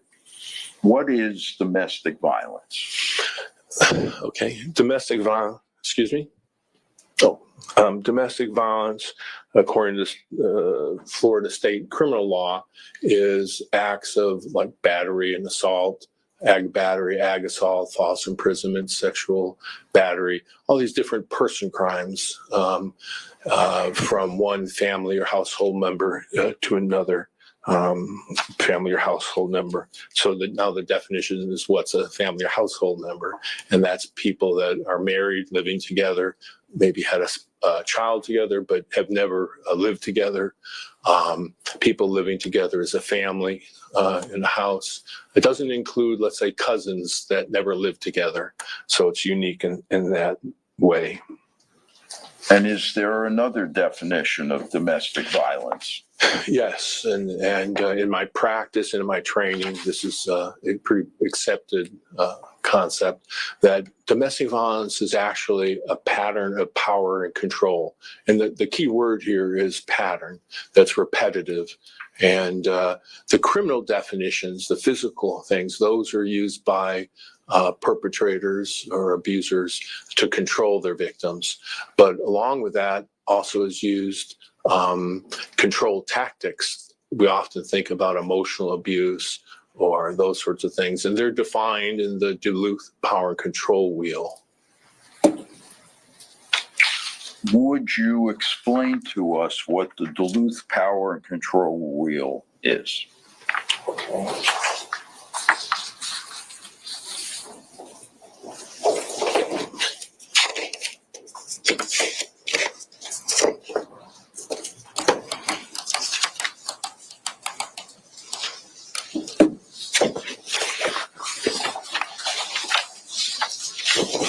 So the Duluth Power and Control Wheel was developed up in Duluth, Minnesota by a group of researchers who deal with domestic violence.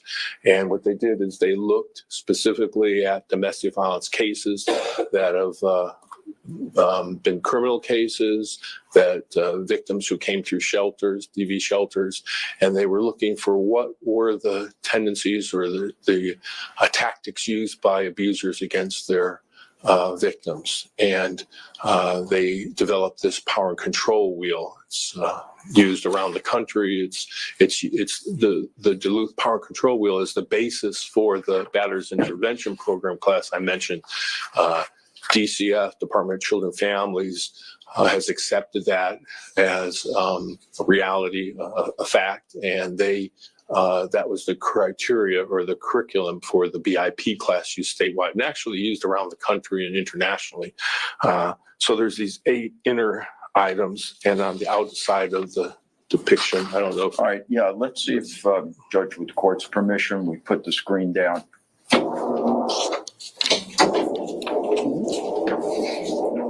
Yeah, probably a little bit.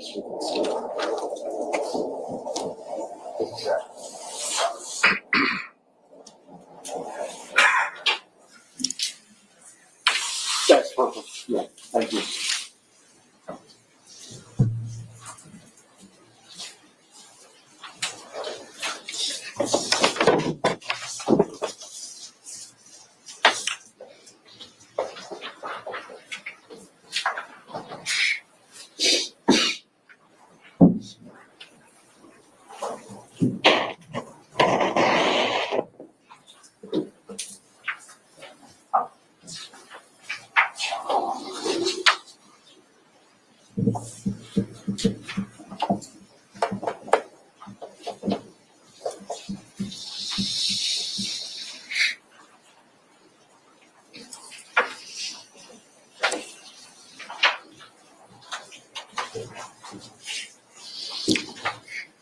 Judge, may I ask you a question? Could I stand over here? Sure. And rather than try to do it for you. Reposition as you need. It's just us. Okay, thank you.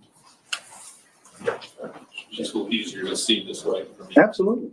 Thank you. Oh, you know what though?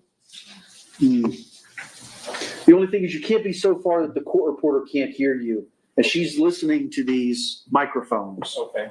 So why don't you turn that? Okay. And then if you just position so you're facing there. Okay. Can you hear me okay? Okay, there Can we you go. hear me now? Yes. So change that one. So okay. Okay. So you can see that. Yeah, I was gonna say, let Sure. Thank you, Judge. Thanks for reminding me. So this is the Duluth, as I said, if you look here, Domestic Abuse Intervention Project. And this was established some, I don't know, maybe 30 some years ago, 30, 40 years ago. And this is the standard used around the country and used for the Batter's Intervention Program class and a lot of counseling I do. This is part of the counseling along with cognitive behavioral therapy is one of the therapies I've been trained in graduate school and my work. So on the outside here of domestic violence is physical violence and sexual violence. And that's covered in the state statutes, the criminal law statutes. Then there's these 8 items that are part of the power and control. And remember, I said it's a pattern of power and control. So that means it's repetitive, a way to get it's a way for the abuser to get their victim to comply, to get into a compliance mode. I'll talk about that in a moment.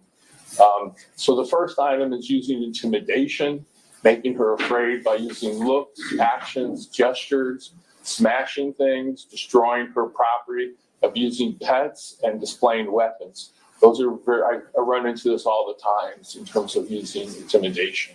Using emotional abuse, putting her down, making her feel bad about herself, calling her names, making her think she's crazy. It's very common. Playing mind games, humiliating her, making her feel guilty, using isolation, controlling what she does, where she goes, who she sees, oftentimes spying on their victims, checking their phones, tracking them, etc. Minimizing, denying, and blaming. I find this in almost all the cases I work. They make light of the abuse. It didn't happen. They shift responsibility. It didn't happen. It wasn't that bad. It was your fault. So minimizing, denying, blaming. Using children. Sometimes put their victim, the mom, in fear of what he'll do to the child or that he'll report her, etc., that she might lose the child. Male privilege. This has to do with the role that he makes the decisions in the family or in the relationship and gives her a specific role. Economic abuse. And this would maybe be preventing her from having a job or money, or she should have an allowance, etc. And then the last item is using coercion and threats, making, or I'm just having problems reading the fuzz here a little bit, making and carrying out threats against her, threatening her, using coercion and threats. So I'm going to sit here, that can stay up, and I'm going to make a few comments about it.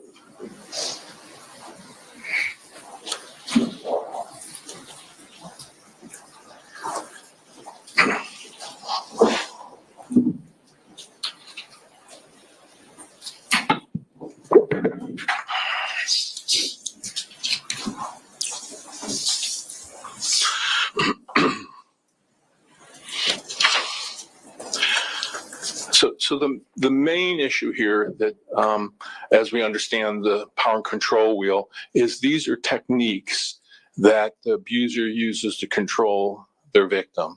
And like we say, it's a pattern. So that means it's repetitive. And so what's the purpose of that? It's to get them to comply. And so the victim ends up trying to avoid the perceived danger that they'll experience if the abuser perceives that they're opposing them. That's particularly true for mothers that are, not only are they trying to protect themselves, but they're protecting their children. And I found that there's victims of domestic violence tend to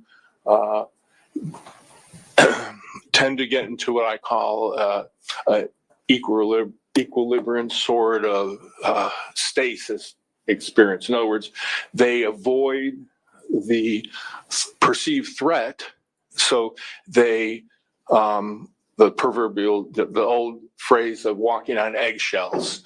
So they end up being in this compliance, kind of like they don't want to poke the bear, so to speak. So they find this narrow way of coping by going along with the perpetrator and don't want to make him angry at them, because that's when the violence occurs, or the threats, or the emotional, the hardship. And that's exactly what the perpetrator, the abuser, wants to happen. He wants to keep her in line, so usually to manipulate, to get her to do what he wants to do, that they feel a sense of ownership, and they use these techniques to control. They also the victim wants to appear to be going along. They don't want to anger him. They'll actively hide that abuse from family and society, because if it gets out, he's going to be mad. I could speak certainly a lot more about that. Are there, Mr. Ferris, common characteristics that abusers share? Yes, they could be anyone from any socioeconomic group. I've been involved as a therapist and as a detective enforcing the law with all types of society and sexual orientation, from wealthy, well-known NASA scientists, doctors, as a perpetrator, to the homeless person, and everyone in between. And in Gainesville, where I worked, we have a great population from all around the world there. And I didn't find a difference other than sometimes attitude, but every socioeconomic group, it's very, and also they tend to be males, but females also. Just yesterday, I took on a new client, spoke to him. His wife's in jail. He has 4 children with her, and he's a victim. So, he's a victim. So there's female abusers and male abusers. Males are predominant. I know when I was working, I ran some statistics on cases, and I found it was about over 2/3 of my cases were males, and less than 1/3 were females. And some of those, and that kind of reflected also when people would, kind of want to debate that issue about men or women. One thing that always struck me is when you look at fatalities, the statistics are about the same. There's usually the murderers are mostly men, by about 2/3 over the women. So the actual victimization cases and then the actual fatality cases, kind of the statistics I found ran together. And what do they have in common? Usually that they want to control their partners. There's kind of an ownership attitude. They use the power and control techniques I described to do that. I also find that they're in common, they're missing true empathy. I've kind of nicknamed it to myself as they're missing an empathy gene. And empathy has to do with the ability to feel someone else's feelings. And I find many of the perpetrators that I've counseled and also worked with in the BIP class, and certainly in my police career, they tend to be very selfish, a lot of narcissistic sort of ideas. I kind of image it as many of them, not 100%, but a majority. It's kind of like their point of view is, I'm here and everyone and everything around me relates to me. I'm the center of the universe. As opposed to a healthy relationship, it's there's an equality. I'm being thoughtful and considerate of my wife as she is for me, and there's some balance. They don't necessarily adhere to that. They disguise how they treat their victims. Usually they don't want to let other people know about that, much like the isolation element. They want to keep it. And there's reasons for that. And some of it has to do, they don't want to go to jail if it gets out. And then they don't want, I found this a lot, that perpetrators don't want their victims to get the idea that they're not a good deal, that there's something they're doing that's wrong. So they isolate them from society as such. And they'll put on a real front. I have numerous cases like this, how they disguise, how they treat their victims. There can be, the victims, the perpetrators, can oftentimes be very appealing, and they're very good at convincing people of things. I found a certain finesse amongst those thousands of BIP clients I had, that there were some very good talkers. I'll just leave it like that. But emotional and physical abuse is certainly what we think of. I've certainly worked a lot of cases where there was broken bones and bruises, etc., and emotional abuse and isolation and coercion threats, etc. But many of the cases I see, there isn't acute violence. It's emotional abuse. It's these techniques. The question is, can the abuser convince the victim that and put them in fear so they adhere to what they say? If they can create the fear, like this one lady told me, she was in fear of him so much, they would be in a public place and they're separated and they're across the room. And if he saw her talking to a male, he looked at her and she knew right away, end the conversation, move on. There was a fear, and there was no violence in that relationship, but she was scared of him. Also, as we know, as Judge knows, and Mr. Teller, the ASA knows, battery. In the state of Florida, there's assault and there's battery. Battery is the unwanted touching, that's the hitting, the punching, etc. But assault is also a crime. That's being in proximity to someone, showing a threat. I'm bowing up, have my fists up, and the victim has a perception that the violence is going to occur. That's a crime, though there's no marks, there's no scar, there's no hitting, but there's fear. And so sometimes there's assaults that are taking place that aren't reported. And if on top of that, if they can create that fear to go along, that's a common technique that I see happening. It's all about keeping control, their victim. And one real common thing that I've seen is obsessive jealousy. And when I worked with batterers, I was surprised, and I came to learn very quickly that they oftentimes equate jealousy with love. And we all know jealousy can be very detrimental to the object of the jealousy, and also to the person having the jealousy, being obsessed and worried, etc. Love, we all know, is something else, completely different, very kind, considerate, and very empathetic, very different, but they didn't understand that dynamic. Let me ask you, Mr. Ferris, do they exhibit, with respect to these characteristics in common, what is their behavior relative to animals, pets in particular? Domestic pets. Yeah, I understand. Cats. So cats, dogs, etc. So there's above average abuse of pets by domestic violence abusers. So I have two explanations for that. One is what I talked about, their missing empathy, that they don't feel for a dog or a cat like I might feel. I'm very empathetic. I am in love with Rosie, my poodle. So is my wife, so that means a lot to me. But to an abuser who doesn't have empathy, it's not a big deal for them. They see it as an object. That's one thing. The more important item, especially in terms of power and control, has to do with that to get back to the controlling of their victim.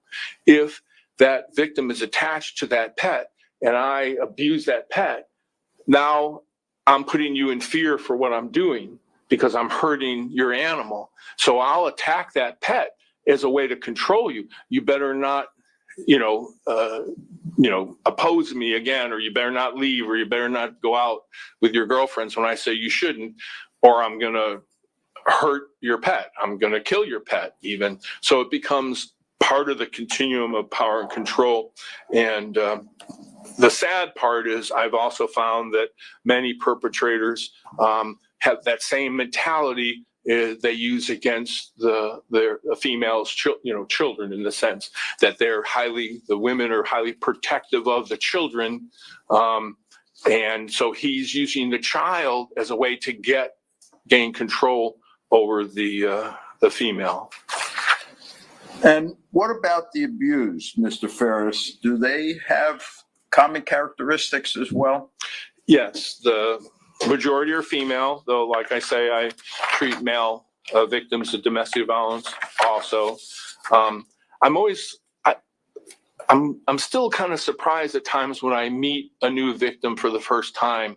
And remember, for 13 years, I've been getting clients from our local DV shelter as a consultant and a therapist working. So I get kind of a constant feed of them. And then I also have my other sources and attorneys, and just my people know who I am. So they come to me if they're victims. But I'm always amazed at how many don't truly know what domestic violence is. And even I've had I've had clients who don't think they're a victim of domestic violence. They'll know there's a marriage problem, but they haven't been, I'm refraining from being too graphic because I've seen it all in terms of broken bones and types of violence in families. So they haven't been violently attacked and hit with the 2x4 or something. But I go over the power and control wheel, and they say, holy cow, this is my life.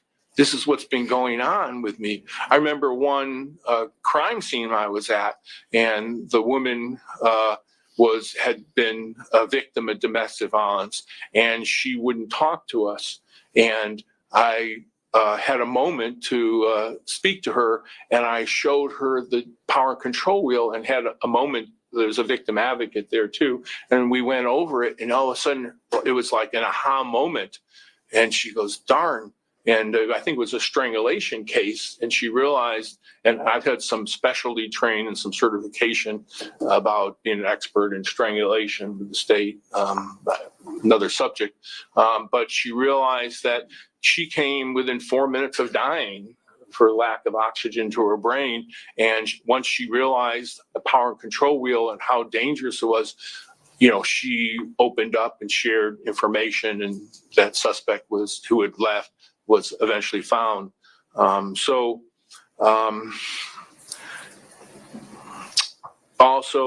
statistics show that domestic violence victims will leave, on the average, about 8 times they'll leave their perpetrator before they finally leave. It often happens. And there's also socioeconomic and ethnic groups that have unique attitudes to domestic violence. This idea of protecting a child for the mother as a characteristic is very, very significant. I guess I'll take a short moment. There was a particular case that comes to mind. This mother was very abused by her husband, and he made her stay. I'm going to object. We've just gotten into a narrative. I think he's established this fact. Sustained. To the narrative. Okay, so you want me to skip the story? Yeah. Sure. all right. Describe what coercive control in a relationship means. Coercive control or acts of assault, threats, humiliation, you're trying to create harm, punishment to frighten the victim, much in the manner that we're talking about a pattern of power and control. By creating fear, they work towards, it's all working towards controlling the victim. Of course, like I say, the power and control wheel is the tactics, along with physical violence and sexual violence. And then we get into that appeasement or compliance that I've talked about. They want to avoid the pain of the conflict. And pain can be emotional pain. I've had women tell me, I rather get slapped upside the head, excuse me for the phrase, but then be told I'm ugly or fat, or my self-esteem totally crumbled. And so don't underestimate how important emotional control is in that sense. Do these offenders always behave violently, or does abusive behavior happen in cycles? No, as I've explained, it's not always violence. It's perceived violence in terms of the threats are enough to create fear in a victim that because of some assaults or, like in using intimidation, making her afraid by looks, actions, gestures, smashing things, destroying property, displaying weapons. These are all acts of intimidation that affects them and can create a great fear, and because of the narrative they project, the reality that they're living as the victim, and they get into this compliance mode, and it's can be very dangerous. There is, in terms of cycles in the industry, I'll call it, we recognize there can be kind of this rain, sunshine sort of a model, that there's acute abuse, and that's kind of symbolic of it raining. And then the sun comes out and there's like a honeymoon phase with couples, and all the sun, everything's nice. There's no violence or no emotional abuse. And then all that rain with the hot sun, clouds form again. And then the clouds are too heavy to carry the rain, and then it rains again. So there's some relationships, not all, but there's this cycle of violence or emotional abuse, and then a honeymoon. There's also a cycle, a generational cycle that I'm aware of, that you grow up in a family where roles are very defined. The male is the head of the household. The wife doesn't, oppose him. So sometimes that cycle goes, I see it in my clients, from generation to generation until it can get someone breaks free from that. And maybe that male realizes that's not the best role to have. And a female realizes, I don't deserve this, and they move on. So that's another cycle. Does the victim, Mr. Ferris, always appear to be afraid or act like they are afraid of the offender? Definitely not. This gets back to what I've already been talking about. They're hiding that fear from friends, families, and for good reason, in the sense of the consequences of laying it out. And they may not understand all what's going on with domestic violence, but sometimes I've had victims say that they deserved it, that they caused the violence, that they didn't keep the house clean enough. They've got almost a brainwashing going on about what's expected of them as a woman, and they found this, I'll call it a dissociation from the facts. Mental health term, kind of an avoidance that allows them to comply because of their fear. And so it becomes, no, they don't always appear to be afraid. So let me ask you this. How common is it for the victims to smile and act happy? I'm an objector. I think we've gotten far afield from what needs to be established under Dabert. As far as domestic violence, I'll stipulate he has this knowledge as to domestic violence at this point, but I think we've gotten far afield from what needs to be established. Judge, I might recall for the court that they played the video of them all in the I'm restaurant. not sustaining. I mean, this is your proffer, so. Yeah. You Thank you. You tell me what you want me to know about your expert, and I'll decide what he can say and not at Thank trial. you. Would you elaborate on how common it is for the victim to smile and act happy? Very common. And it speaks to what I've already been discussing, that they try to hide the abuse from others sometimes for personal reasons. They don't want him to get in trouble. I've had mothers that are financially dependent, and they don't want him to go to jail or prison, because how will they take care of their kids? So they sacrifice themselves. They are afraid of, what society is going to say, or they're afraid of the abuser. So especially the afraid of the abuser is a really big part, and that they stay in line. And again, it speaks to this idea of compliance or equilibrium, as I call it, finding the lowest resistance to survive. And so they get into survival mode, and that walking on eggshells. And as a therapist, when victims come to me, we've got to kind of untangle this stress and trauma and come to terms with that, because they've gotten kind of in this lifestyle of compliance and all the hurt that comes with that, and how their self-esteem's been damaged. I could go on and on with that subject. All right. So tell us a bit, if you would, Mr. Ferris, the role that appeasement plays in domestic violence. It plays a huge role. We could say appeasement. We could call it compliance. We could call it walking on eggshells. We could call it don't poke the bear. Go along, get along. Go along, get along. It's all about avoiding pain, and that's the very technique, the fear. I'll use fear as equivalent to pain. That is a way to control. Hence, why this is called the power and control wheel. These are techniques, along with physical violence, that are used to control their victim and get them. And there's an ownership. I've already mentioned a certain ownership, the jealousy, etc. And also, I found some of my abusers become obsessed with their partner, that ownership quality at all costs, and they're just highly obsessed, and it can get very dangerous, actually. I've worked cases where there's been suicide, homicide, that if I can't have you, nobody can have you. And if a victim realizes that their perpetrator is capable of hurting them, they're going to go along, or they're going to, get on a jet and fly somewhere real far away.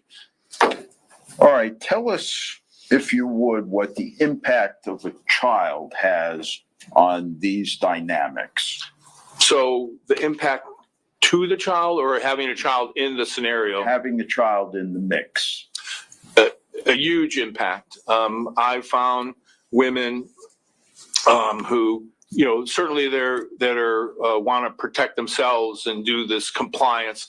But when there's a child involved, and if they have a strong maternal instinct, they're going to sacrifice themselves to stay in a relationship. I've worked many cases, to my surprise, where there was no reporting of the violence or domestic abuse occurring.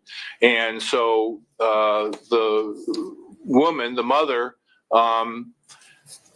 wouldn't seek a divorce, because they knew, typically in our state, if there's no extreme reason, criminal history, drug history, violence, etc., it's going to be a 50-50 custody. So I've had women who have stayed in the relationship, taking the abuse, because she's so concerned that she wouldn't want her child to be alone with that perpetrator. She sees him as a brute or a bad role model, etc. And might that type of a scenario play out with the woman acting happy in an effort to go along and be in the company of the abuser to protect her child? Without a doubt, that's the whole scenario. And and there are women that are better at it and more sophisticated at it than others. I'm just finished working a case where her family, as I interviewed, I won't make this long, but there was abuse. He's in prison. She was pregnant. She gave birth while he's in prison. She stayed with him. A couple years later, she was running his business while he's in prison. She finds out he's getting out early in 3 months. She commits suicide. She hangs herself because she was so afraid of him coming back. The grandparents, the maternal grandparents, have the child. I'm working on that custody issue and the criminal cause.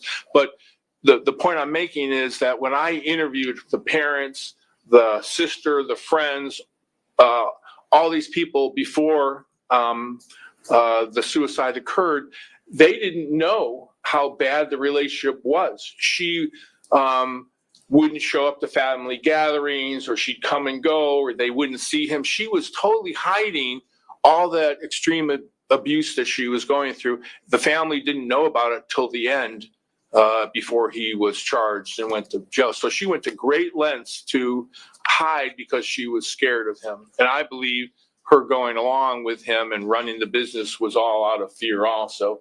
And then she couldn't face it and decided to leave us. A few questions, if I can, as it relates to domestic violence abusers. What have you found in your experience and education as it relates to their ability to charm and deceive others? Yes. I found this in a majority of the cases. They want to project an image, again, hide the abuse. Sometimes that's their strategy to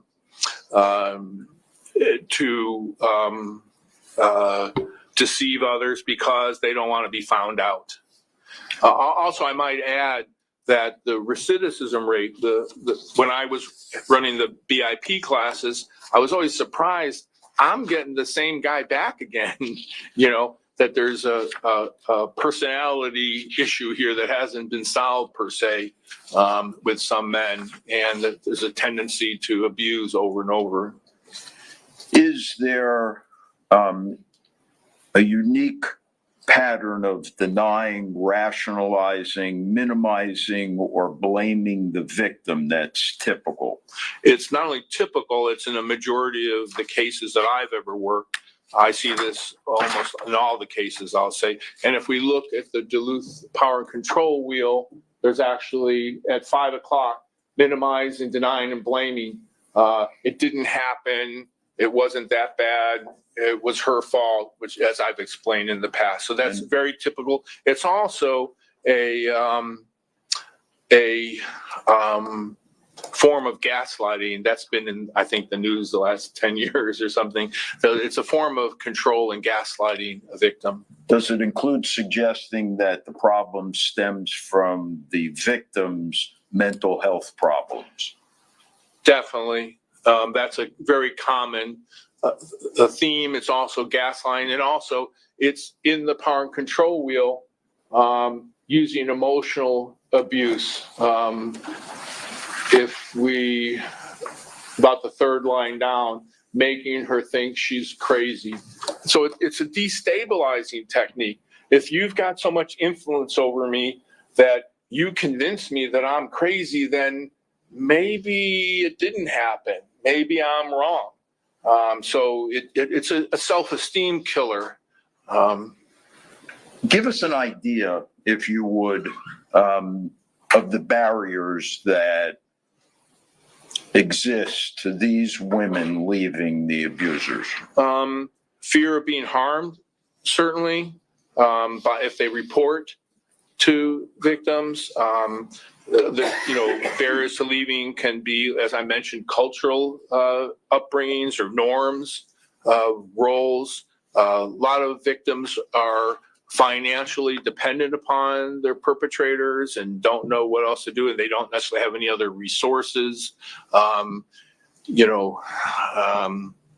sometimes when I do trainings, I confront my audience, especially when I've got law enforcement or victim advocates, about their expectations of victims leaving that, perpetrator. You expect her to walk out on the street with 4 kids and she doesn't have a credit card and no family. And, and I kind of go into this a little deeper. I'll avoid doing that now. The fear of losing her children. So sometimes victims have experience with DCF. They understand what can be consequences if it's reported to DCF. So they don't want to report because, and I've been party to this in a lot of cases and termination of parental rights cases I've been involved with, that if she's staying with the abuser and a child, and I like I mentioned, I taught a class for DCF to men and fathers and mothers, and also trained on this a lot, that exposure to a child to trauma is trauma to that children. Separate from the traditional child abuse that we think of hitting the child or not changing the child's diaper, not having food, but actually subjecting the child to the yelling, the screaming, the abuse is trauma to that child. So if a female doesn't report and she's found out, then that can be considered a failure to protect. Now all of a sudden, and she's still a bona fide victim. So now she's being held accountable. Her children might be removed. She's got to go see people like Bruce Ferris for counseling. She's got to do all these classes. So there's and many know this, so they don't want that to be out and about. Also, sometimes I've had women, they still love him.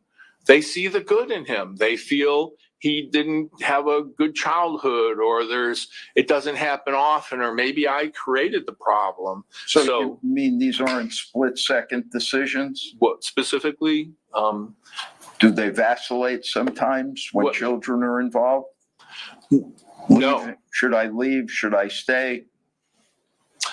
I like to think of it as an evolution to leaving, but what's the motivation? If you're in that isolated situation of just he's the one, he's your world, where's the education? Where's the involvement? That's what the role of a lot of our domestic violence shelters are in outreach, and is to involve and educate. And yes, here's services you can have, here's someplace you can safely go. But that denial that violence will happen again is not uncommon. That feeling that it was her fault. Religious reasons. I'm always kind of surprised that, and I mean no ill towards any religious group. I don't mean to say that, but I found sometimes ministers or churches, very concerned about marriages or not getting divorced, and they actually recommend or counsel people to stay together that are hurting each other, and so that's an issue. This idea that he will hurt her if she leaves. In this quote, "I'd rather see you dead than with someone else," is not uncommon. And also the total power and control continuum and the use of that to control their partners. Is there a particular time in these kinds of abusive relationships when violence is most likely? Definitely. The most violent time is when she goes to leave and he knows about it, or he's there. In other words, when he forms the perception that the realization sets in that this is the end. When she eventually puts her foot down and makes that clear, that's, and I know from my certifications doing fatality reviews with Johns Hopkins University, that's, and then danger assessments, there's a high probability of fatalities or extreme bodily harm at that time. It's very dangerous. When we do many shelters and victim advocates that might be affiliated with the state attorney's office or wherever, they try to establish a safety plan with victims. And that plan will include, when you leave, it's when he's not home. Don't do it when he's home. And also have a safe, unknown location to go to. I have many stories I could tell of of women being hunted down and actually killed because of he knew where they were. And that just the trauma of that, I don't, even though I work in this field and I've been doing it for 20 years, it's hard for me to conceive that cloud over me of being subjected to being violently hurt. And if I am, who's going to raise my child? And will he hurt my child also? It's overwhelming for those victims. And I certainly see that in my practice, my counseling practice. So let me ask you this as we close. Given your education and experience as a law enforcement officer, tell me, is there a general bias against females by males?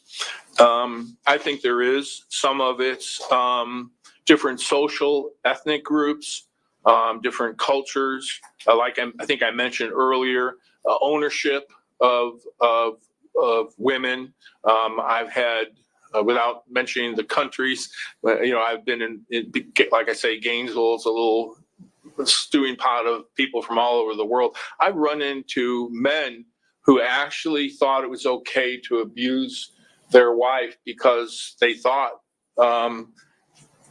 she belonged to him. And I said, sir, this is America. That's not how it works. So this ownership can be cultural.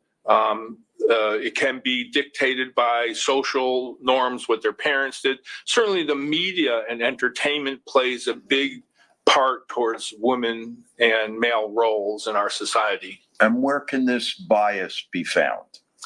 Everywhere. Everywhere in society. Including our institutions? Including institutions. And would those institutions include law enforcement? Law enforcement, and of course I worked in law enforcement, and I was always surprised at how I constantly had to, I actually became a little internal affairs detective for my officers who didn't understand domestic violence and had biases. And I was always surprised of the biases and found sometimes they were personal. An officer's going through a divorce. So all of a sudden he's at a crime scene and he treats the female badly because of his own world, not enforcing the law appropriately. But yes, it can be, not everyone reacts the same way as a victim to domestic violence, and especially with other people. Some people have developed a very fat affect. In other words, they don't show emotion, and that's their coping skill. They actually shut down. They do this dissociative sort of thing. Other people become hysterical and exaggerated in describing. So every person is different. Just because you... I'm going to object to narrative and non-responsive to the question. Sustained. All right.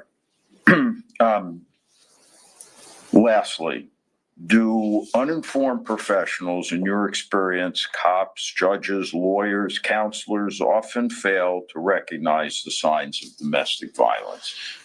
They do.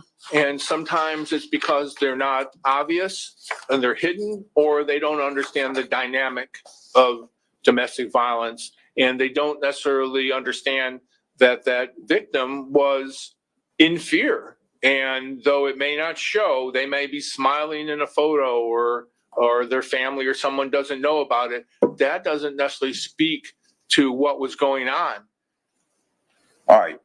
Now, would you be able to relate these principles to the facts of a domestic violence case with any kind of reliability? 100%. Have you done that before? Routinely. Is that what you in fact do as a professional? It's one of the major things I do. I might put as a footnote, I'm a therapist. So sometimes clients come to me and I'm helping them with their anxiety and their depression and generalized mental health issues. But many of my clients, because I focus on domestic violence, I'm helping them understand, or the perpetrators, I'm helping them change their attitudes, usually through what I call cognitive behavioral therapy. And I could go on and on. All right. Could you make that application and its reliability by studying the facts and documents relative to a particular case? Actually, this is one of my professions. All right. I'm hired by the state for cases doing domestic violence assessments, and sometimes I never get to interview some of the parties. Maybe they're not available, they're in prison, et cetera. In private practice, and also, like I say, through DCF, I've been hired. So I look at the characteristics, what fits, what was there a display of a weapon? Was there all these different things? And would you be able to do the same application with the same reliability through a series of hypothetical questions? Certainly. All right. And if I can, I would admit that I can. Yep. Finally, let's talk about battered spouse syndrome for a moment. Are there any characteristics in traditional battered spouse syndrome that might distinguish it from an otherwise domestic violence abusive situation? Good question. So basically, the abuse is the same. I think what makes battered spouse syndrome or battered wife syndrome, different terms through the years, different is oftentimes the victim still lives with the abuser, and there can be a history of extreme violence or violence occurring and traumatizing the victim. But the techniques of power and control and compliance and fear and how they hide it and all those things are completely the same. Thank you very much. I have no further questions.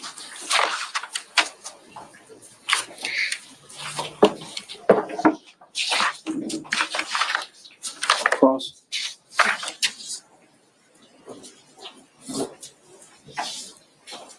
Good afternoon, sir. Good afternoon. Have you ever testified as an expert on battered spouse syndrome? No, I have not. Do you consider yourself an expert on battered spouse syndrome? I consider myself an expert on domestic violence, not necessarily the BSS uniquely. I haven't been recognized by a judge in that, doing that. So I think that for me, there's really no difference other than that distinguishing fact, whether they live there or not, or whether there's been physical violence or not. It's still the same dynamic. The victims are the same. But you could recognize the law might make a distinction between those two things, an expertise in those two things. Well, I think I'm expert enough to understand that. I just haven't testified uniquely in BSS.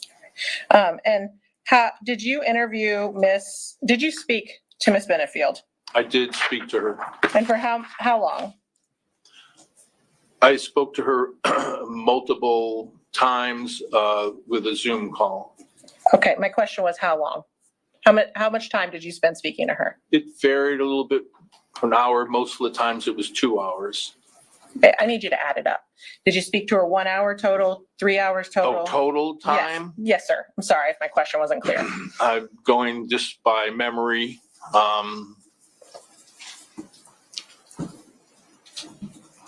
I'd be guessing a little bit here, so I apologize.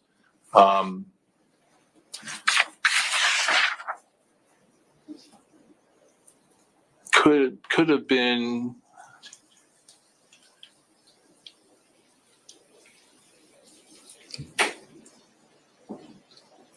I'm just trying to could have been 15 to 20 hours easily. So you spent 15 to 20 hours speaking to Ms. Benefield? I did. Okay. And did you review paperwork in this case? A lot. That's how I came to my conclusions, uniquely from the paperwork. When you say uniquely from the paperwork, are you telling this court that you spent 15 to 20 hours with Ms. Benefield, but you didn't base the opinions that you gave previously in a depot on that time? That's true. I did not do an assessment of her. I was not hired to do an assessment. I did not produce an assessment. Well, what were you doing for 15 to 20 hours?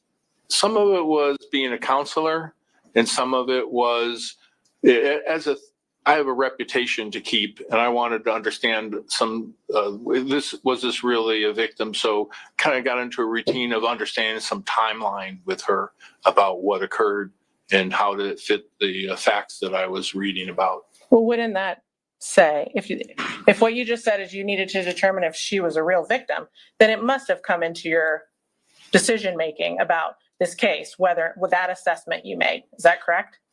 Could you restate the question, Well, please? you just testified that you spent 15 to 20 hours in this Benefield, and part of that was to make an assessment on whether or not she was a real victim. And No. so, Not to make an assessment as I compared the facts that I knew from what I was reading. I wanted some validity, and then some of my time was being empathetic and listening to her. But my conclusions I've come to that I talk about in the deposition were 100% from the discovery. Those were the items, and I could list them for you if you'd like. did they include the stand your ground motion filed by Mr. Taylor and the defendant? At the time, that was one of the items.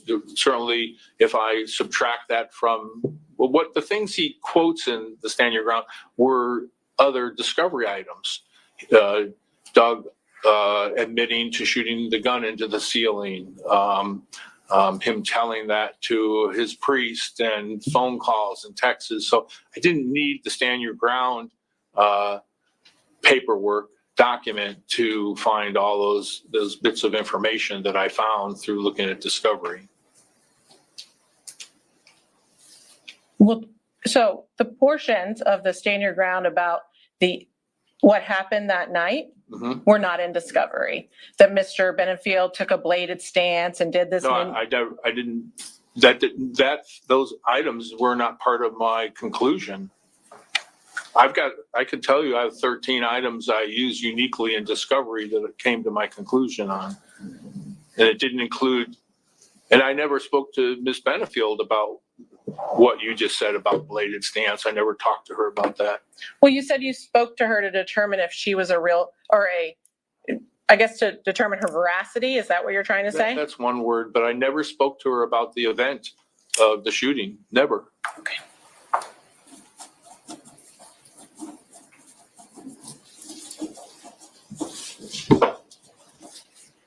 Did you speak to her about the other things that were in the stand your ground hearing and the discovery from things that had occurred in the past? I think some of the things did, yes. As I think about,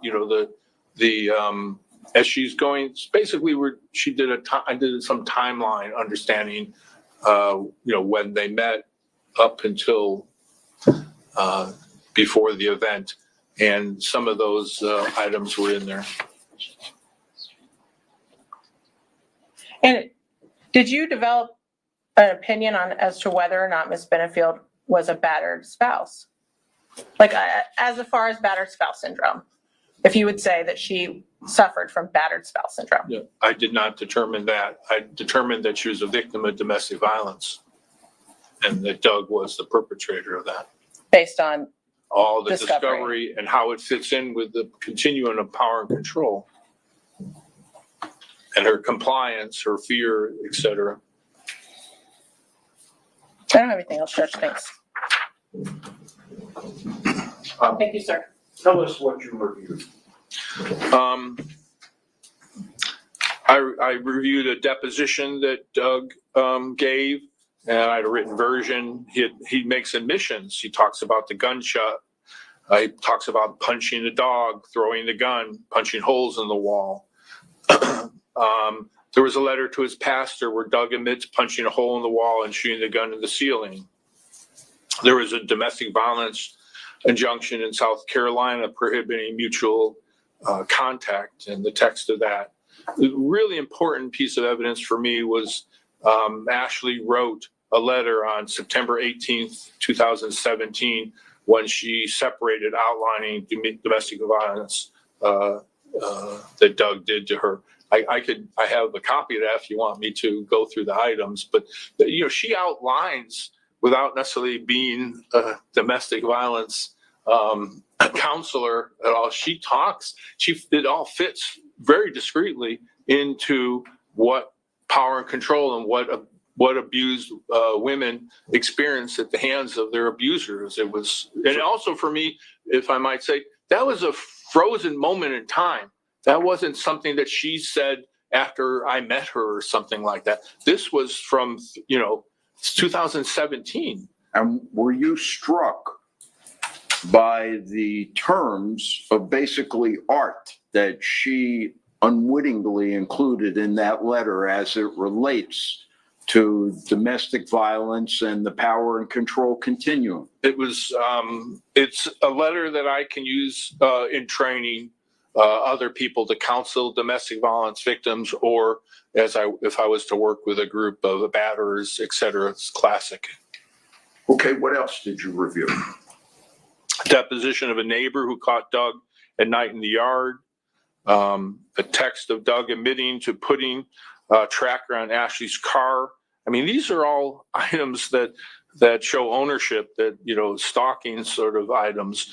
A text from his ex-wife documenting him physically abusing her on her honeymoon. So this gets into his character, and Deck is not responsive. The question was, what did you review, not his opinion about them.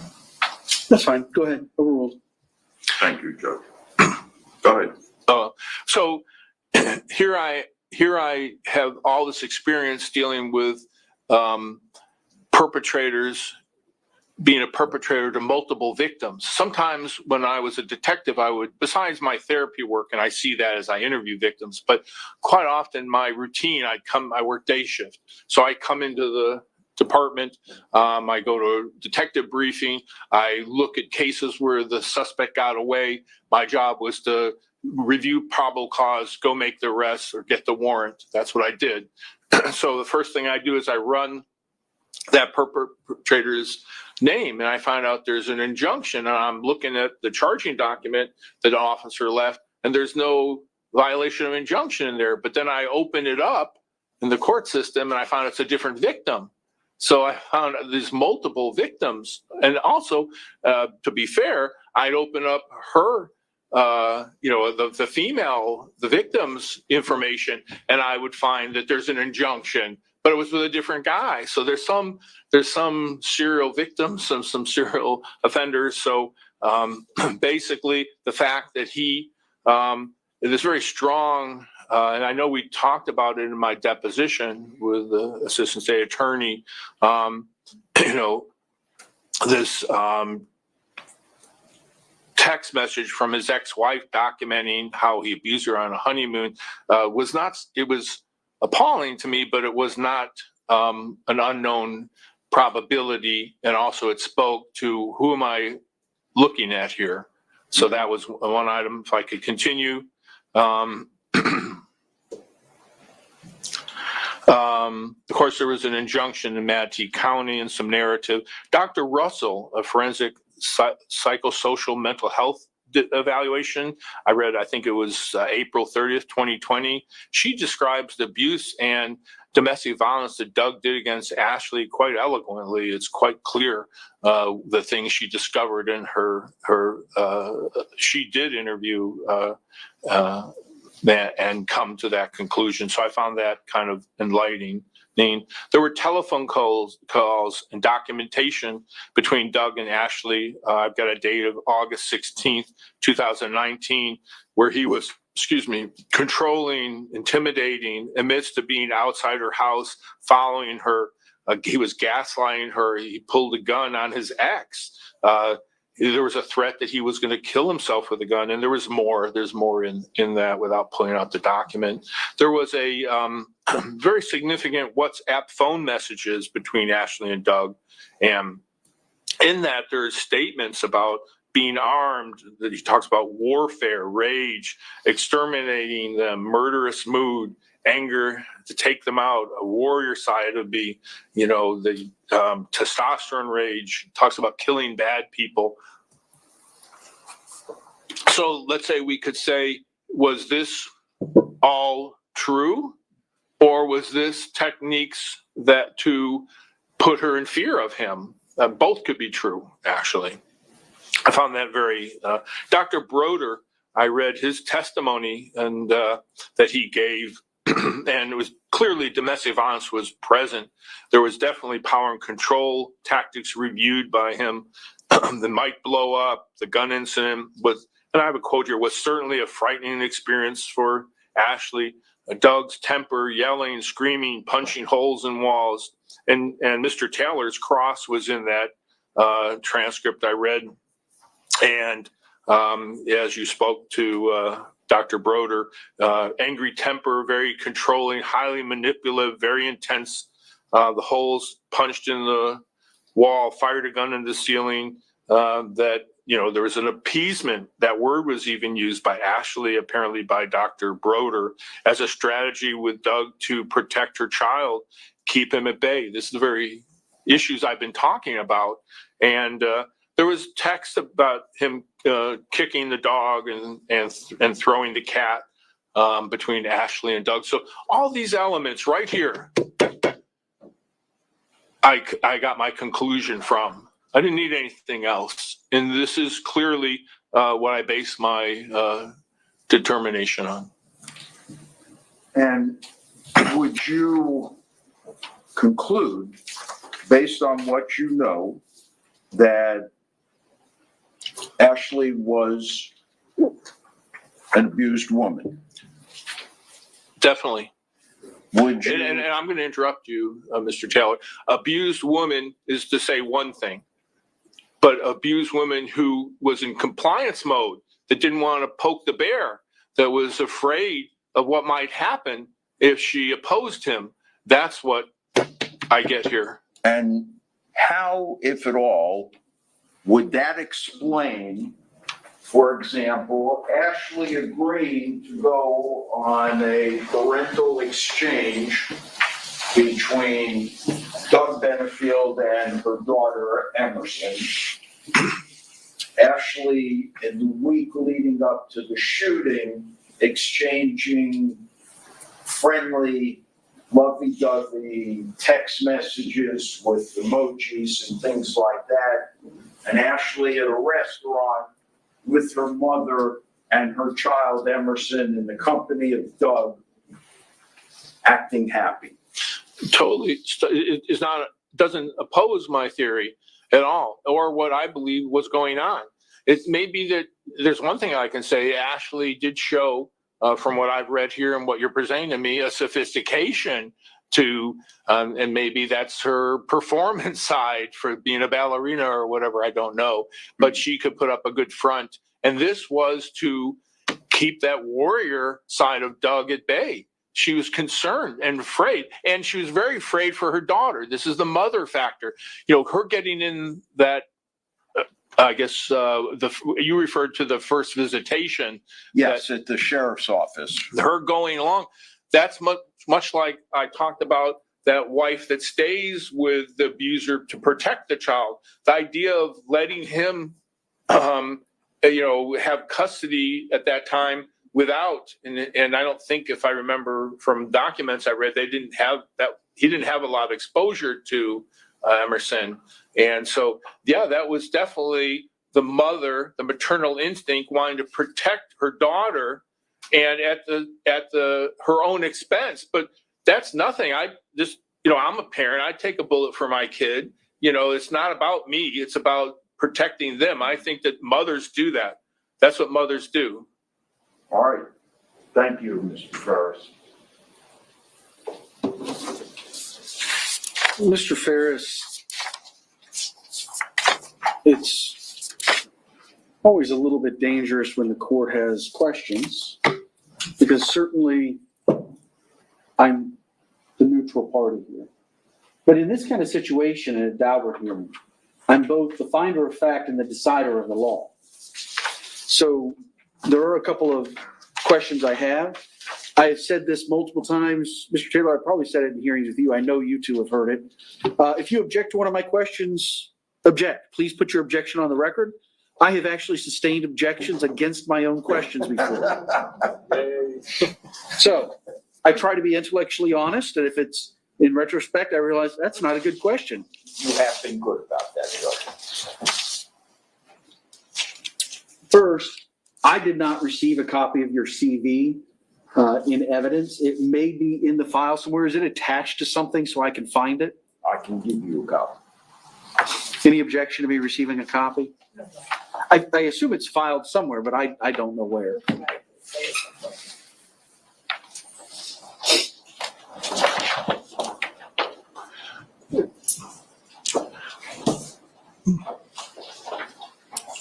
Judge, may I make a statement briefly?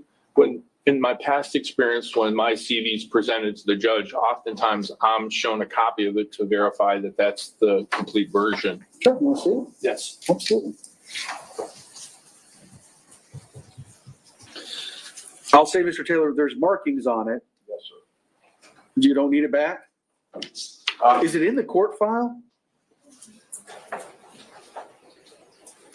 I don't know if it's attached to the deposition. Let me take a look. So here it is. No, I'm informed we don't believe it's in the court file. All right. And so, sir, this appears correct? Yes, it does. Thank you for letting me look at it. State, the copy that I've been given looks like there's highlighting where someone was making notes to highlight certain things to talk about. There's a couple of pages where there's some red pen markings where something has been circled or underlined. Any objection to me taking this and reviewing it?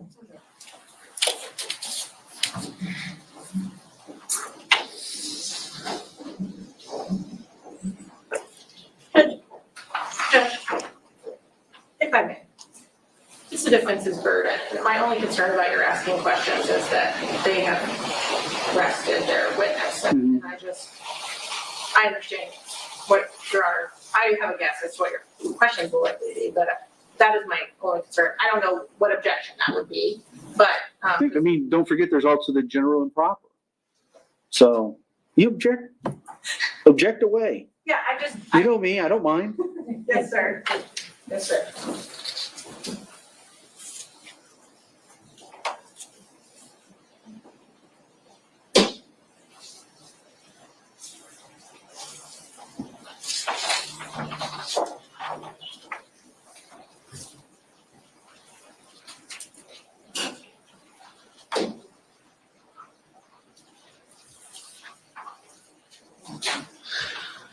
All right, and then you had gone through a list of 13 things that you had reviewed. Yes, sir. And I was writing them down as we went, and I'm taking notes. I only got 12. Okay. So do you want me to briefly? I do. I don't want the narrative portion. No, I just want you to tell me. Or you tell me. Okay, I'll tell No, you. it's got to be the other one. You have to say to me. I'll give you the first 3 or 4 words of each. Number 1, deposition of Doug. Number 2, letter to pasture. Number 3. A little slower. Okay, sorry. Number 3, DV injunction from South Carolina. Number 4, 9/18/17 letter from Ashley. Number 5, deposition of neighbor. Number 6, text of Doug admitting. 7, text from ex-wife. 8, the DV injunction. That's Manatee County. Number 9 was Dr. Russell. 10 was the telephone calls between Doug and Ashley. Number 11 was the WhatsApp phone messages between Ashley and Doug. Number 12 was the Broder testimony. And number 13 was the text, kick dog through cat and between Ashley and Doug. Can I just ask to clarify, you said phone calls between Ashley and Doug, is that what you said? Yes, from 8/16/2019, I have a transcript of phone calls between them. Transcript of phone calls? I believe so. No.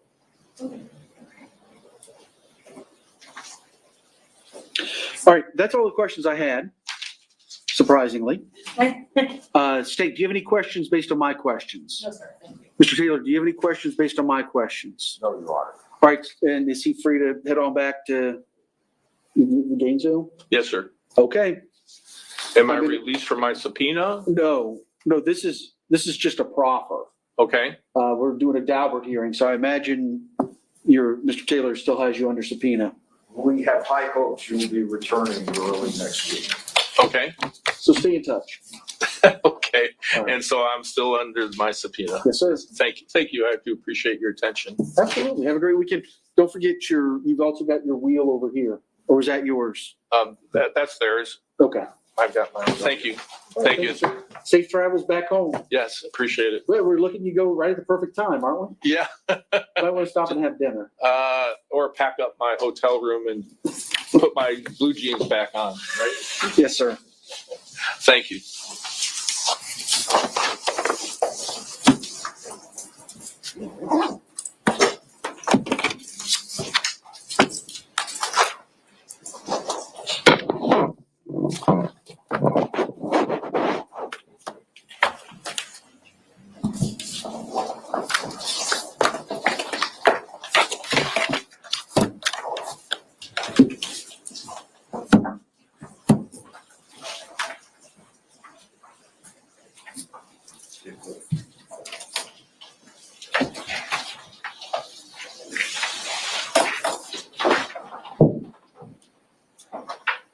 All right, the witness has left the courtroom. Did you have any other witnesses' testimony or evidence you wanted to put on for the Dabert hearing? No, sir. State? Did you have any evidence, testimony you want to put on? No, sir, thank you. All right, I'm ready for argument.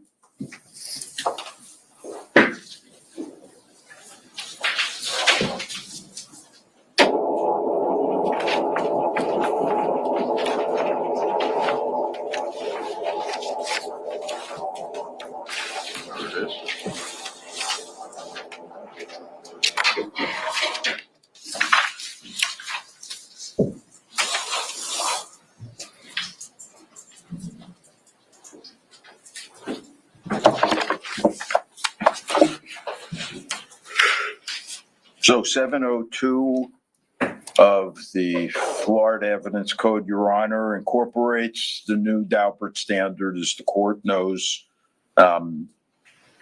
provides if scientific, technical, or other specialized knowledge will assist the trier of fact in understanding the evidence or in determining a fact and issue.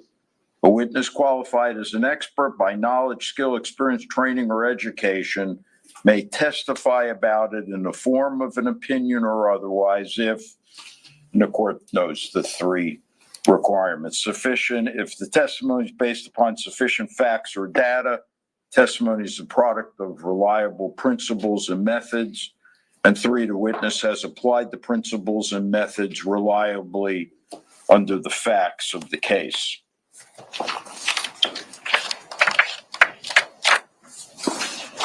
The state's theory of prosecution, although it was changed this afternoon from the release of the Broder report to the injunction that was set for the 30th,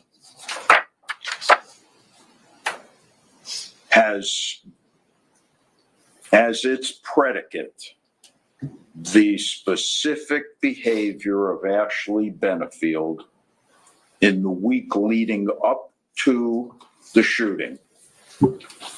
And included in those text messages, as was the video at the restaurant, as well as the state's focus on how Ashley Benefield behaved in the presence of Douglas Benefield, but behaved differently when she was by herself, and how she led Douglas Benefield to believe that she wanted to reconcile, but in private, she clearly disclosed that she did not want to do that and wanted the relationship over. And finally, the instances where Ashley Benefield, as a result of the parental time sharing, accompanied her daughter, Emerson, and went with Doug, that Stephanie Murphy testified to. They were the picture of tranquility, that Ashley was very pleasant, happy to be in Douglas's presence. So what we know And what the record reflects, based upon Mr. Ferris's testimony and the Duluth Power Wheel and its model for the evaluation of domestic abuse, is that this is a classic sign of an abused woman who is in compliance, who indulges in, as Dr. Broder used the term, appeasement. Go along, get along. It keeps the beast at bay. And now, that element having been injected by the state in their case in chief, we, on behalf of Ms. Benefield, are prepared to meet with expert testimony explaining to the trier of fact, the jury in this case, exactly why the state's evidence of Ms. Benefield's compliance can be dismissed, can be explained, because this is the MO of abused women, women suffering from domestic violence, especially when a child is involved. So here's what, as the court knows, the Oquendo decision said, and it's the second DCA decision, referring to battered woman syndrome. Again, the notice we filed was notice of battered woman syndrome, but I footnoted it because two elements are not present. Those two elements are that Ms. Benefield had left the home and that she had not been physically battered by Mr. Benefield until the day of the homicide. But, as the court heard from Mr. Ferris, it's inconsequential. It is the same syndrome. It is the same abuse. It carries over, and it explains under Duluth Power and Control Wheel why Ms. Benefield would engage in those kind of text messages 1 week before the shooting, why she would appear happy at the restaurant, why she would accompany her child at the parental time sharing with Doug, why she would try. Please not get behind me. I'm sorry. Why she would try to get along, go along. No, but I don't want to bother you. So here's what the Oquendo court said. Well, actually, before we go there, we should go first to the Supreme Court case of Kathleen Wyand versus the state of Florida.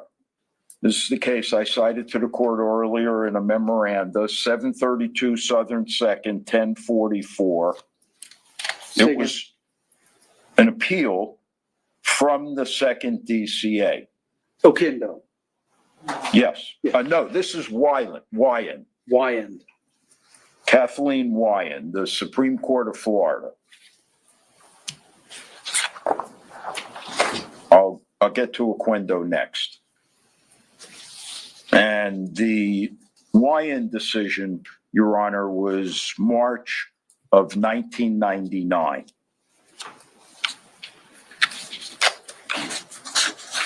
The Supreme Court rejected the second DCA's position in the Wyand case and instead embraced another circuit's decision, and it turned on the following question: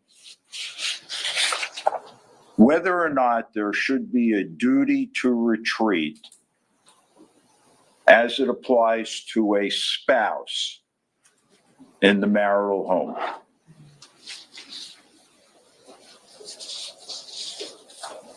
The Second Circuit had insisted on giving the instruction in a homicide case. The Supreme Court said, hey, look, we've learned quite a lot about domestic violence, and we're uncomfortable having a duty to retreat imposed upon a wife because of domestic violence. And it would render the wife's ability to defend herself in the face of battering and domestic violence ineffective. So we're going to reject that. We're going to retreat from our earlier decision that held there was a duty to retreat. And this is what they said about why. It starts on page 1052.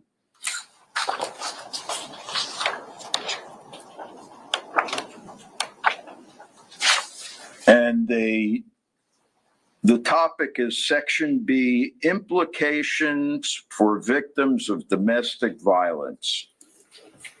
And they talk about how much of the public policy in this state has changed based upon increased knowledge about the plight of domestic violence victims.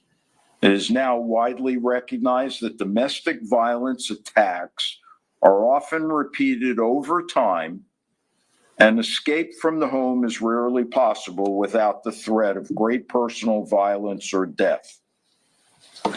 During repeated instances of past abuse, she has retreated only to be caught, dragged back inside, severely beaten again.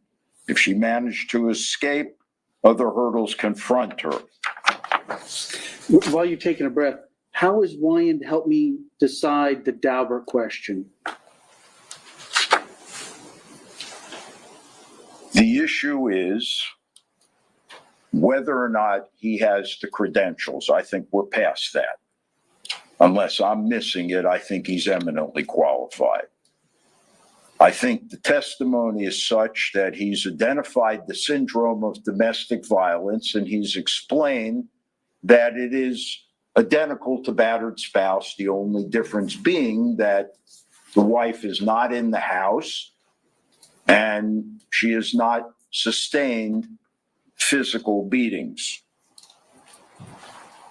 So this case in Wyand goes on for several pages talking about how domestic violence, the evolution of public policy, and the recognition of the plight of victims of domestic violence needs to be addressed and should be addressed by virtue of expert testimony. When you take that into account and you recognize what the Supreme Court is acknowledging, Judge White, about the timeliness of domestic violence, which is the overarching umbrella, battered spouse and those two components coming underneath it, you then go to Oquendo. And in Oquendo, they serve it up perfectly. Under Florida law, battered woman syndrome is not a legal defense, but rather is used to explain the woman's experiences and state of mind to the jury. In the context of self-defense, it is used to show that because of the prior conduct of the batterer, the woman reasonably believed that taking the batterer's life was a real necessity. And then they distinguish post-traumatic stress disorder. And they hold, as such, unlike PTSD, it is possible for battered spouse syndrome to be relevant in a way that is consistent with the objective, reasonable person standard for the justification of self-defense. So we know in a homicide case, based on the law and the jury instructions, Ms. Benefield is entitled to introduce specific instances of conduct of Douglas Benefield that are consistent with violence. We have endeavored to do just that throughout this trial thus far, with considerable resistance, but I think we finally started making some progress once the court felt the predicate had been laid. We cannot, this jury must understand, and both the case law that I cited to Your Honor clearly says that it is a proper subject for expert testimony, domestic violence. These jurors must understand why a woman would do what the state has alleged she did, and as a result, they should find her guilty. That is to say, getting along with Douglas Benefield and the text messages that they put into evidence. So, given the credentials that he's established, given its reliability, given the tests that it's been vindicated with and that DCF employs, the Duluth Power Control Wheel throughout the state of Florida, given the fact that this is a domestic violence matter involving self-defense with specific instances of domestic violence, how can I successfully defend if I cannot explain to the jurors the essence of the state's case as to why Ms. Benefield is a malingerer in effect? That is to say, if she acted happy 1 week before the shooting, if she went ahead and got in a car with Doug when they were exchanging temporary time sharing, if she acts happy at the restaurant, then she obviously wasn't scared of Doug. And that's the whole issue. That's exactly what was at play on September 27, 2020, and why Ms. Benefield's perception of Douglas Benefield was so fraught with fear.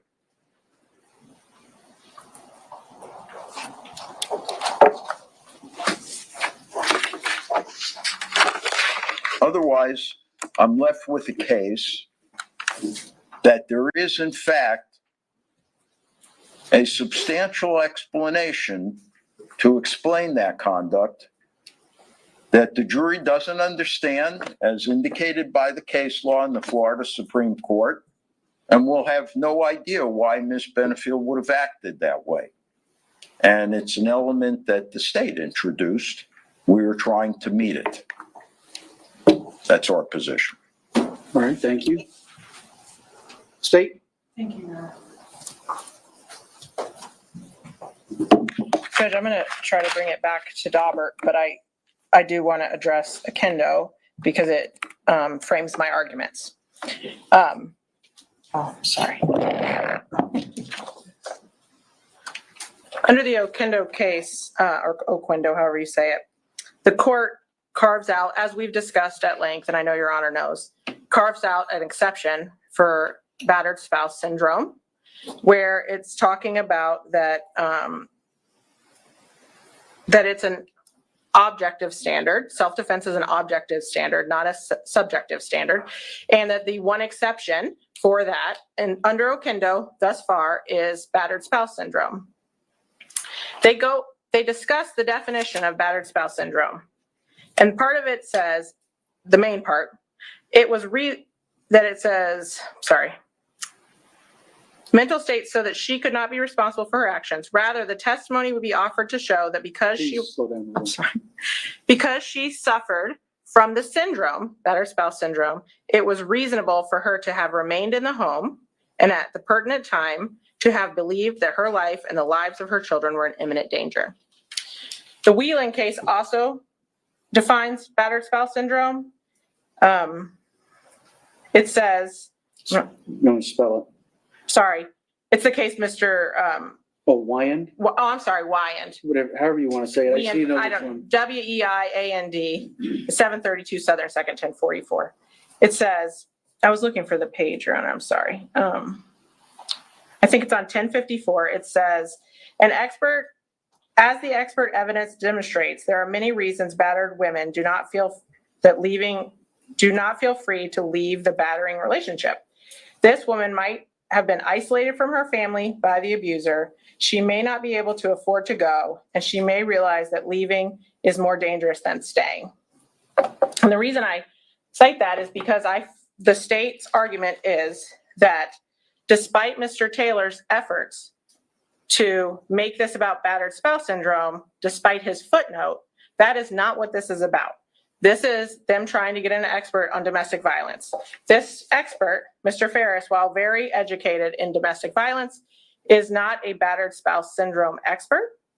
He does not say that this defendant, although I find it incredulous that he spent 15 to 20 hours with her and reviewed things that the state doesn't even know what they are, that he only based his opinions on those documents not meeting with her. But nonetheless, if he were evaluating, the reason that's important and the state asked it is because if he's evaluating her for battered spouse syndrome, which he clearly wasn't because he admits he does, that's not what he was doing. There's only two options for that, and your Honor's aware of that. That one, if she's evaluated, then they have to file notice and we are allowed to evaluate her. That's not what we're operating under here. So the other one is that their expert must not have evaluated her. And the state would argue that no matter what Mr. Ferris claims, that's an evaluation. The things he did were an evaluation.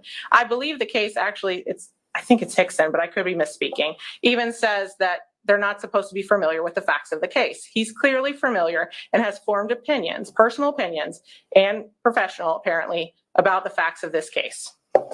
And the reason that's important is because the state would argue that this defendant has failed to meet her burden under Dabert, that this expert is an expert in battered spouse syndrome, that the testimony is based on sufficient facts or data, and that it's a product. I don't think he met any of the prongs as to battered spouse. As to domestic violence, I would admit he certainly has the skill and knowledge. But even then, I don't think that the methods were reliably, it says the witness has applied the principles and methods reliably to the facts of this case. The facts he got were incomplete and evidently biased because some of them include items that were never provided to the state, including transcripts of phone calls that the defense felt were appropriate. So the state's argument is that, one, the only option for them is battered spouse syndrome. They have certainly not met the burden for that. Under Okendo, the domestic violence should not be admitted.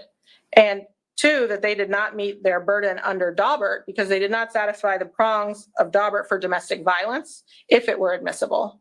And I don't know what they expect Mr. Ferris to actually testify to. I think 75 to 90% of what he said today is inadmissible. Stories about other people, those kind of things. The state is of the opinion that his opinions that this defendant is a victim of domestic violence are inadmissible. That's an inappropriate opinion for him to be making. And finally, the main prong that they have not met in the state's opinion is that it says if the scientific, and I'm citing Booker, but it's from Dabert, the scientific, technical, or other specialized knowledge will assist the trier of fact in understanding the evidence or determining a fact at issue. The state has put forth motive evidence and evidence of how she was acting in the weeks before this murder. And it certainly goes to her depraved mind. But the concept of domestic violence and even the concept of the Duluth power and control wheel are not foreign to the average citizen.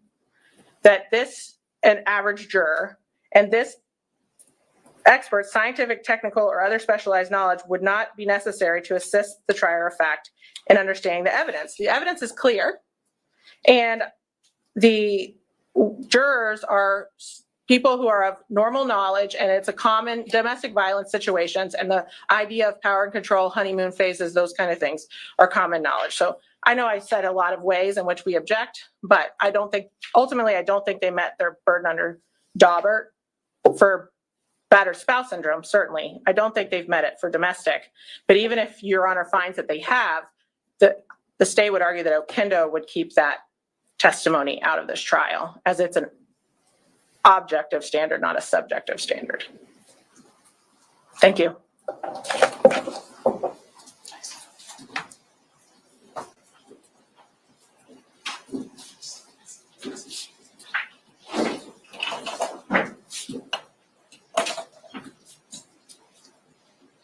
Rebuttal? Yeah.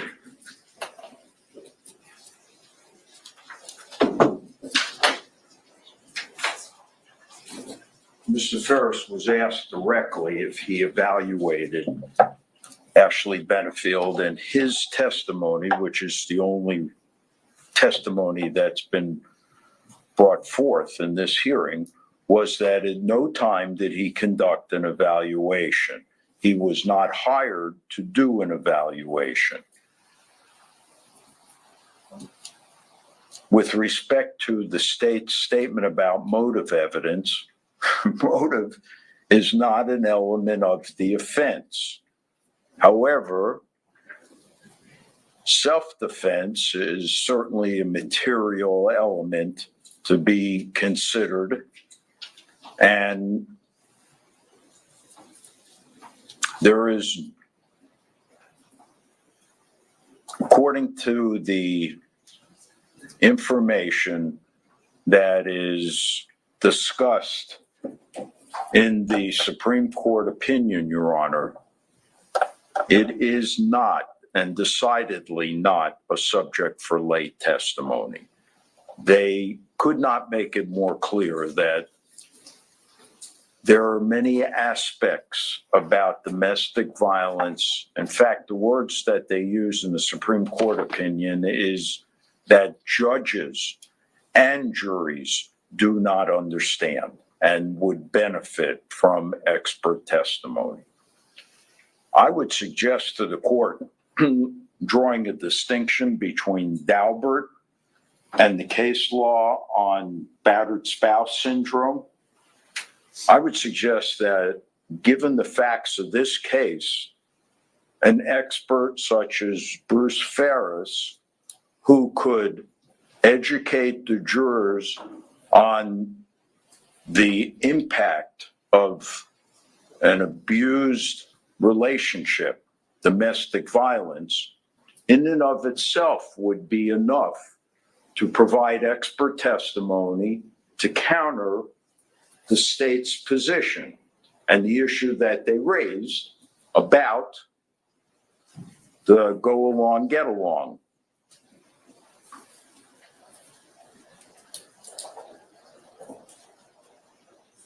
I think it's clearly beyond the scope of lay people to understand that. And I think that expert testimony would help explain it. So Dabert, of course, doesn't apply any less under those circumstances. However, it would not be restricted to the extent the court wanted to draw such a narrow line and say, for example, okay, well, this is not battered spouse syndrome because for it to be battered spouse, you absolutely must have the abused party living with the abuser, having had physical beatings. If the court wanted to draw a line that narrow, rather than include it under the umbrella of domestic violence, I would still submit to Your Honor that the testimony from Bruce Ferris clearly met the Dabert standard for admissibility, and I would call him as an expert witness on domestic violence. And if the court really wanted to narrow it even further as it relates to a woman who would choose appeasement and go along, get along. Coincidentally, like I think we had 4 psychologists testify in this case so far, and every one of them have used the same terms to describe this phenomenon. I think I need and I should be entitled to be able to explain that to the jurors. And I'm not going to be able to do that without expert testimony. So I think the state combines Dabert with the case law, and Dabert is the procedural vehicle for allowing expert testimony. All right, I do have some questions. Yes. I end the week, kind of as I mentioned at the hearing we had regarding Mr. Ferris before the trial started, whether it was last week or the week before. On July 11th, at a hearing, you said this was not a battered spouse case. On July 12th, you filed the notice of intent to rely on battered spouse syndrome. What is this? Are you arguing battered spouse syndrome or not? Okay, Judge, once again, I filed that notice with a footnote in the title, Notice of Intent to Rely Upon Battered Spouse Syndrome, footnote. Mm-hmm. And the reason why I told the court this is not a battered spouse case is because technically, Your Honor, battered spouse requires those 2 elements. I shouldn't even say it requires those 2 elements. Those 2 elements are generally present in the battered spouse cases that we've seen. So in my footnote, I said, as it relates to domestic violence. So I wanted to cover both scenarios. I wanted to cover expert testimony to explain this phenomena under battered spouse as it relates to domestic violence, because it's the same syndrome as you've heard. It's the same mentality. Everything about it's identical. But I also felt at the same time entitled, upon meeting the Dabert standard, to just call an expert on that particular issue. And this expert's eminently qualified to explain that kind of behavior. So Dabert is, again, the procedural vehicle that qualifies whether or not the expert is capable of meeting the standard. And that would apply whether it was to battered spouse or just as domestic violence. All right. So we've got the case law that we've all been discussing for the last couple of weeks regarding battered spouse syndrome, the notice that's required, why it's a carve out, why it's allowed when Okendo doesn't allow PTSD, other cases don't allow, significantly impaired intelligence, mental health issues. When I say mental health issues, I'm not talking insanity and so forth. I'm talking about, diminished capacity, right? Essentially diminished capacity, because we're looking at a reasonable person. Do you have cases that do not use the word battered spouse syndrome? They use domestic violence victim of domestic violence, and that is allowed in self-defense cases. All right. Would it be any different, Your Honor, than a criminal case of culpable negligent homicide, the issue being the trigger pull and the weight that it would take in order for the weapon to fire. And you call an expert to testify that the trigger in that particular gun was set to a particular level to try to explain to the jurors why that gun might discharge, and you're not necessarily negligent because of the discharge. Other weapons, if you banged against the wall, might not discharge. This one has a hair trigger. The defendant turned, hit the banister, the weapon discharged, shot and killed somebody else. If that expert met the Dabert standard, why wouldn't that expert's testimony be admissible to explain that? To try and explain to the fact finder who would not have that knowledge that indeed this could be nothing more than an accident that does not rise to culpable negligence, and therefore the charged individual is not guilty. And what I'm saying to the court is that evidence of domestic violence, if it meets the Dabert level, I should be entitled to defend and explain to them why she would engage in this type of go along, get along. So the answer is no, you don't have a case. I do not have a specific case on that point, no.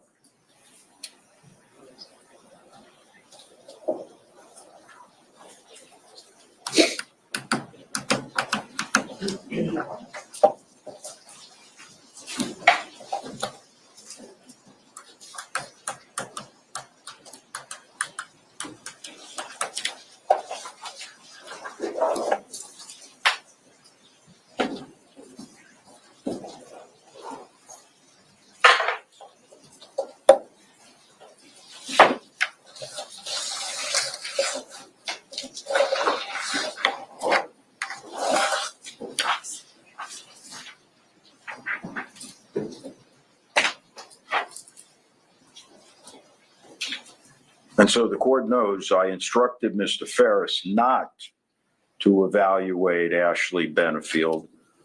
I had planned, if it came in under battered spouse, to follow the Heenum option, whereby he would be given a series of hypotheticals based upon facts and evidence. Excellent segue. That was my next question. I didn't keep track on the clock how long Mr. Ferris testified about the general properties of domestic violence, the Duluth wheel, the cycle of violence, his numerous anecdotes, personal anecdotes, and relatable anecdotes.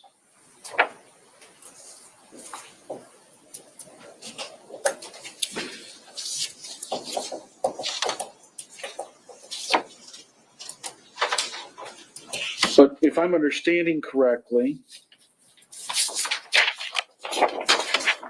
you are going to seek for him to offer an opinion that Ashley Benefield was an abused person and Doug Benefield was an abuser. Is that correct? No, not necessarily. That was for purposes of the hearing that we had. It would be my plan, if he comes in under the Heenum approach to battered spouse, Your Honor, to just have him educate the jurors about domestic violence and specifically ask him about the compliance aspect that would allow a woman to engage in the type of behaviors that the state has raised the issue about and injected the evidence that they have. I could then give him hypotheticals based on facts that were in evidence under the battered spouse syndrome exception. Or alternatively, were he to come in just as an expert on domestic violence, I had him review the discovery materials. As the court knows, he submitted to a deposition by the state under the Heenum approach or under just domestic violence expert. The state, as it says in the case law, would have had the option to get their own domestic violence expert. They haven't done that.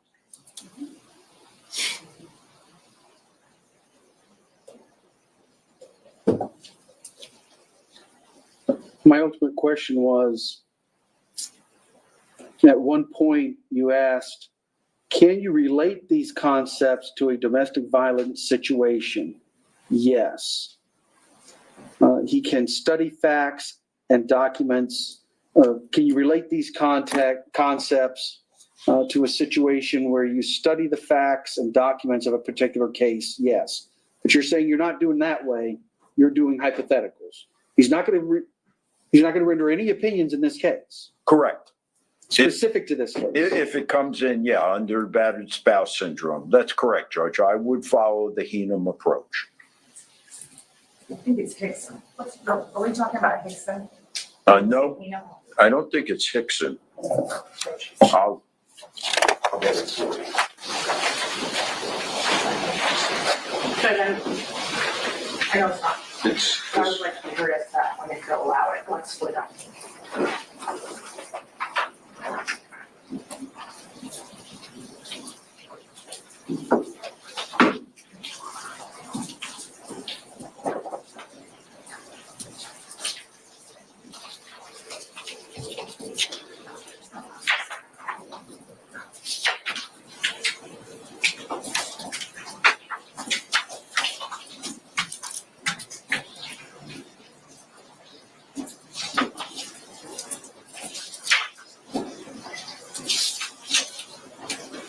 Jack, do you remember which case it was?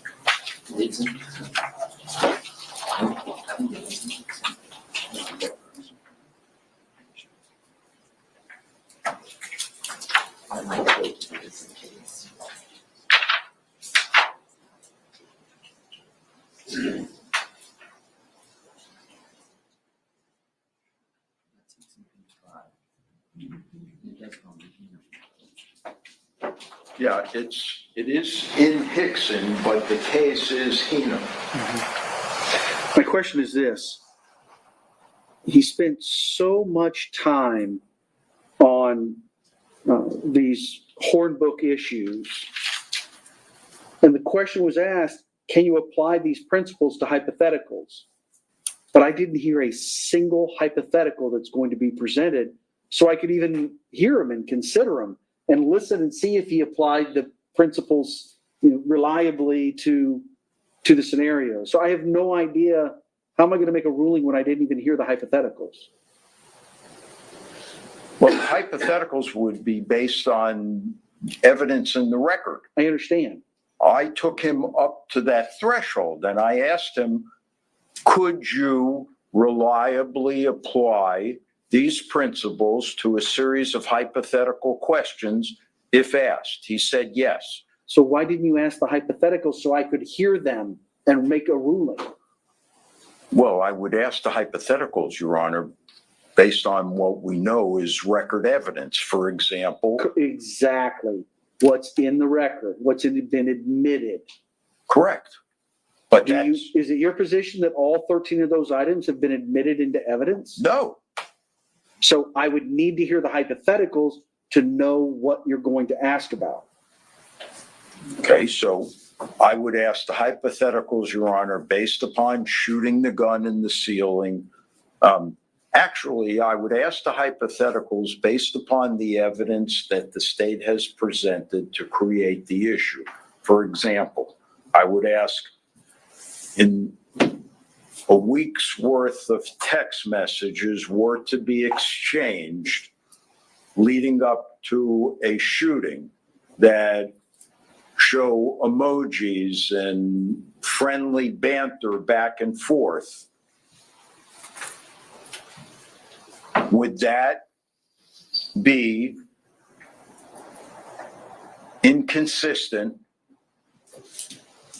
with battered spouse syndrome?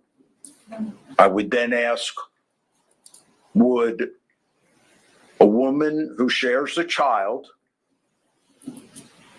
and the husband has a right to joint custody, and the woman agrees to go along with the husband when he is with the child, would that be inconsistent with battered spouse syndrome?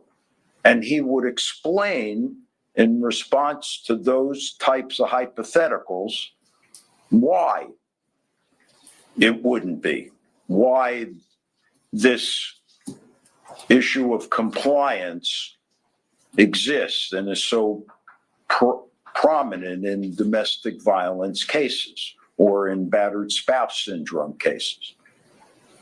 I mean, the hypotheticals, I think, are readily available based on what we have record evidence. Now, I might also add, Judge, we've only called, I think, 2 witnesses, so there may be more that's in the record.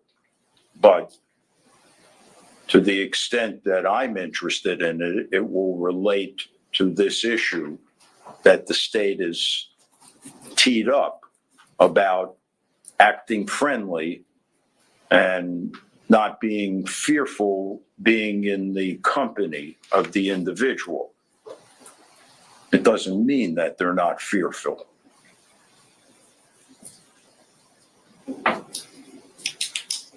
Hold on.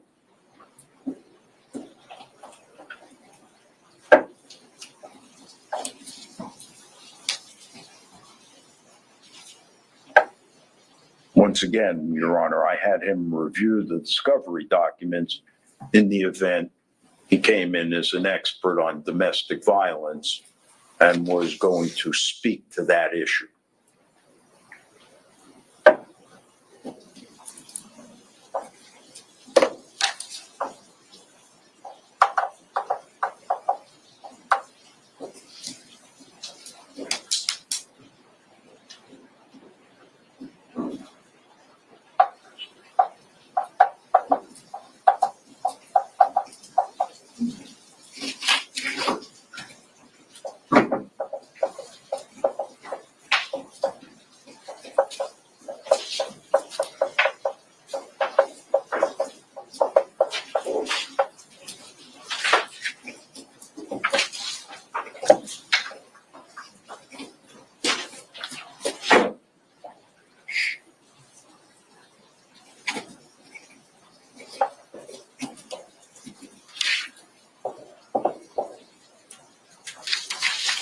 Thank you, sir. All right, State. Judge, I guess based on that line of questioning, I'm still not sure what the answer is to your first question, which is this a battered spouse syndrome case or not? I would argue that it is not, that there's been no showing that battered spouse syndrome applies in this case. And I think that's my first argument. As to the hypotheticals that we did not hear today, the state objects to the hypotheticals being offered to this doctor because under Hickson, if this were battered spouse syndrome, which is really all we have for guidance, it would have hypotheticals are available to someone who has not evaluated her.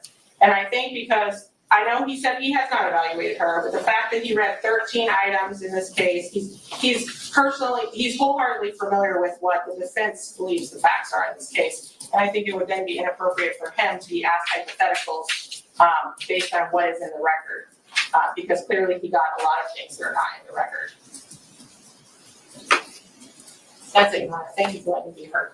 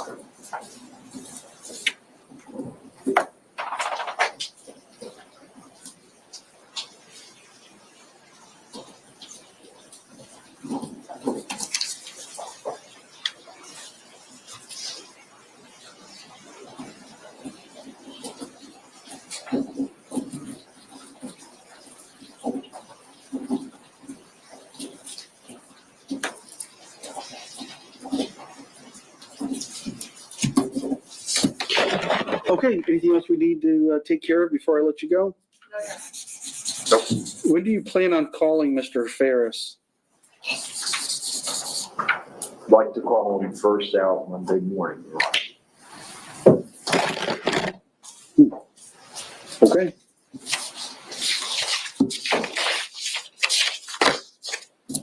Do you think you'll be rolling over the weekend or Monday?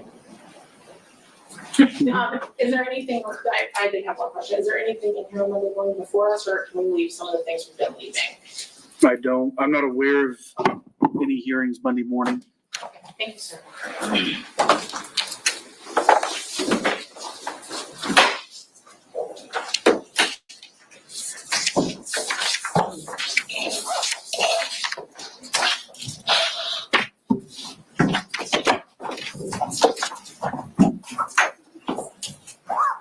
Make sure that one's turned off. It'll run it back. Thank you for having the hearing.